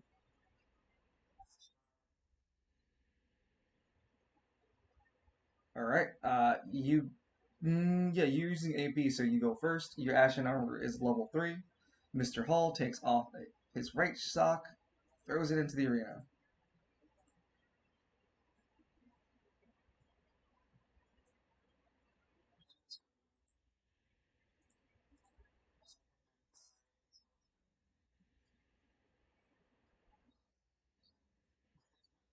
Yeah.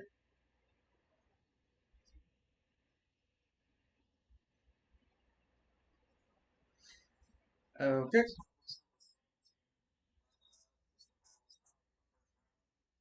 Sure.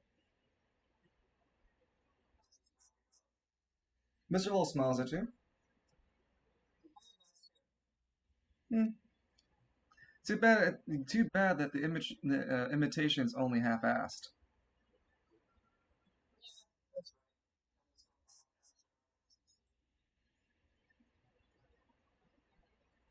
Mr. Hall smiles. You're never gonna learn, are you? He spends a decision to turn the left sock on the field. This one over here. Huh? He's using a reaction to his attack. He hasn't. Sorry. He's making a decision, but uh,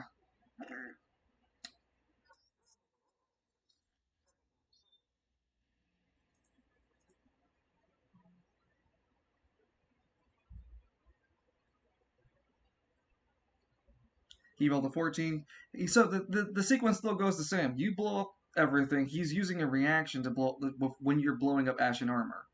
When you blow up Ash in armor, he uses a reaction in order to interact with the left sock. When he does so, he uses his Anima power and turns the left sock into a bomb shield. The attack continues to go. Roll for accuracy. And this is just specifically to hit Mr. Hall.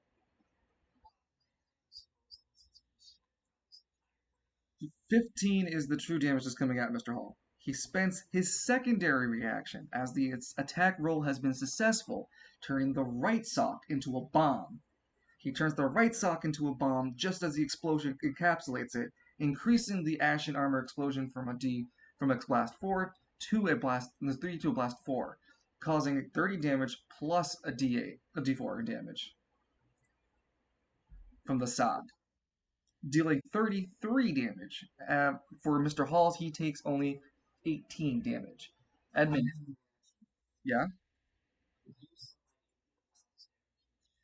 Yes, you may. You have to spend 2 AP. You spend a reaction in order to activate 2 AP and generate an Anima shield to take.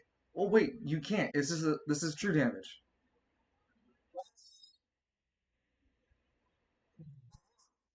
He can still use a reaction. He can still use a reaction. Huh?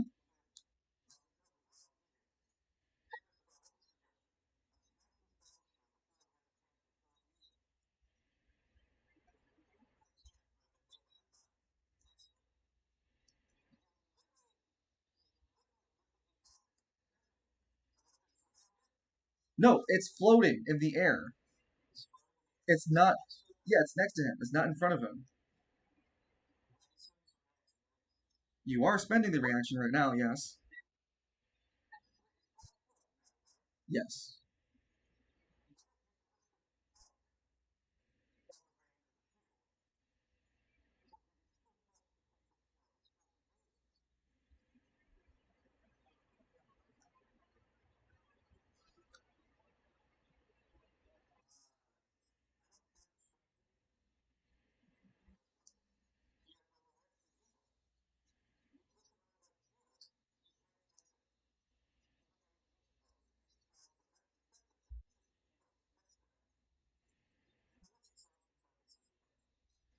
He has 4.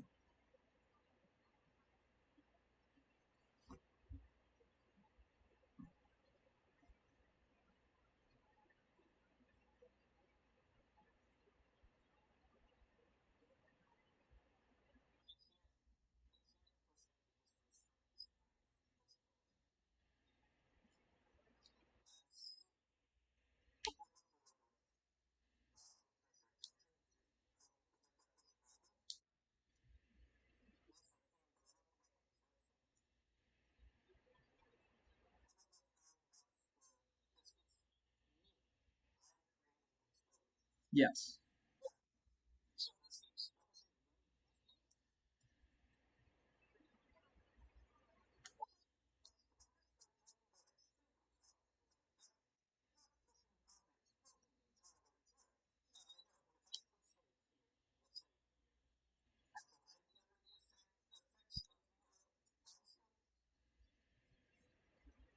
No, because the bomb shield is the token on the left. This one.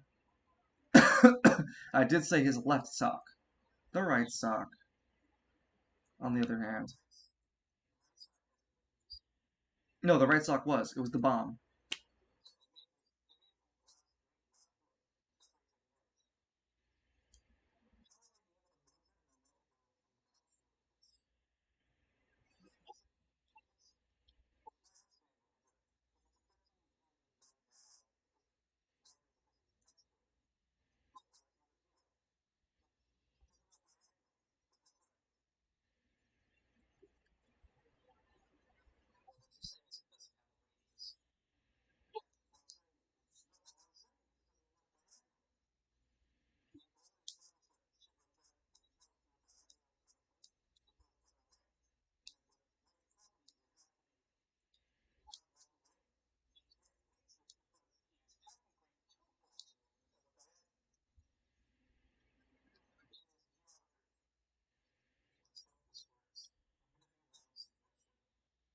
On a reaction? Okay, so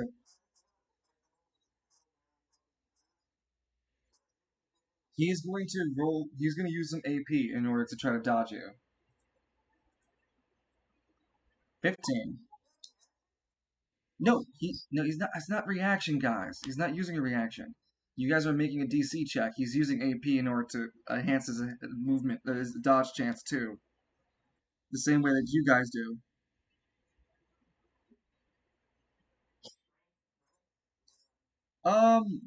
No, it's dexterity because you were in this stylish, spectacular way. Just consider any strength-based checks to be dexterity-based. You also spent an AP. I got it. 16. Yeah.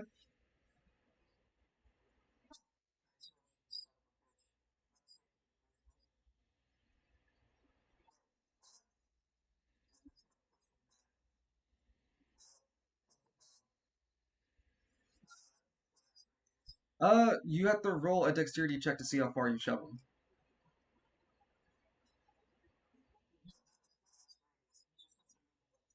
I understand. Rules are you roll a d12.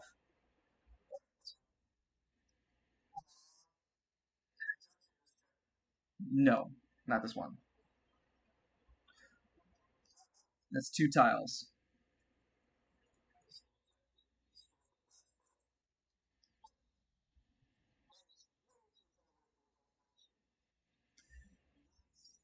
Yeah.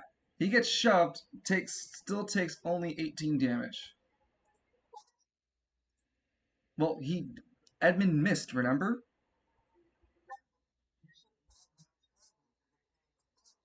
Plus no. It was 30 30 true damage. Plus the bomb, which is actually just a sock, so it only added a d4, and it only added 3 more points of damage. So it's 33, but for him it's 18.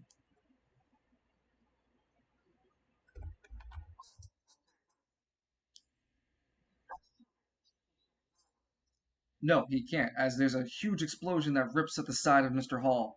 He holds his side of his body. You see the clothing articles not withstand the explosion. Damn you.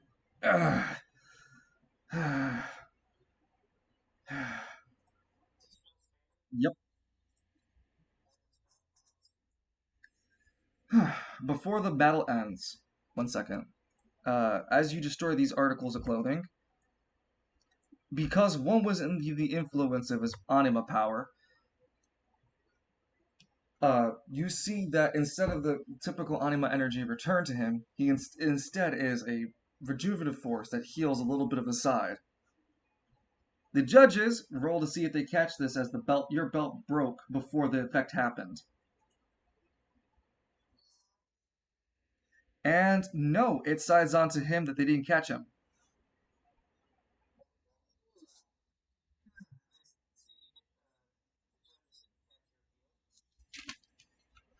I would ask you to roll a dexterity check too to see if you caught it. Mhm.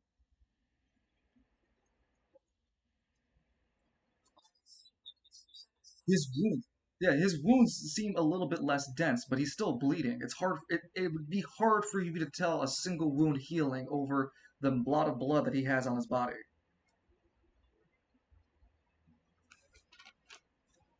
You guys get returned to your corners, and he, just like a rising star in his fight, gets light healing. And to be transparent, that is only 10 HP.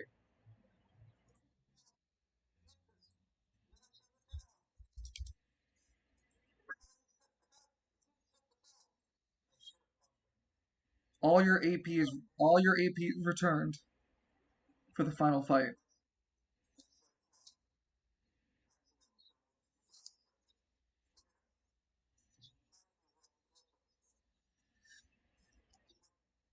He looks a lot healthier than Lance gives on.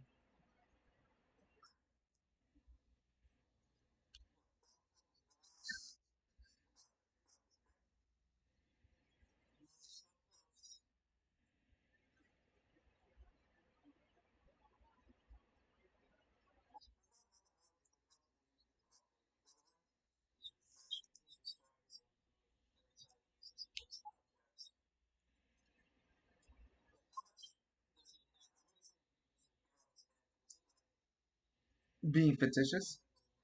Oh, he's wearing an undershirt. He's got no more socks on. He's got no belt on because that was the other item that was there, a belt. Uh, no, he has an undershirt.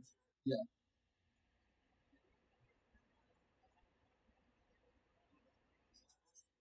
He's still carrying the bag of jumping jacks.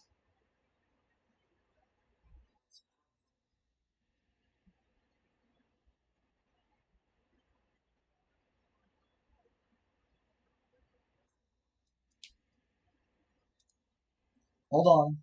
Mr. Hull holds up his hand. He waves to bring Edmund close the same way he did, uh, Magnus during his fight.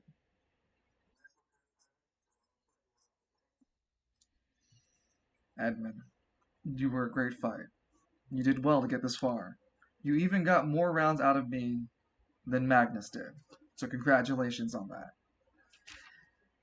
If you don't want to die, then we both know that it's best for you to surrender here.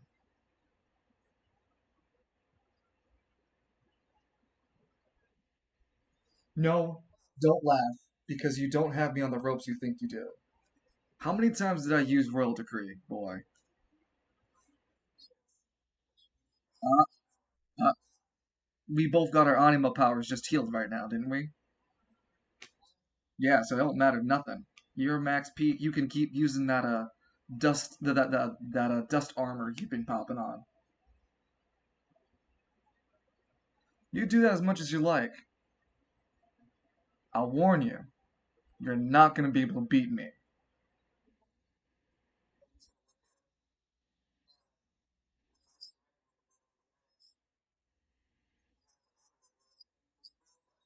And who says I'm gonna give you the chance to surrender?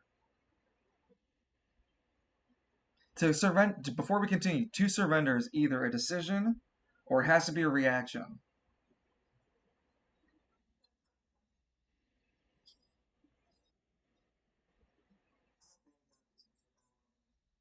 Uh, he hold on. No, he has light scratches on him. What little healing, the 10 HP, was given to him, and what he sneaked away from the judges, he's looking as topped off as he could be. You know, little scratches here or there, give or take. You also have an advantage. Straight shooter.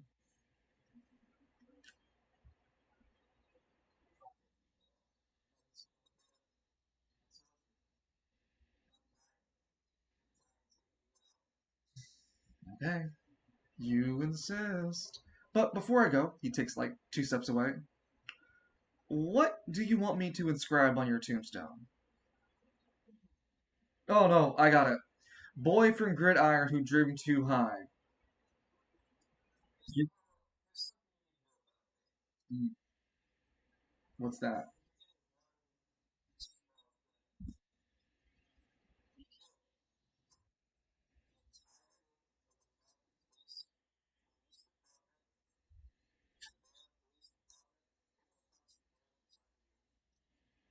He shrugs. Eventually, they're gonna try to find me and pin me for things.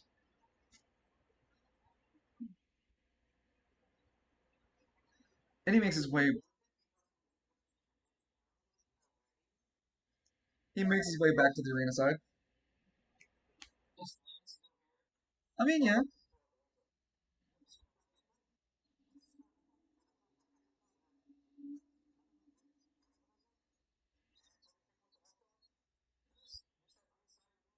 it'd be the motley crew of your allies, including Steiner and Yanagata. There have been a lot of missing peoples reports lately. A lot of them. And a lot of them have been turning up missing in Travail Bay. It was a popular tourist attraction, so we didn't think much of it, but. Oh god, the ranger speaks out loud. To think that he might have been the cause of all those disappearances. Yeah, we all heard it.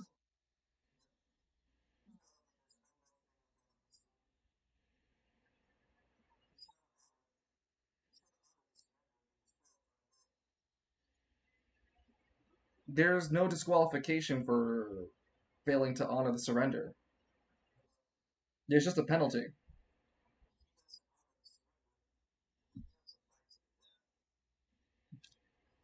That's if you don't manage to. That's if you manage to. That's if you manage to get past the turn that he tried to murder you on. Yeah,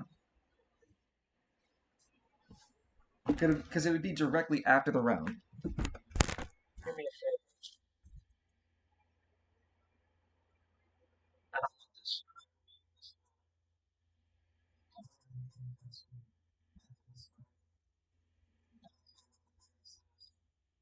Edmund, no one has jurisdiction like that here. I'm from Travail. Even your police department wouldn't have it. The Baron owns this private property.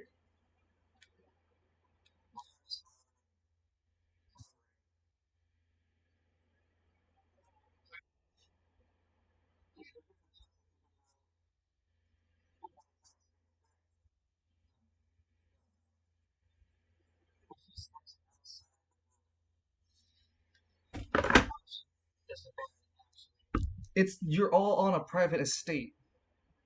Like to get to this arena, get to get to this arena. Well, I mean, that's a different story. His jurisdiction, however, is the market district. The Baron is one of the three people who created the market district.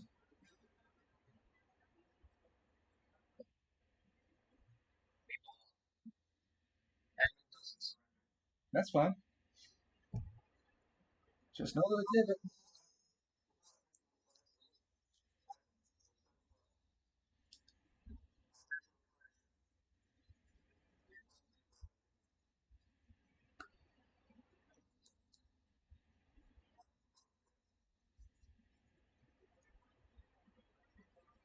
Okay, fight three. The fight has currently taken 1, 2, 3, 4, 5, 6, 7, 8, 9, 10, 11, 12, 13, 14, 15, 16, 17, 18, 19, 20, 20 rounds so far. Third fight on the 21st round, but it'll be the first round for this fight. What would you like to do, Edmund? You switch to gun. Mr. Hall switches to move. One, two, three, four, five, six. Spend decision in order to load an AP to your gun. He spends a decision to move. One, two, three, four, five, six.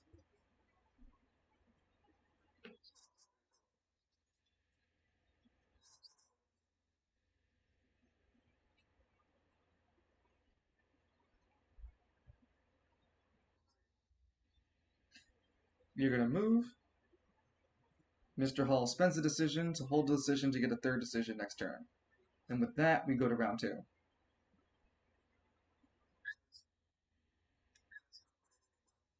You spend a decision. Mr. Hall moves.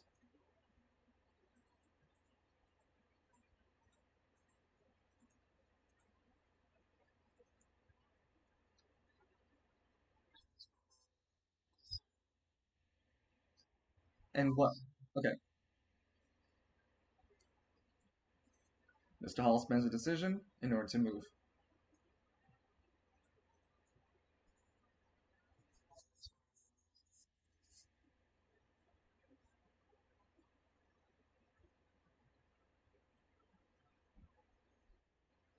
Go ahead. Yep, we'll see in a bit. Mr. Hall spends a decision in order to dash after you. Half your feet, yeah.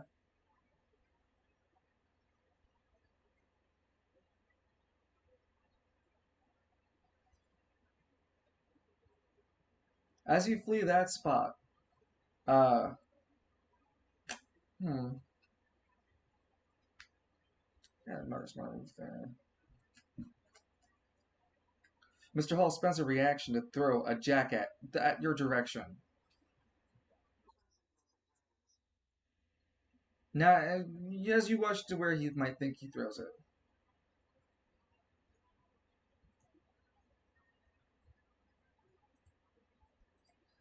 And, okay. Uh, he spends his last decision in order to dash.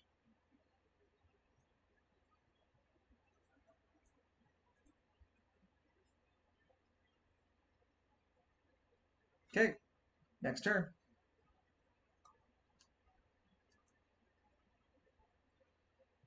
Third round. Mr. Halls looks determined, quiet. Spends a decision.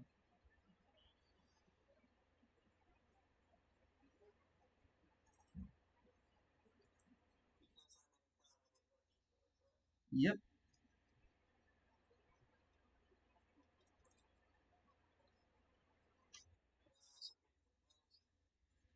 Advantage. Oh yeah, you have the advantage. I'll give it to you. Yeah, give me a 19. He spends a reaction on the successful hit.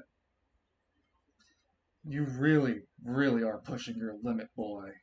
And now, there's clouds that disappear as he gets hit by the bullet. You're gonna see my true power. You understand? Mechanical hands. I'm the ruler of everything. Uh, ruler of everything. Uh, ruler of everything. In the end. Uh, hold on. There's.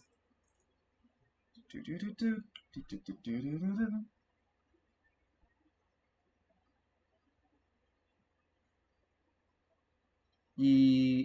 Yes, you would still hit him.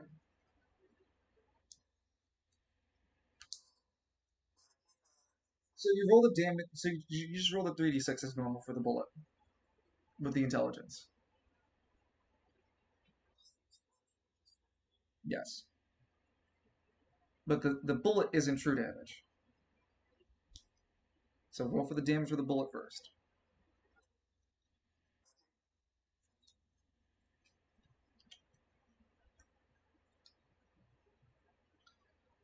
Okay.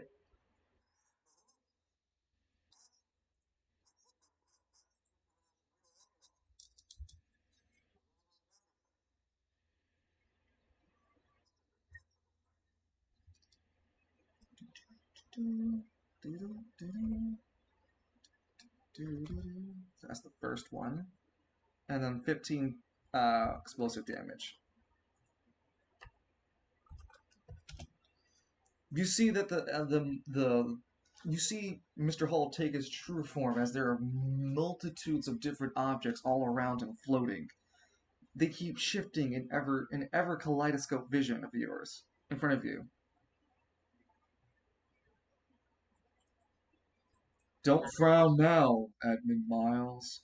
You've only got yourself to blame for this. Nope.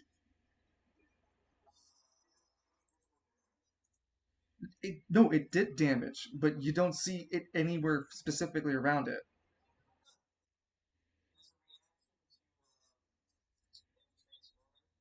Mm-hmm.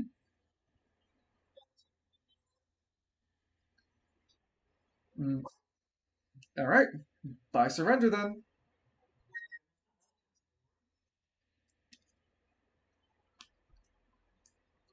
By surrender, using reaction to surrender, the match has ended in 23 in yeah, I think 23 rounds. Let me count one more time. 3, 6, 9, 10, 11, 12, 13, 14, 15, 16, 17, 18, 19, 20, 21, 22, 23. Yep, 23 rounds. Third round, 23 rounds. Holy shit. That is the longest fight in the tournament.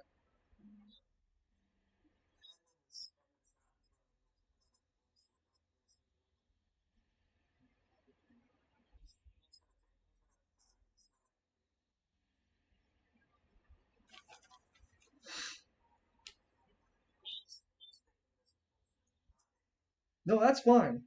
As long as you understand, like, as long as you're not actually reflecting that, that's fine. Mr. Hall reverts back to his normal form. Ah, I warned him. I got away from. I,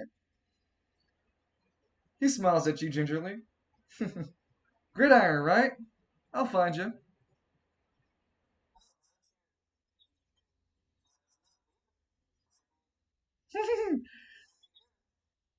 So, Mr. Hall is going to be brought to the ringside.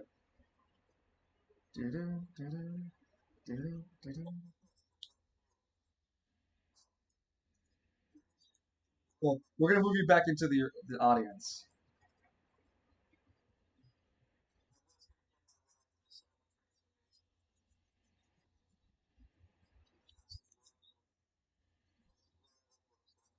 Mr. Hall is just smiling. Hey, so Joan speaks up first. So, we all heard a scream about you and something with cannibalism. Oh, no, that was just battle tendencies and all. You must have misheard me. He looks at Maverick. I don't, I don't think it'd be wise to listen to one of the losers. Oh, sorry.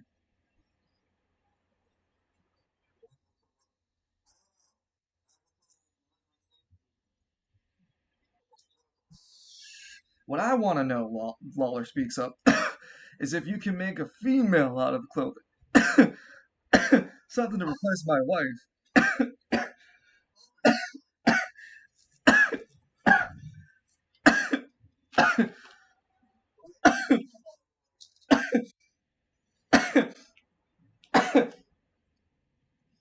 Steiner takes another shot for transformation.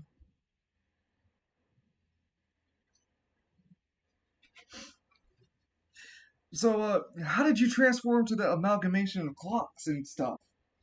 Mr. Hall speaks up. Well, one day I was resting, and I woke up to the sound of something moving into my apartment. As I went to go check it out, a bat in hand, I came across the sight of and you're not going to believe me, but flying crab. It looked at me with some sort of divine intelligence, and it touched my head with the crab's right pincer, and I felt a connection suddenly given to me and my anima. Then I learned my purpose in this life.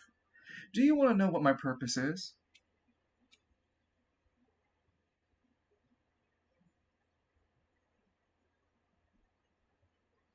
Sure. What's your purpose?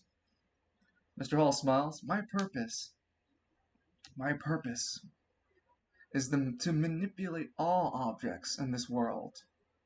I am the only one free to do so. Free to change the image, the texture, the smell. I truly control the existence of every object within our realm, and I am allowed truly to rule over all. So what? You call yourself a king? Nay, I call I call myself a god.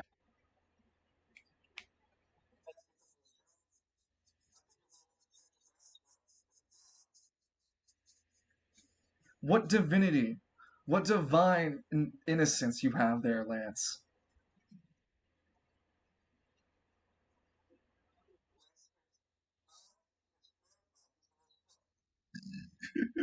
Oh! The security guards get in between you and Mr. Hall to keep you two away from each other from fighting. Now, Lance, keep it civil. You'll get a chance to fight him in the finals. Yeah, Lance, you'll get a chance to fight me in the finals too. Hmm?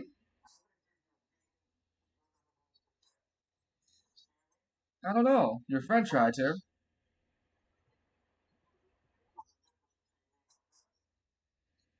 Hmm.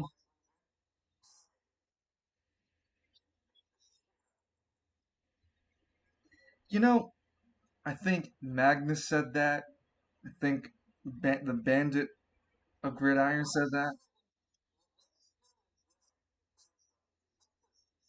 You're not actually in the same tile as him. And they're keeping you spaced away from each other, the security guards, Danny. So you cannot see him.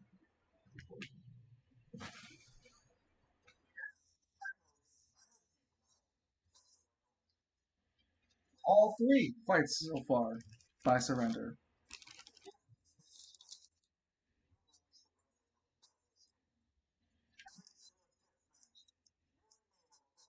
What? Everyone looks surprised. Wait, whoa.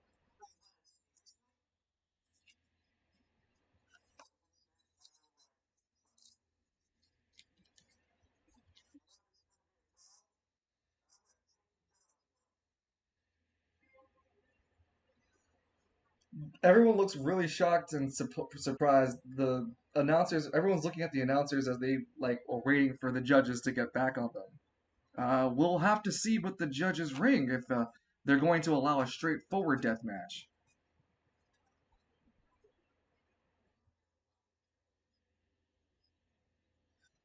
Well, honestly, it's because there's the belt, and it just throw that out the window. So, what would be the point of the belt? Yes, I'm aware, but they had the belt to start with, so Lance would just be throwing the belt away. That's the whole point. So yeah, sure, let's have a death match where Lance has to fight one of the harder fighters in this tournament without the safety net of a belt.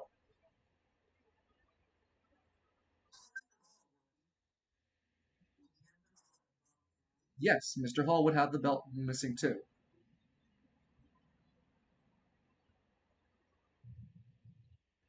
So, Lance, you can declare the death battle, but that would be like the terms you'd have to fight. It'd just be you two fighting. You wouldn't fight in a tournament style. It'd be as if it's an actual combat. It'd be rolled stats for DC and speed, and you'd fight for him. And he'd try to kill you. And you'd try to kill him. No, that's what this decree is.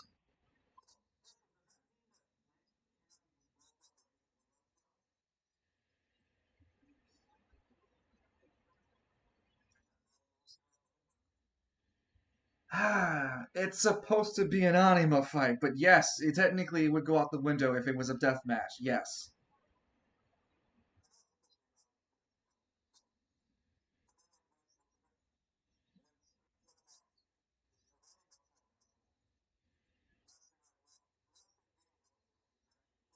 Hold on. Mr. Hall holds his hand up. Wait a minute. You're saying there's a chance to kill him without any repercussions. Well, yeah, but you would forego the belt. I'm fine without losing the belt.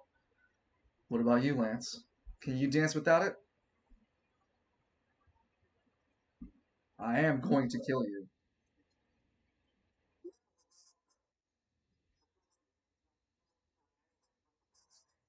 If you push me hard enough like your friend did.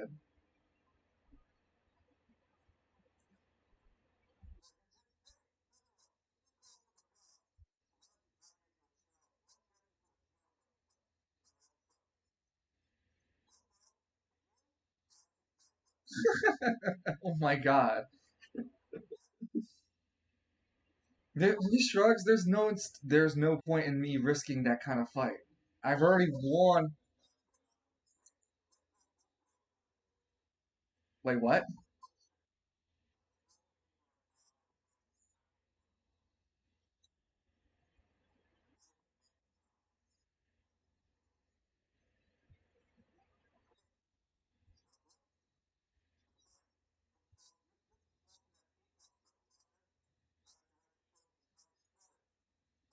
Again, 3 rounds I've won.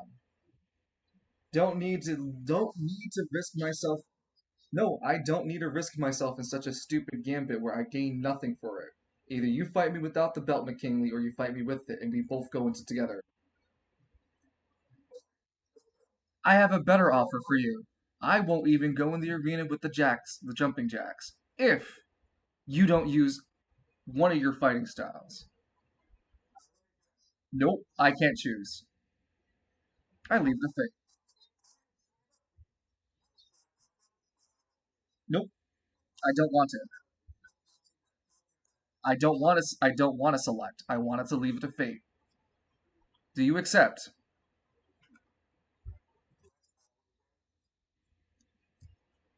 He takes your hand. He will not bring the jumping jacks, and you cannot use the following fighting style. Number one is going to be the ley lines. No, hold on. Going down from the character sheet that you have listed, Uh, no, that's demonic heritage. That's not the right guy. Number one is McKinley style. Number two is the Leyline style. And number three is the sensational style. Lance, he will not bring the jumping jacks, but you cannot use the following fighting style. You cannot use the McKinley style.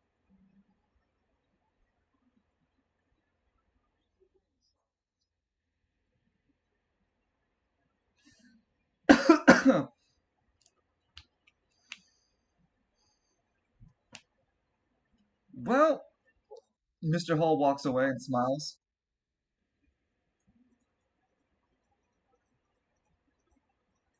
and just makes his way off into the darkness. Lawler looks over at you, Lance. Well, how do you feel about your upcoming fight?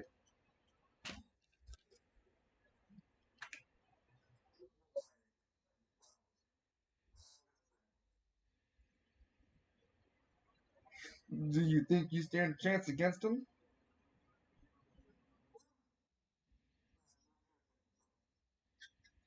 All right. From the semifinals, this is the finals. Catch it live on pay per view. Lance goes toe to toe with Mr. Hall.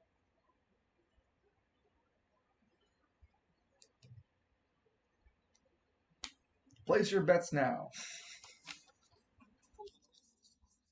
Starting for this bracket is 10,000.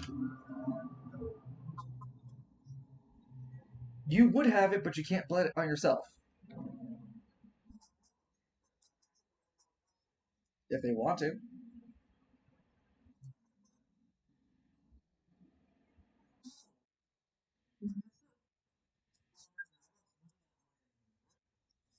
Yeah, 10,000.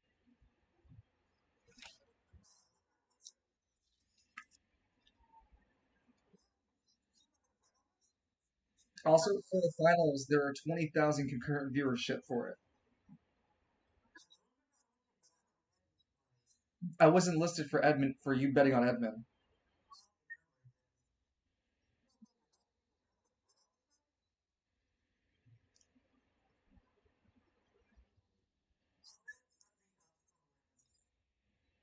No, the minimum is 10,000. Yeah, it's expensive. Also, going into the polls, since the last two fights Mr. Hall has won, he has dramatically won up in the polls, beating Lance in terms of winning who's going to win by 60 to 40.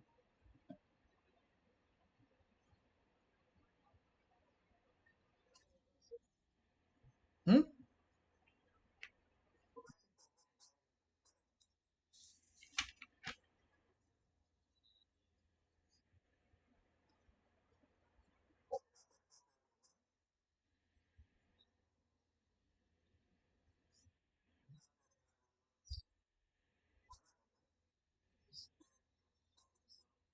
Hey, I'll tell him. We both have something in common. We hate the fucking Darren. Hey, hey, let's go. What you, ah. Oh, I can't send him a message. No, no, no. What us pygmies do is like we hang out underneath the balcony where where the Baron stands, and we act like you know how cats are in heat.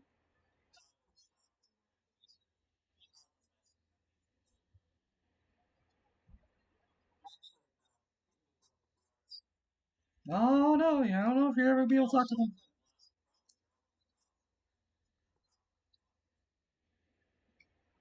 No, wait, no. Okay, hold on. It's just a pygmy, and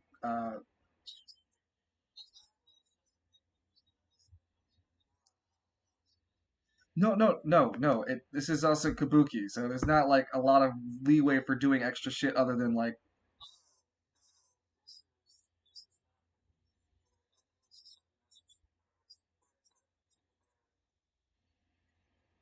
um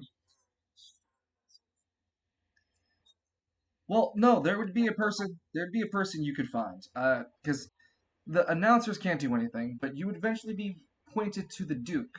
Not to be mistaken with the other Duke that is the Baron, not the Queen Caribia one, but rather a uniquely other character.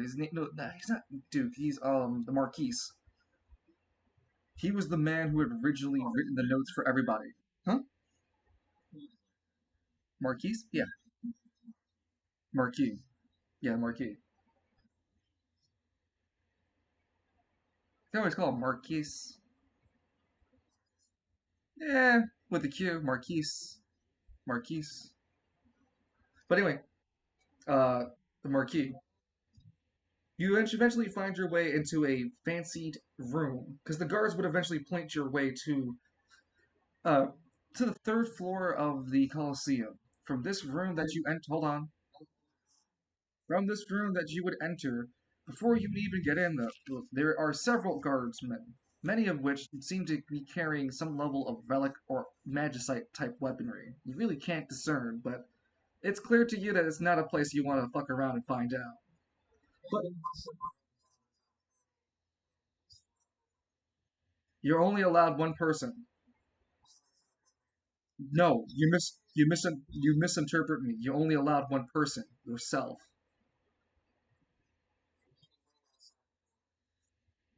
It's a restricted area.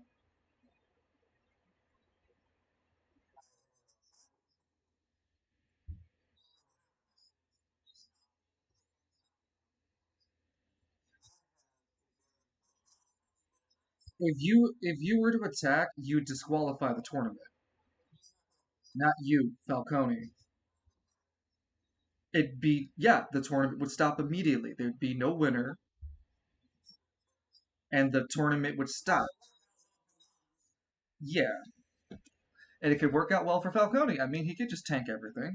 I mean, not so much as Edmund.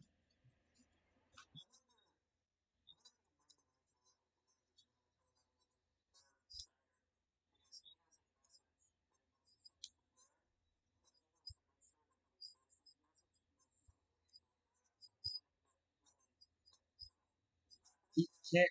He, yeah, cool. They take your gun and whatever, but they're not letting you more than one person go in. You are an anima user.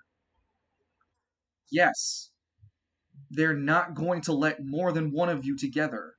They just saw what you did too. You could, yeah, but the restricted area is a long corridor.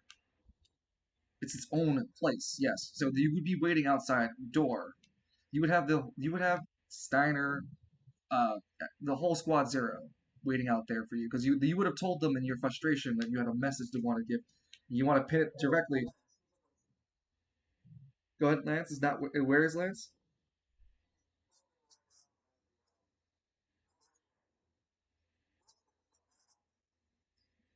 Oh, we got to go. We got to fight this tomorrow, Danny. It's late. Gives you time to think about it. Gives you time to reflect on it. But back to what Evan wants to do. You were led down a corridor that's about 80 feet and into a right hand corner that leads into a doorway, into a nice standing office. From this office space, immediately there are these large window panels that make up the entire right wall. When you walk in, it's just a complete glass panel. It looks right into the fucking Coliseum perfectly. And this man has been watching, and he turns to face you. He has a curled, like a signature blonde curled hair, and a single one that comes down his face, acting all smooth and avant-garde. He wears a fancy suit with the puffed up ascot at the chest, and he looks at you and goes, I understand that you had some complaints that you wanted to file.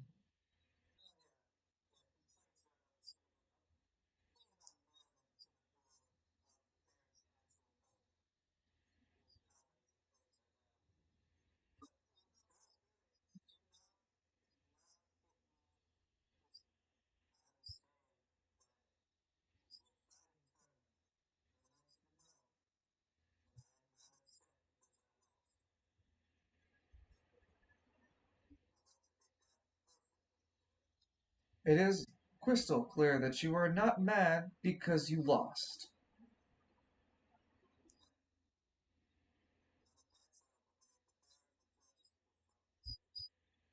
Okay, so hold on. I am taking down the note. You wish the judge and the baron to fornicate themselves. I understand you.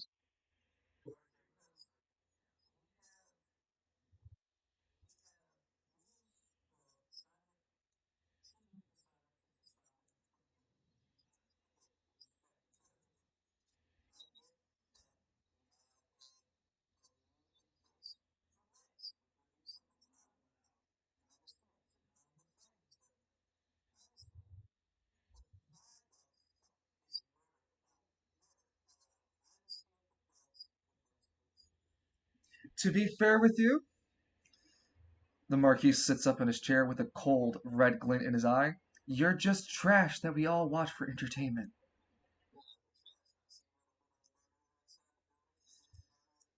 He sits back.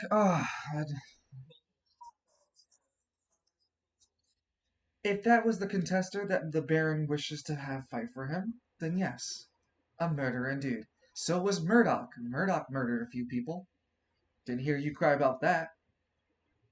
Rising Star murdered a few people in his arena time, too. Oh, didn't he kill Drex Martin? Hmm,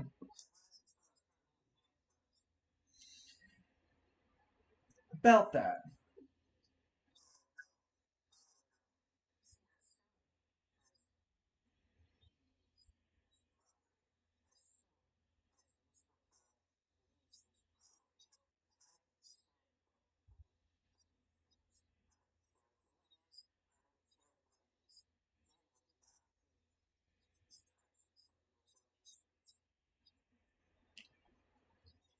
So, are you a police officer? Is that what I'm gathering?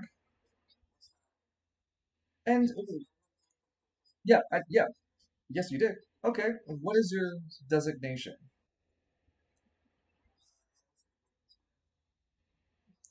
He dials a phone. He opens a phone, like the desk phone that he has. He puts it on speaker and dials a few numbers. Hello, this is Delta. Oh, this is a police force. This is the Market Police Station. This is a receptionist. Receptionist speaking. How can I help you? Ah, yes. I'm the Marquise. Business Pass 371. Oh, Marquise, what are you calling for? Is there something wrong? Oh, no, I wish to speak to the head of the department. Right away. I'll get him on the line. He was in a conference meeting, so can you? No, this is important. Tell him to get off his conference meeting. He'll be with you in a minute. A minute passes. Sure enough. Yes, this is the head of department for the marketplace. Marquise, this is Brian. Brian, I have a complaint here from one of your members, your police officers. Go ahead, speak your name.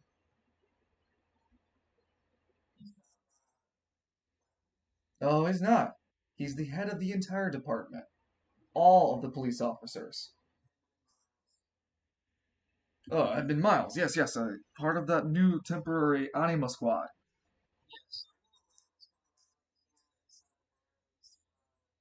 We got the report from Captain Delta, and by the Baron's request, we have apprehended the criminal and kept him in our cell, but ready for him to extract as he wishes. Good, and we wish to keep it that way. We also wish to extend that sort of courtesy to Mr. Hall, not to be interfered with the police department upon their departure from the Market District. Yes, that's perfectly clear. We can do that for Mr. Hall. Yes. Anything else I can help you with, Marquise? That Market District Police will not bother neither Mr. Hall or uh, Rising Star when they leave the Market District by order of the Baron.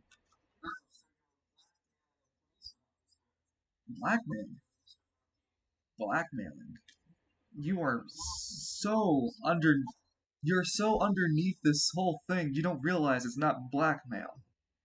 This is the system in work.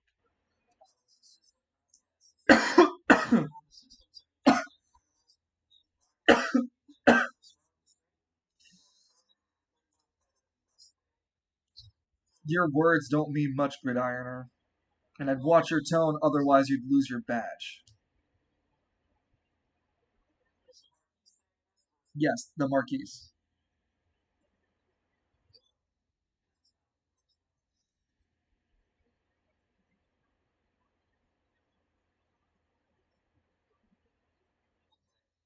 Do you have any other complaints you want to file?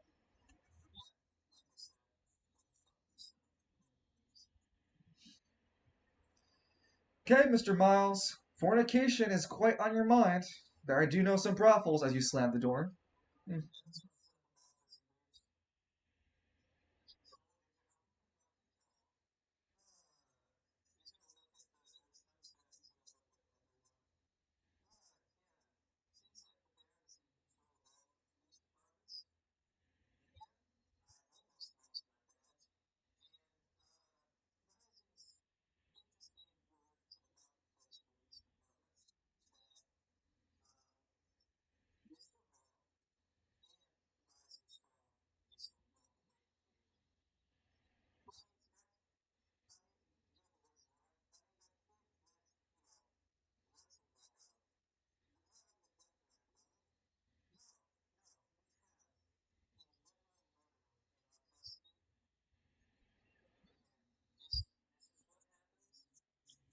It's similar to that what happens with us in the Spire. The Ranger speaks up.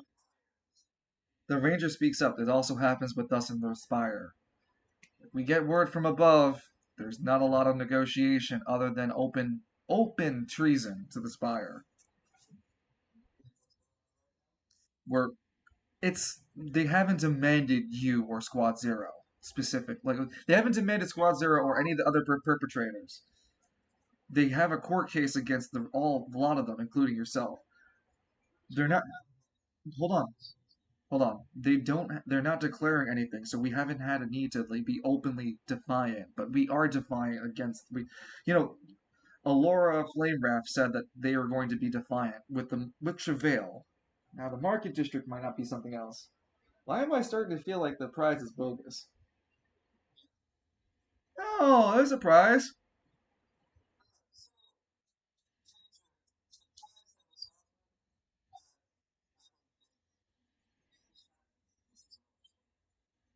No, no, no. I think there would definitely be a prize.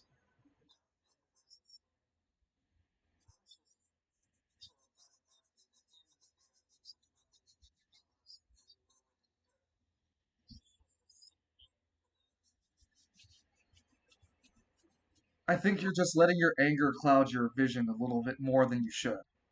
I mean,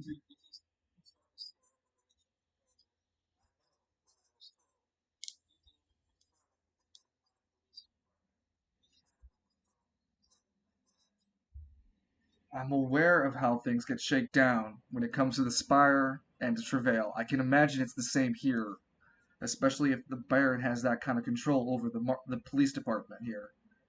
The best you can do is roll under the radar and attack them when they least expect it. They don't. We can work on it, but you can also still work as a mole. Just take some time to breathe. The ranger speaks up.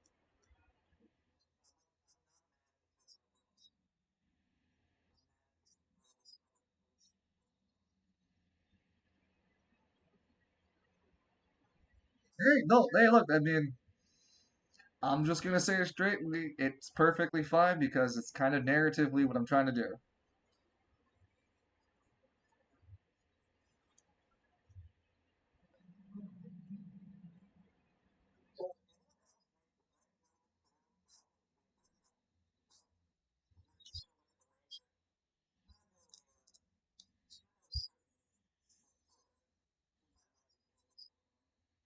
A certain reporter who's been probably writing everything down, hasn't he?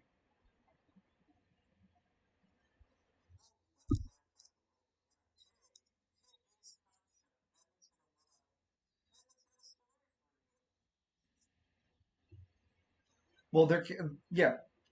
It it's more like towards the ending of the tournament, and when we're out into the role play weeks again, that can happen. Yes. Can it wait after the last fight?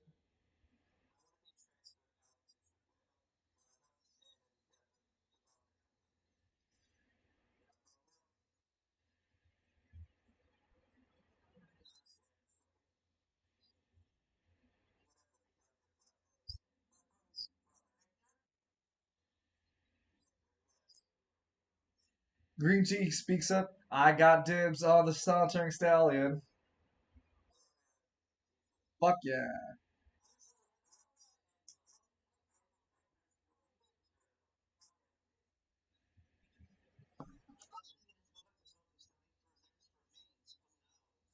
I'm gonna use it into a bong. Nope. Gonna turn it to a bong. Nope. Turn it to a bong.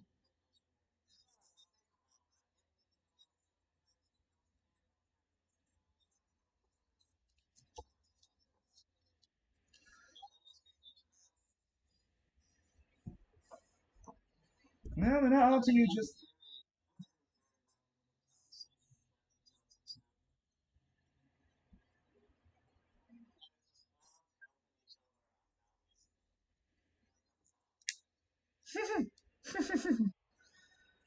All right. Well, with that, how do you guys like wrapping up for today's session? Danny, we can definitely have the finale fight tomorrow if you wish. Because as soon as we're done with the finale fight, we return back to plot area.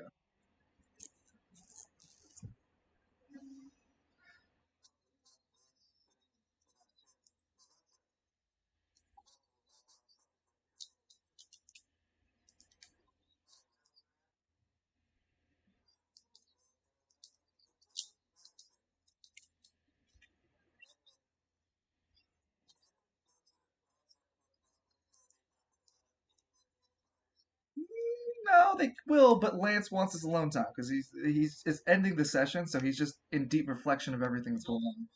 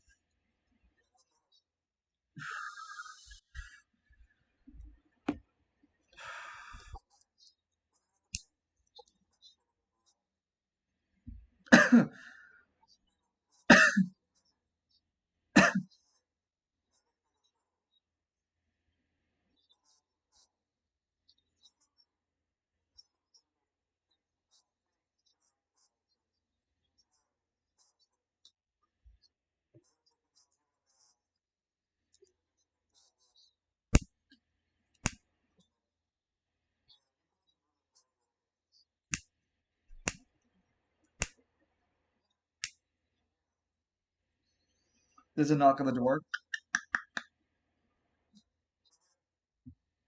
It's the friends and company. Who wants to be here?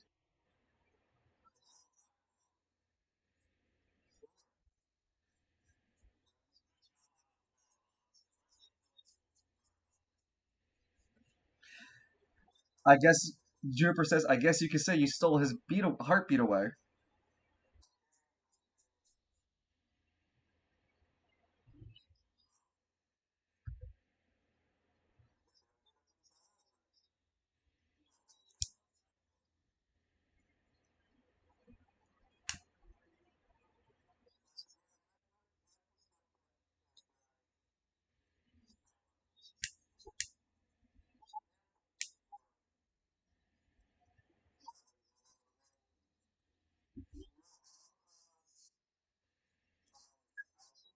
We only knew him for a bit. I can't say anything more than just a passing acquaintance, but he wasn't this evil or cruel.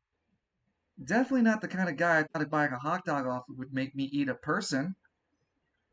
What makes me really chilled out is like he said he was looking for the best hot dog. Wonder how many people he went through. So many innocent people.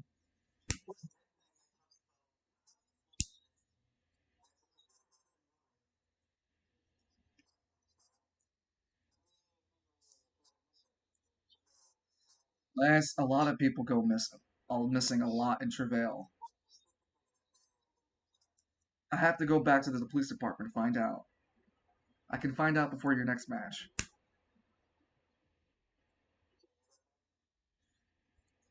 I'll try, yeah. Juniper, help me out. Ah, Lance, more paperwork, really? And I need and a new I need a new chair because my back hurts too much.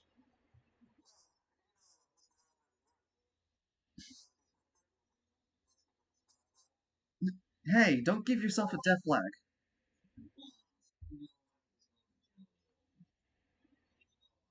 Except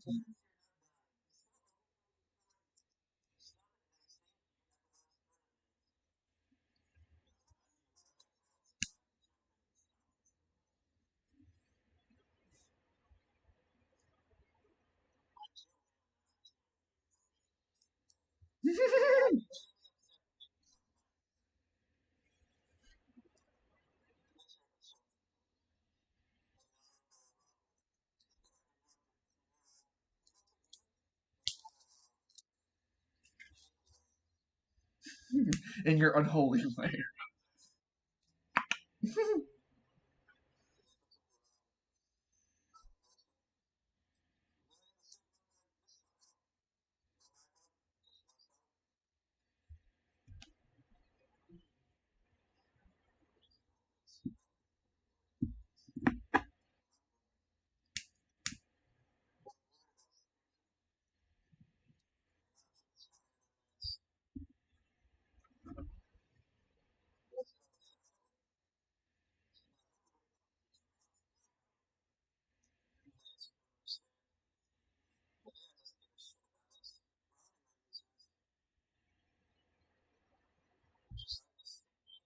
Correction.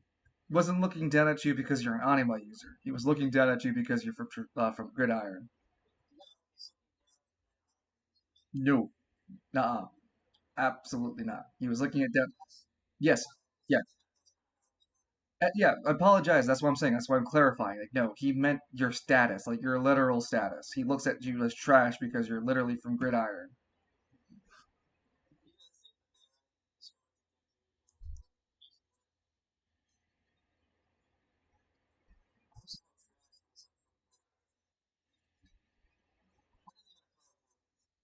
Hmm.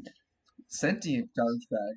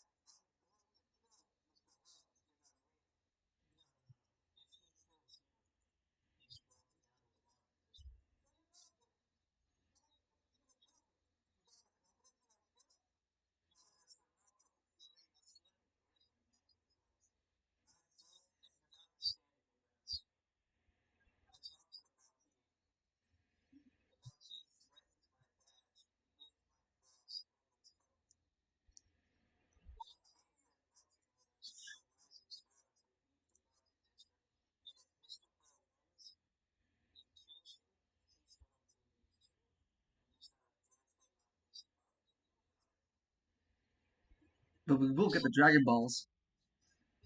We will get the Dragon Ball.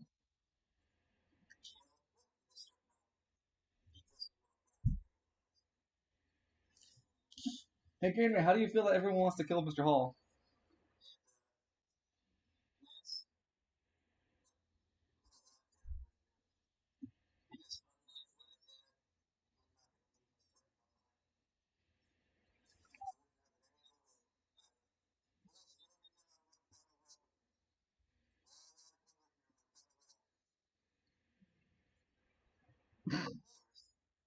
Yeah, I'll join you.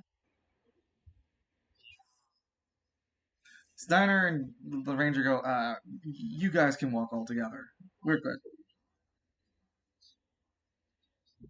More. Actually, if you, we'll talk about that when you get stronger. Oh man. Oh man, I have such ideas for that power. But Game Night says paint the arena red.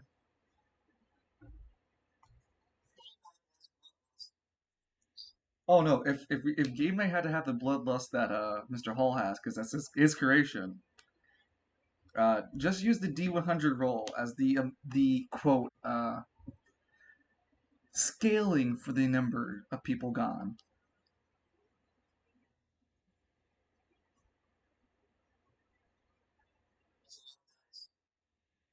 No, it's a D100.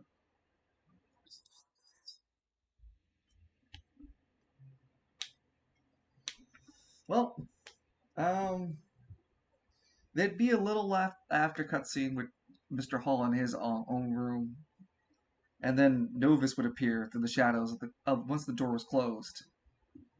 You didn't maim him. I was going to. Mr. Hall speaks up. He looks back at the mirror, but he fled. What do you want me to do? All Eyes transforms into his pygmy form, standing on the table. I need you to smoke Lance. Well, he already declared a death match, Mr. Hall speaks. So then kill him. I still want a million. I want 1,500,000. I want 1,500,000. But you said a million earlier. Yeah, my price went up because I won. Novus looks at All Eyes and then looks at Mr. Hall. I actually don't have that much. Look, man.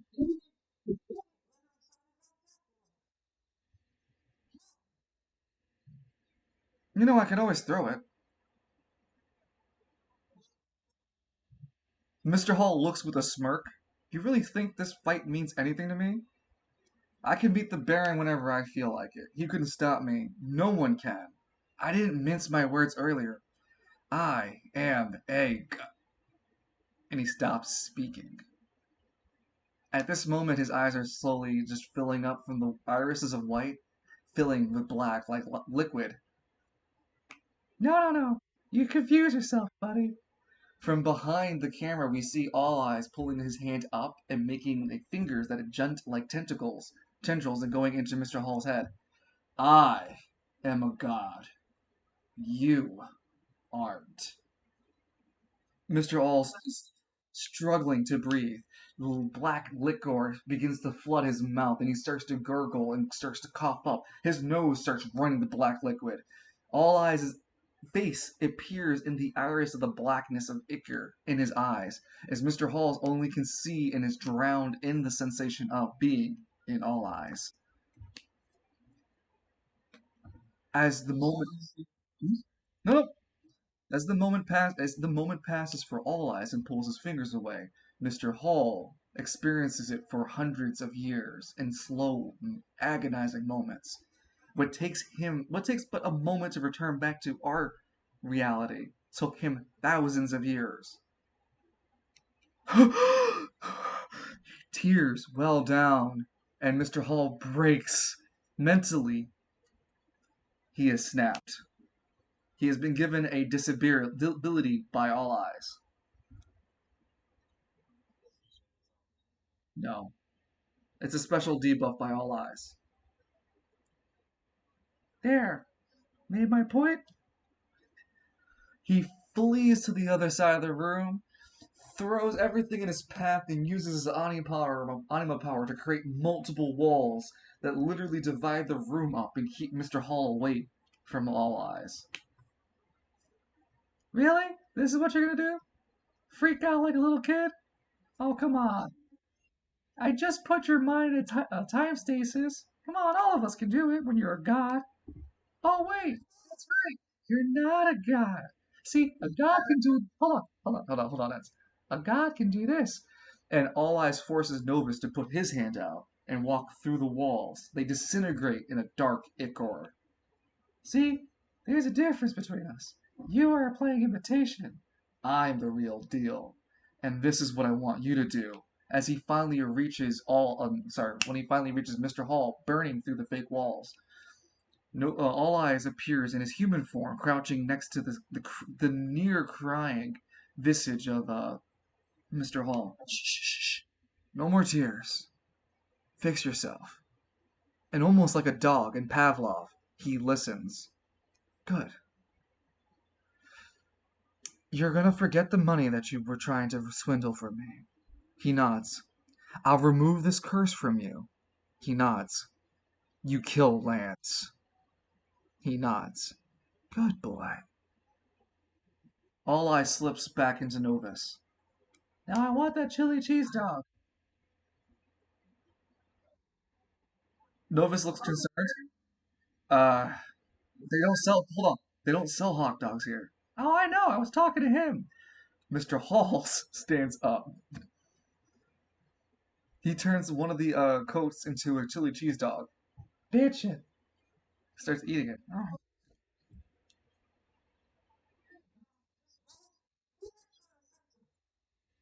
Hmm?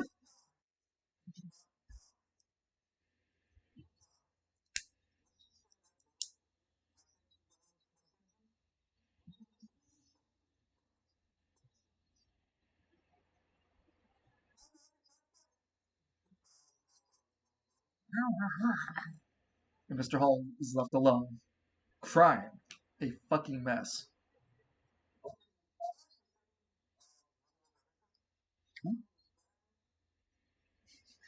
And that's how we would end this roleplay. The cutscene would the ending song would be replaced with Ruler of Everything.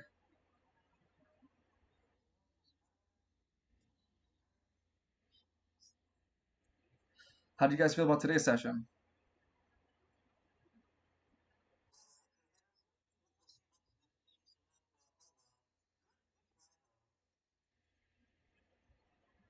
That is the longest tournament, the fight in the tournament. And until the tournament is concluded, we don't know if it is the longest fight. But you will get a reward if you do win.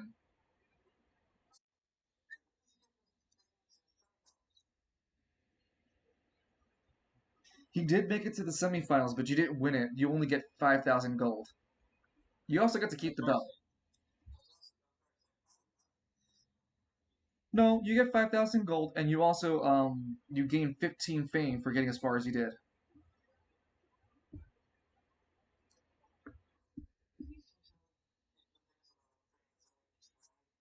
Oh no, no, no. It's 50. It was promised to you to be 50.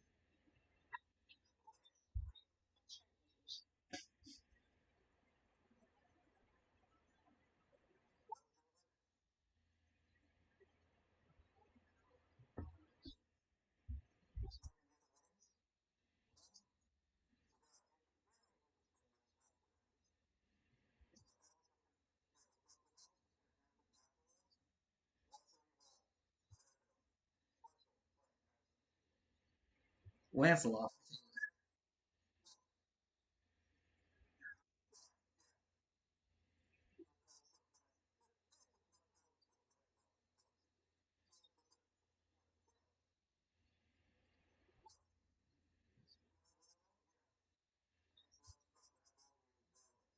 But but do you think about the no rules part closely?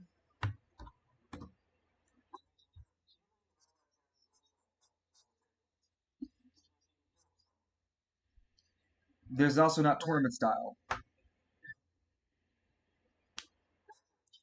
So you're both going to be rolling for dexterity and speed. No, relics. Lance doesn't have access to his relics.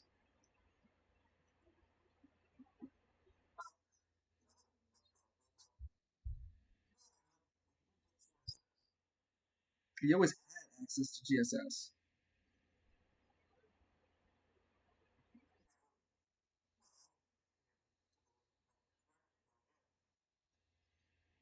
So to be clear, you're not going in with belts then. No belts and no jumping jacks.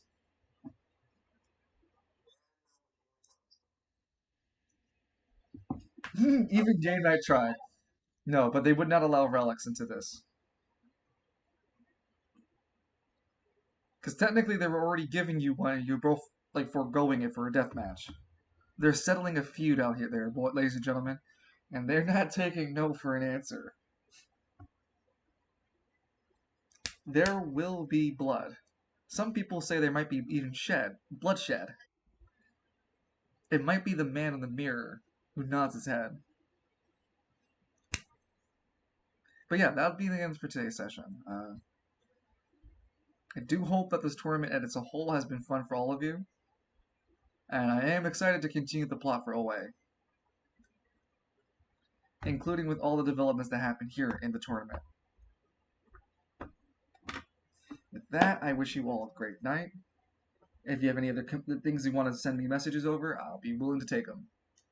You have a great night, everybody. And thank you for always playing, as always, Kalis, Evie, Loon, and Line. Thank you for always being my players.